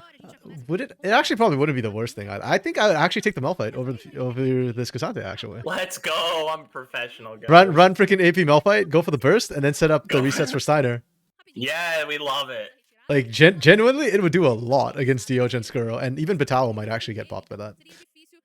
Because like you can kite all you want. It's hard to dodge just a Malphite R out of nowhere. Yeah, you have to burn flash, and the poke coming down from Naze and Aikawa could actually set that up really nicely. But of course, that's a really fringe niche case. I'd still take the Aatrox Udyr over this Cassante. Yeah, I don't know. Yeah, because I think Cassante was just well, it's open. It's really good, so I'm gonna play it. I think this is the first time I think there's a significant draft advantage for one team. Like even the one where I was complaining about Smolder being a bad spot, it's not a bad comp. It's just hard for Smolder specifically in that comp, and I don't feel like it'll set up for success. This game, I think it's so hard for Fury to play. I feel like if you pick Smolder, though, we talked about like Smolder, it has to be like kind of the focal point of your comp. So if you draft a Smolder and he has a tough time slotting into your comp, it's a bad draft like automatically. True, there's a case to be made for that. I don't know. It's not like a lot of top laners can be like, oh, they don't synergize with this draft, but like they're a top laner, and so they can kind of get away with like winning the 1v1 or. Like, oh, this ADC doesn't slot in super well, but like they just have lane dominance, so you don't have to worry about it. Like Smolder needs to slot in with your team, I think. Yeah, that's fair. I guess to me, like when I consider like one draft nigh unplayable, or like a big draft difference is when one draft becomes like nigh unplayable. Yeah, and I think Yeah. they to be fair, you are correct. Fear has done that to themselves. Like Sino doesn't do anything into Batao, and Steiner like isn't a champ this game. Like Yeah. late game 5v5 team fights, he just doesn't exist. Yeah, like Arashi explained like what he meant, and yeah, basically that's what happened with those last two picks. Casante is one champ that Riot really did a boo boo. Viego's an aberration, but Casante's just built different. I don't know about call Viego an aberration. Viego's not an aberration. He's a living embodiment of spaghetti code. Yeah, him and Silas, those two have issues. They have identity crises. There was a moment when Viego came out that, and I learned this because I'm a Lux main, so I got to witness it firsthand. This was not a, I saw it on I saw it on a YouTube video. No, I got to see this bug in real time. I died to Viego. Viego took my Lux, and he cast E as Lux, but it also casted E as Viego. But What? it cast E as Viego as if it was a Lux E projectile. So it cast E in every direction at once. The hell? I wonder if there's a video of it. Man. I can't even imagine. That's so weird. Yeah, that's just super messed up. Dark Knight, even with Karma, Kaboom, still not. Yeah, agreed. And keep in mind, we're 14-3, so this is post nerf Karma. Malignance is weaker, and her skilling is not as strong either. So that's kind of why, like, when after Bren and I can't remember who mentioned it about the Xinjiao. I think it was you, Dark Knight. Yeah, that's why after you all mentioned that Xinjiao should have been Arthi, I fully agree. Because I really don't think that Viego is going to be at all similar to the early strength that the Xinjiao would have given you. Do you remember when Viego first came into the game and felt being bugged as hell, impossible 1v1? He would win every single 1v1, right? Made the same mistake with Akali's W on Viego's E. I actually don't remember it being quite that bad, but also to be fair, I didn't play it that much when he came out, so. Chat, for your viewing pleasure, here is a 1-minute video from Vanderel about the Viego E Lux E bug. We'll take a look at that after this game. I'll just bring it up. That is the goofiest thing I have ever witnessed with my own eyes in this game. Yeah, I'm old school. To me, like the most OP champions on release were still Xinjiao and Twisted Fate. Not many will remember Twisted Fate because I think he got fixed pre-season 1. But he used to have his ultimate on his E or W. It was his E, I think. So he used to be able to portal all around the map, like just teleport basically on a fairly low cooldown. Yeah, so there's I know a bunch of people that play Dota, and there's a character that's like that in Dota, and I'm like, how is that balanced? And I'm like, I don't know, it just is. Yeah. Because there's a lot of things in Dota that are like that, where if you think about it in League of Legends terms, like, nice oh, interrupt. that would be insanely broken, goofy, stupid, like, that would never work. But in Dota, because of, like, just difference in game design, it works in Dota. Yeah. Well, to be fair, back then too, people didn't realize how broken it was because, like, macro wasn't much of a thing, right? Like back pre-season 1, it was just mostly laning, so people just used to get back to lane faster. That was it. I am a newer player. I didn't start playing till season 9, so. Oh yeah. I've been playing since like near the beginning. To me, so I came in and I was like, yeah, macro. That's the dude. You gotta be able to take dragons. You guys aren't cross mapping. What are you doing? Okay, Fear just kind of got caught, like the pants down there a little bit. For rotations. Unfortunate for him. Dude, so much of early League of Legends was like, it's not balanced, but people didn't know it wasn't balanced because like the internet didn't disseminate information like that in 2010. Yeah. Also, communication was very, very poor back then. Damn. Okay, so Kaboom just seeded all of that. They went for dragon stacking instead. We'll see if they regret it. Is this dive doable? I don't think this dive is doable. Who does Furia split with to get the real advantage out of having 6 scrubs? Yeah, good question.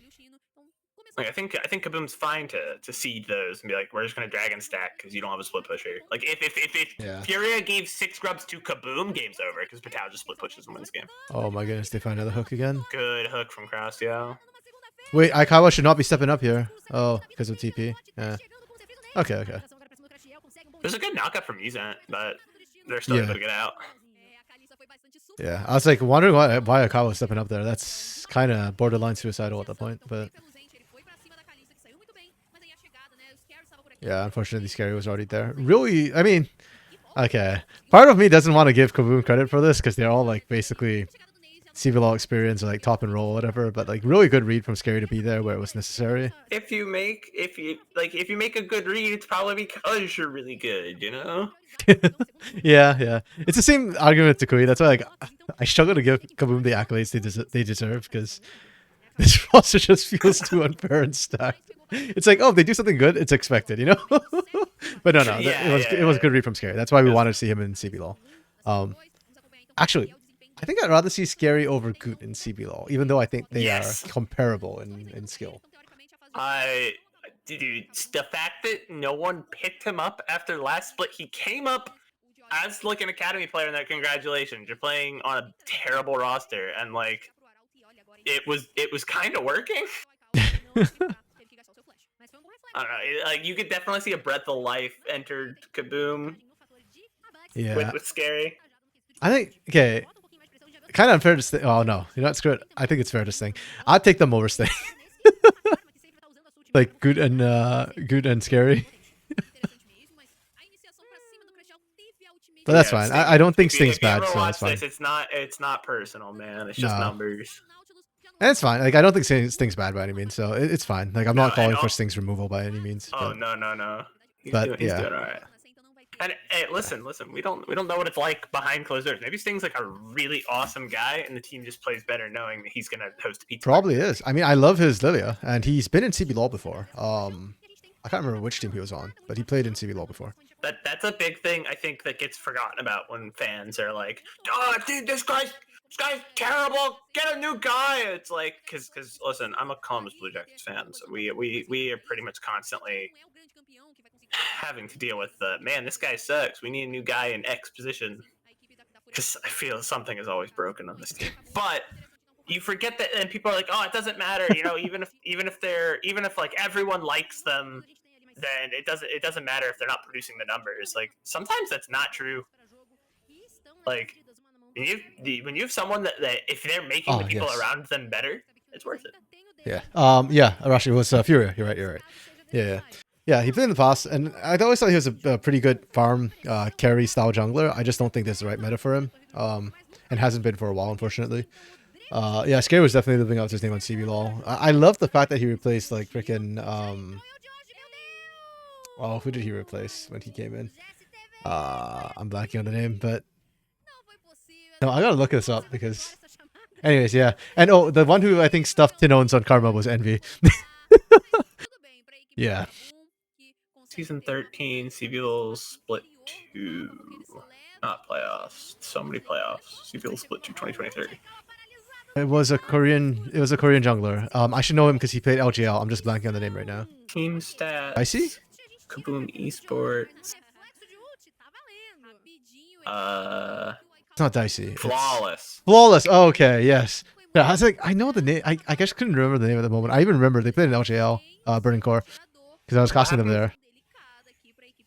What happened to their sub? Did they still have Samskas their sub? Where Samkis was playing on one of the T3 teams. Gotcha. I don't remember which one. It was a pretty good one. Yeah. Oh man.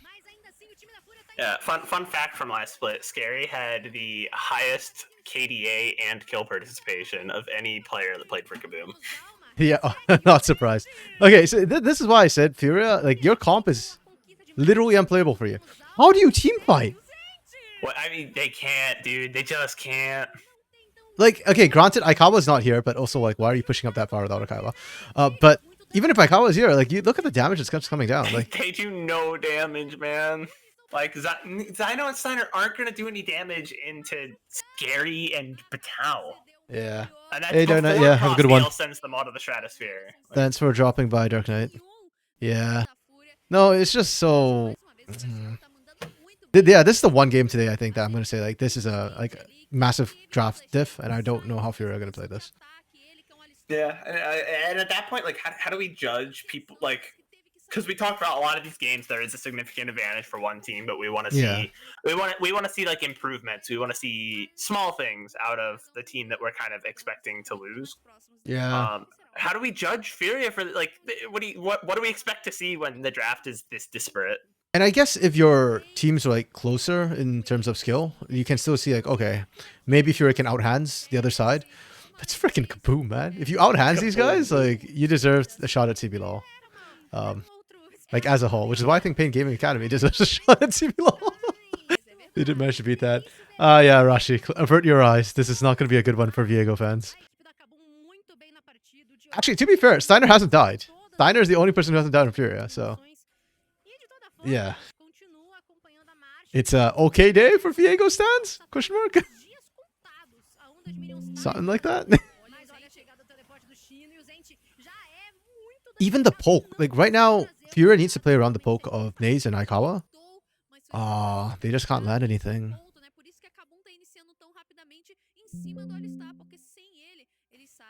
This is kind of rough. Kaboom can play it nice and slow. Their skilling's okay. Yeah, they've got a Callista, but what the? What? Where'd he go? I don't know. We looked away for a second. Okay, they found Skuro though. That's good. That's big. Vitao's just split pushing like a boss.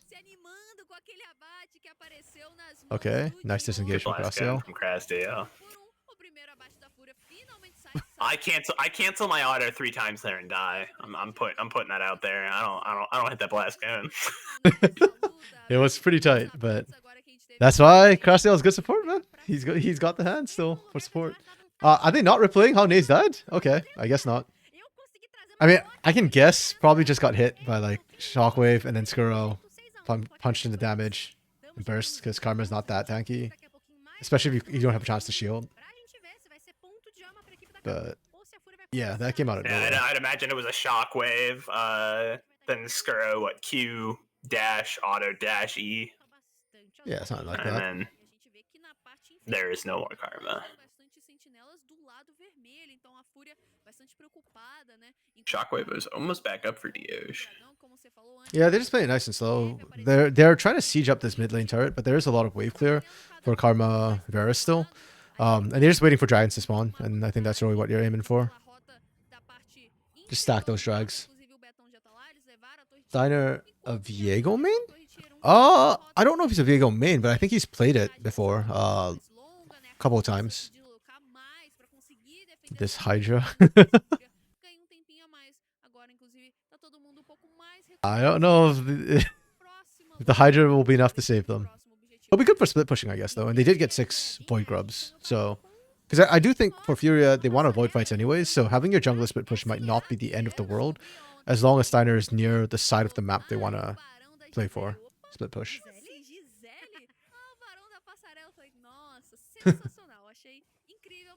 Yeah. I'll fully admit, I don't know the right builds on Viego. I don't see him enough. And usually when I see a Viego, it's more like your team sets up for you anyways, so the build kind of matters a bit less.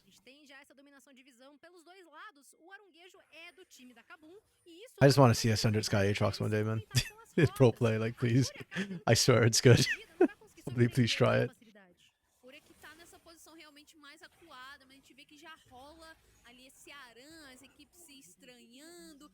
Oh, they took top side turret right now? Huh, to minions, I guess. Oh, we are going for Baron? Surely not. Oh no, it's just ward clear pings. I'm surprised Kaboom's actually being this cautious with their engages so far. I thought they'd try and brute force something by now. They are stronger. I think it's good practice, right? Like, yeah. Keep good habits. Well, Betao's got the great flank. He got spotted though, so Fury knows damn well Beta was there.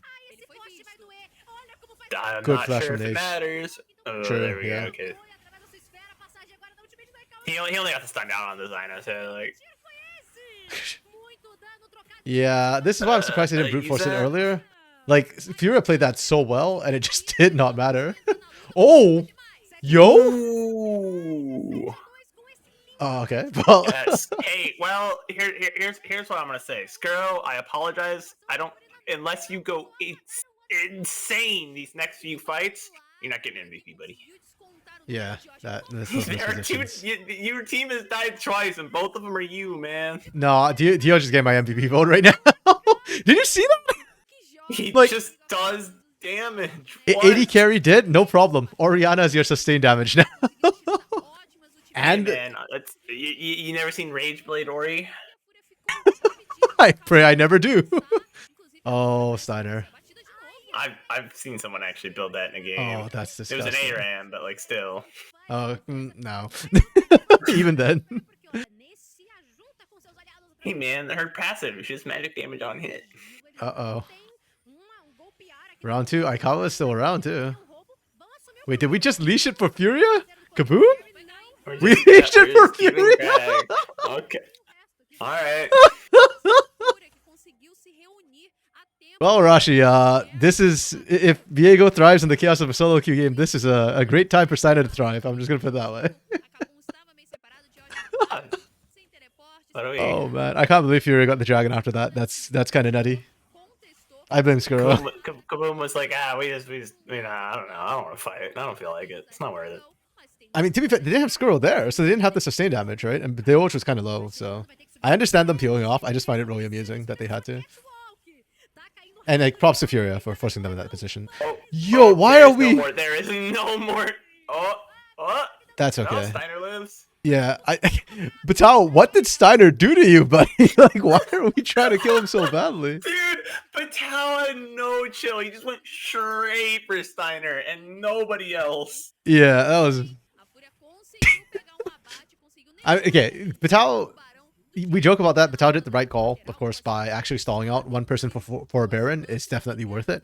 I just found it really funny that he chose Steiner to go on. Like, Aikawa was there, Naze was there, and he was like, no, it's you, Viego. He almost killed him, man. Yeah, through 4 other people trying to peel him off. Like, that's kind of nutty. Can it? Yeah. Yes, apparently they can. They are far ahead enough that they should be able to do it. And Skuro has Blade of the Rune King and Rage Blade, so they should be able to secure objectives fairly easily, which is why I was surprised they kind of lost the dragon. But they opted to fight, and that's where they lost.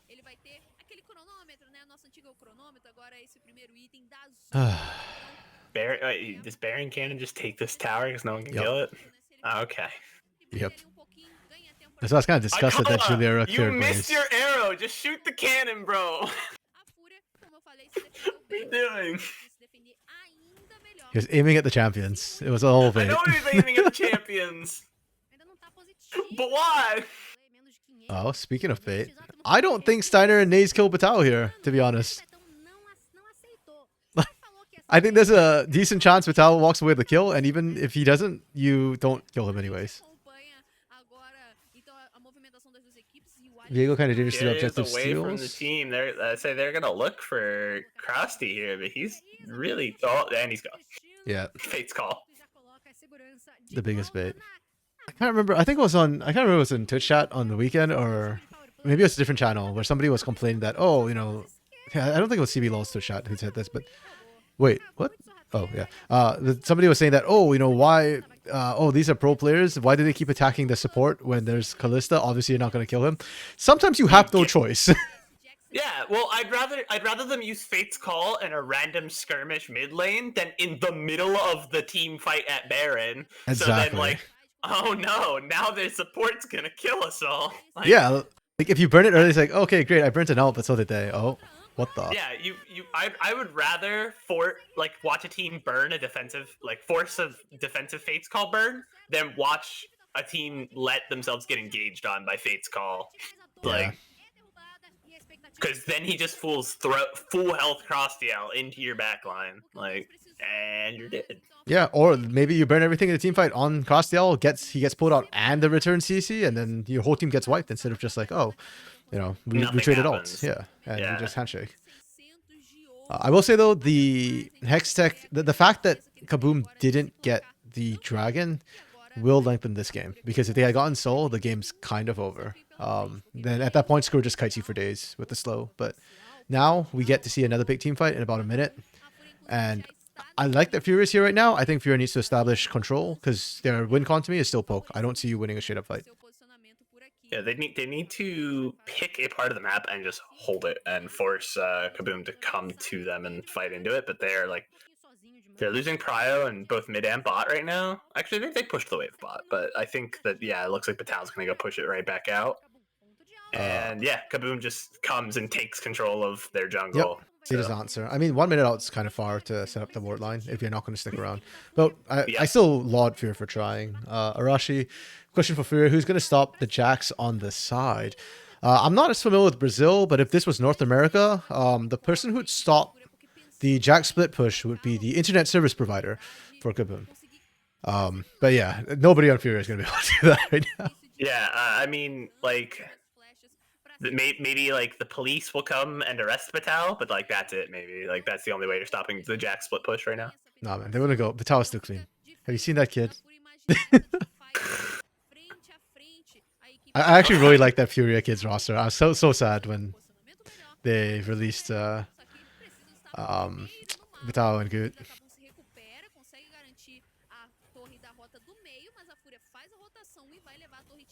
Okay, they use the grubs. They're getting.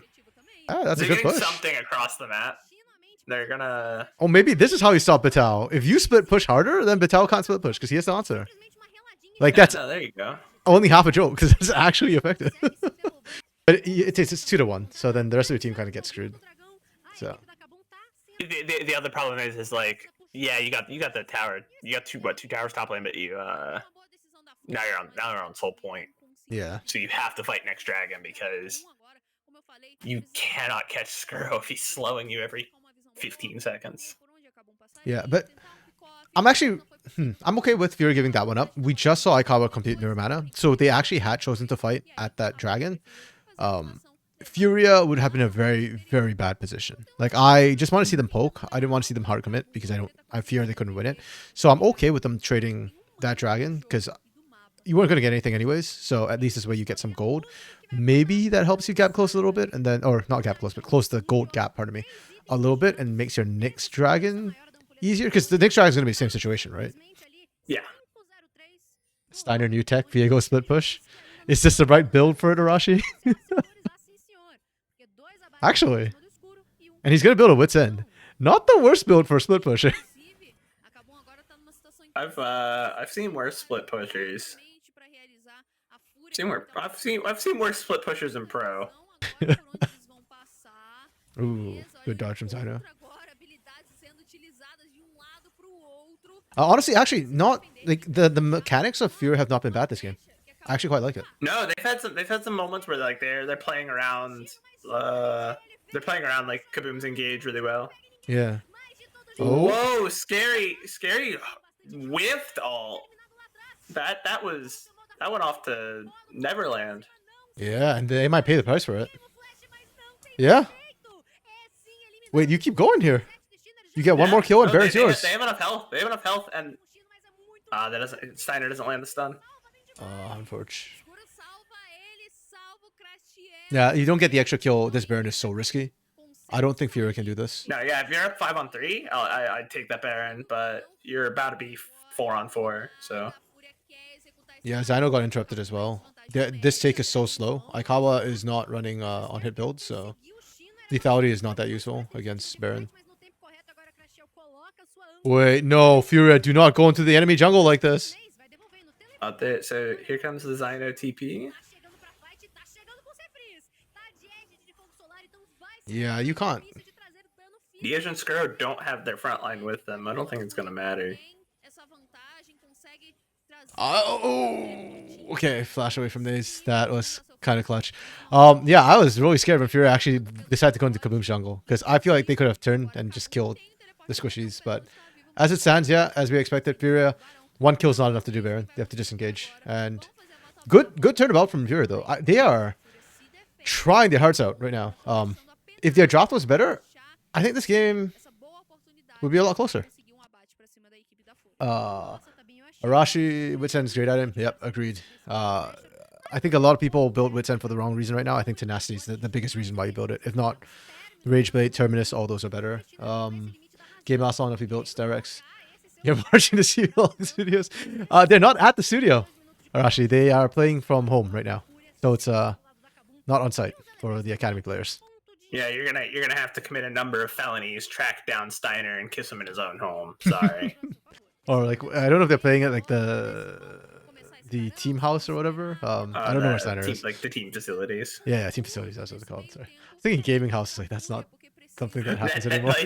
They're like streamers. They all live in one big Furia house. Coordenação maior precisa ter também aquele foco do que fazer nesse momento, porque é difícil ver eles contestando aqui algum objetivo, mas eles vão tentar. O Steiner, inclusive, tá tomando essa frente. Okay, the game has actually slowed right down. I think Kaboom's now being a lot more cautious, which I appreciate. And then Steiner does this. That's Chains of Corruptions also burnt Shockwave down. Oh, and Batal was here. Zyno?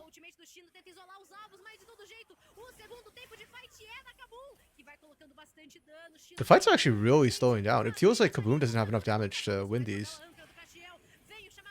I'm not saying win these, but I mean to quickly end these.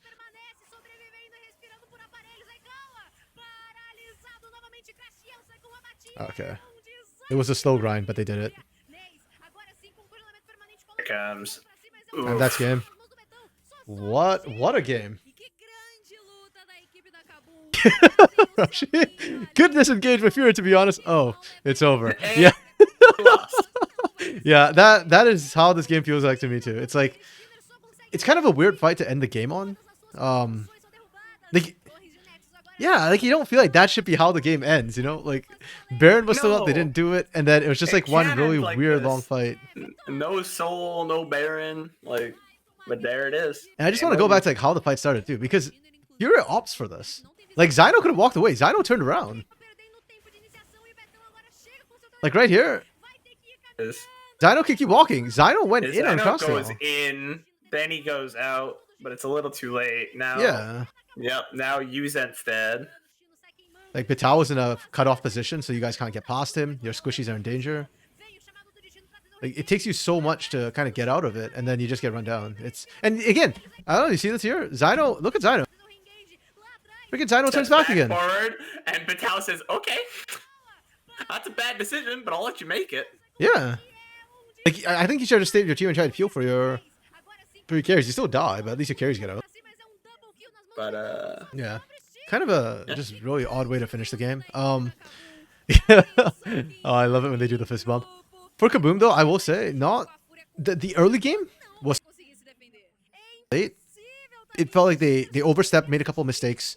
That slowed them down a lot. Yeah, this was by no means a clean game from Kaboom. I am deleting this note about good draft from Furia. This is not a good draft. Yeah, I think they're still middle of the pack. Good hands. I think, like, Kaboom up against Kaboom plays this same game, like to the same like level they played today against VKS with a correct draft, they lose easily. Like they won because they're the better team, and Furia exploded their own legs off of the draft. Yeah. That's it. I think overall today, drops were close for sure. Yeah, just were close except for Game 6. I mostly think Smolder was fine if he was played around. Lots of Smolder prio. Like, he was blue 1'd a lot.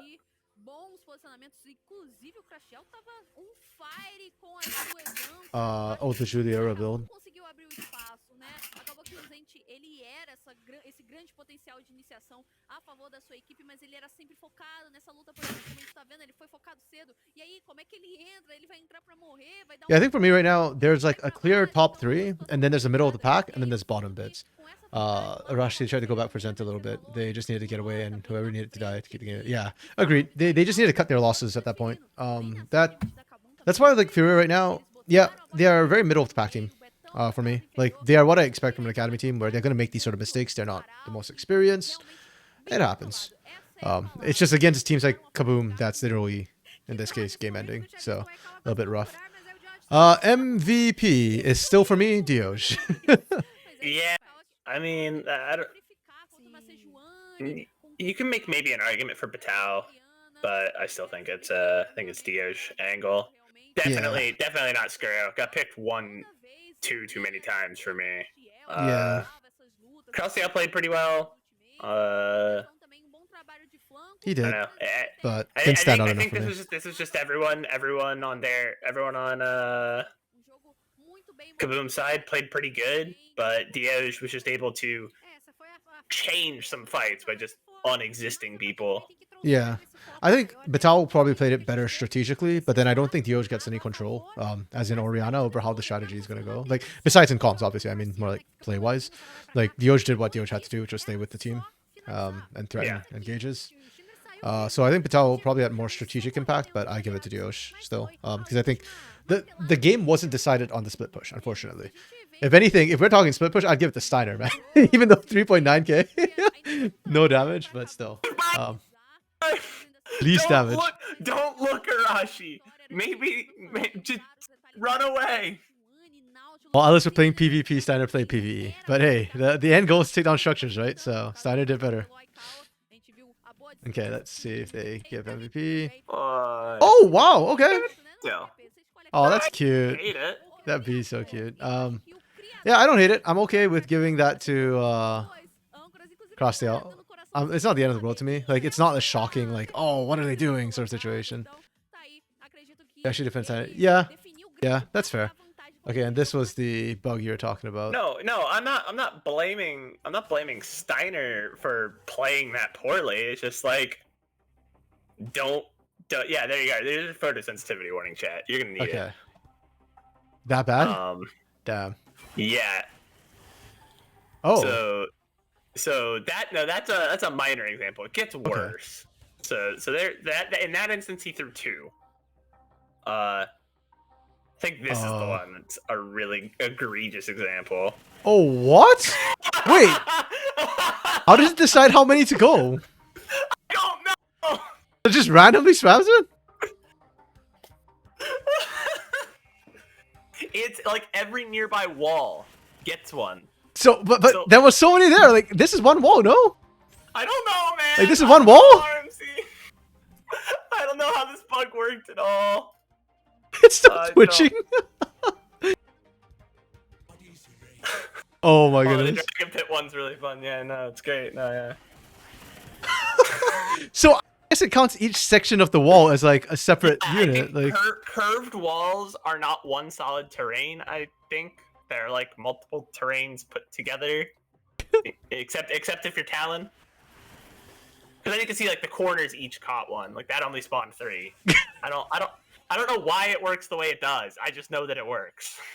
Okay, you know what? Not even the worst bug we've had in League of Legends. So, like, at least this one doesn't like insta kill somebody, you know, or like nuke somebody across the map. What was the build? What was the glitch top that gave Poppy like 197 kills or whatever? Oh gosh. I don't know. I was thinking of the Nico one where you can turn into the fountain and move.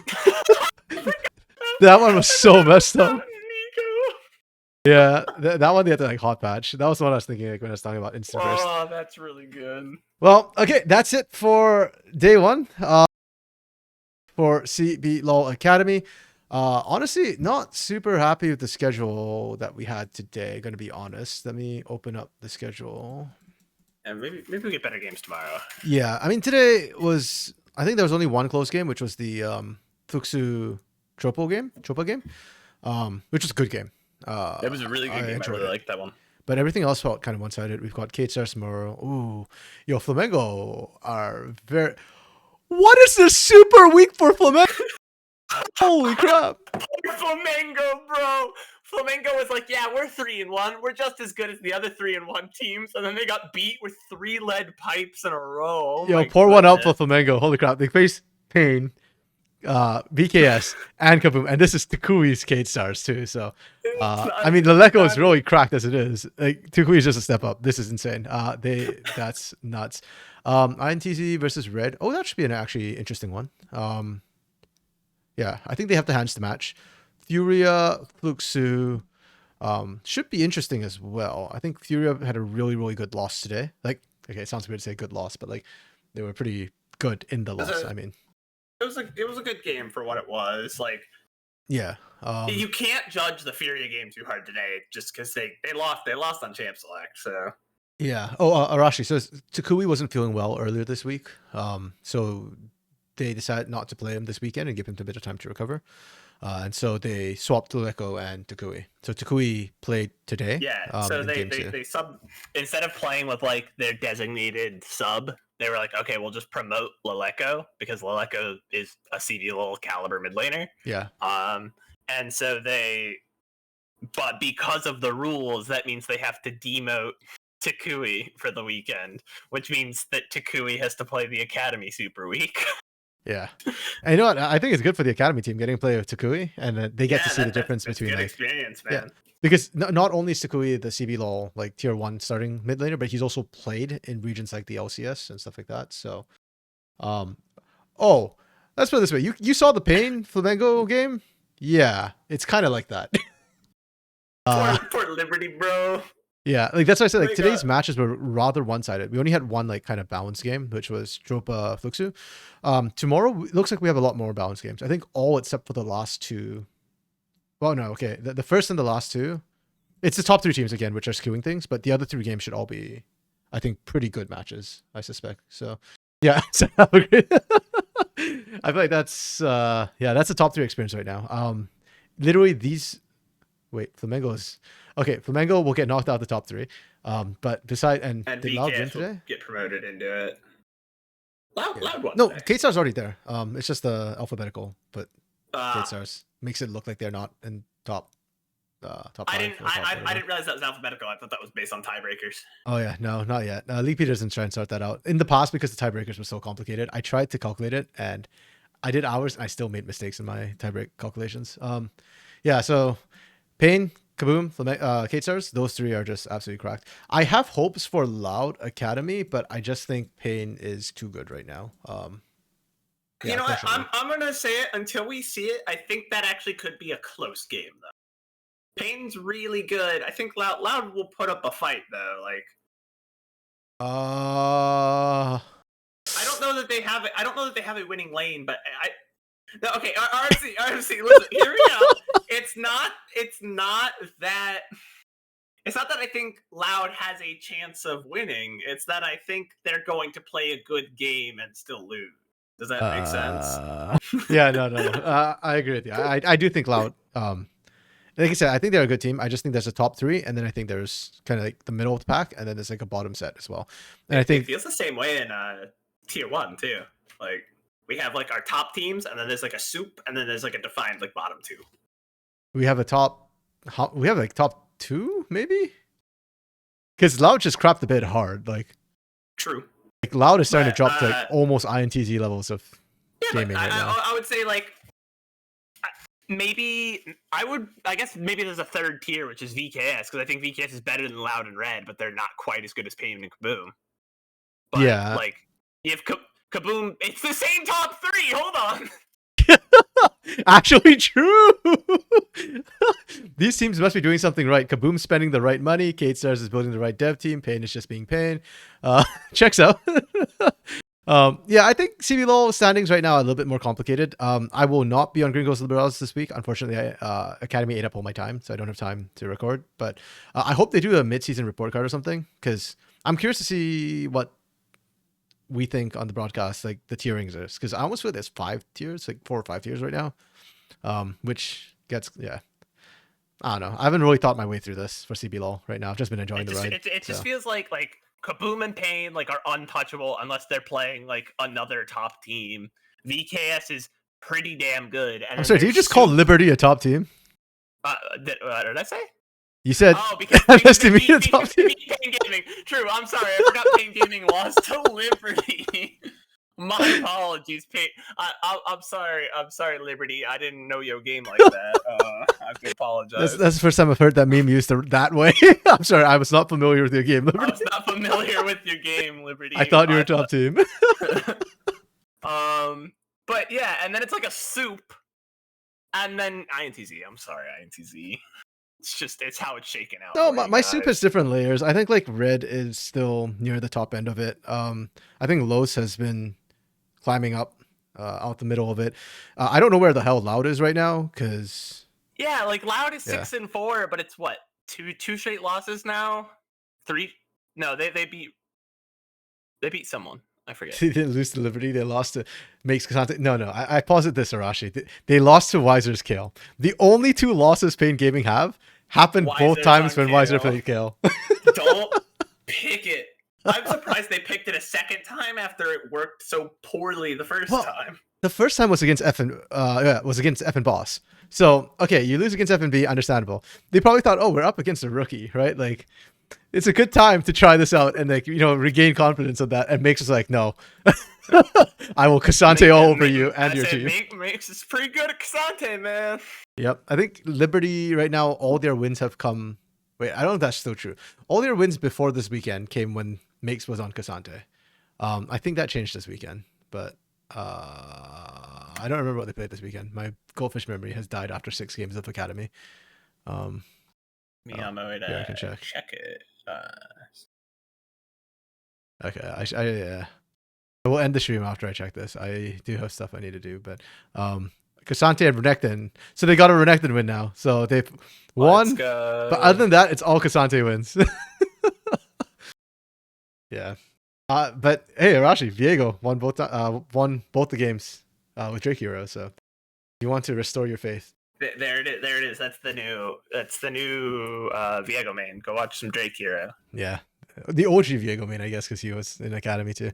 Okay, but that's it for now. Thanks for dropping by and watching all of y'all. Dark Knight who already went off. Have a good one. Thanks for dropping by, Arashi, Wokes. I don't know if you're here. Yeah, I'll be 11 Pacific, or I guess that's 4 Brazil time. Same time as the Costream starts. This is when I start. But that's it for now. And thanks, Baron, for joining me again. Are you on tomorrow or? I should be able to be there for all of tomorrow. I am not scheduled at my job. Okay. So I should be here all of tomorrow. Sounds good. We'll see y'all tomorrow. Bye-bye. Goodbye.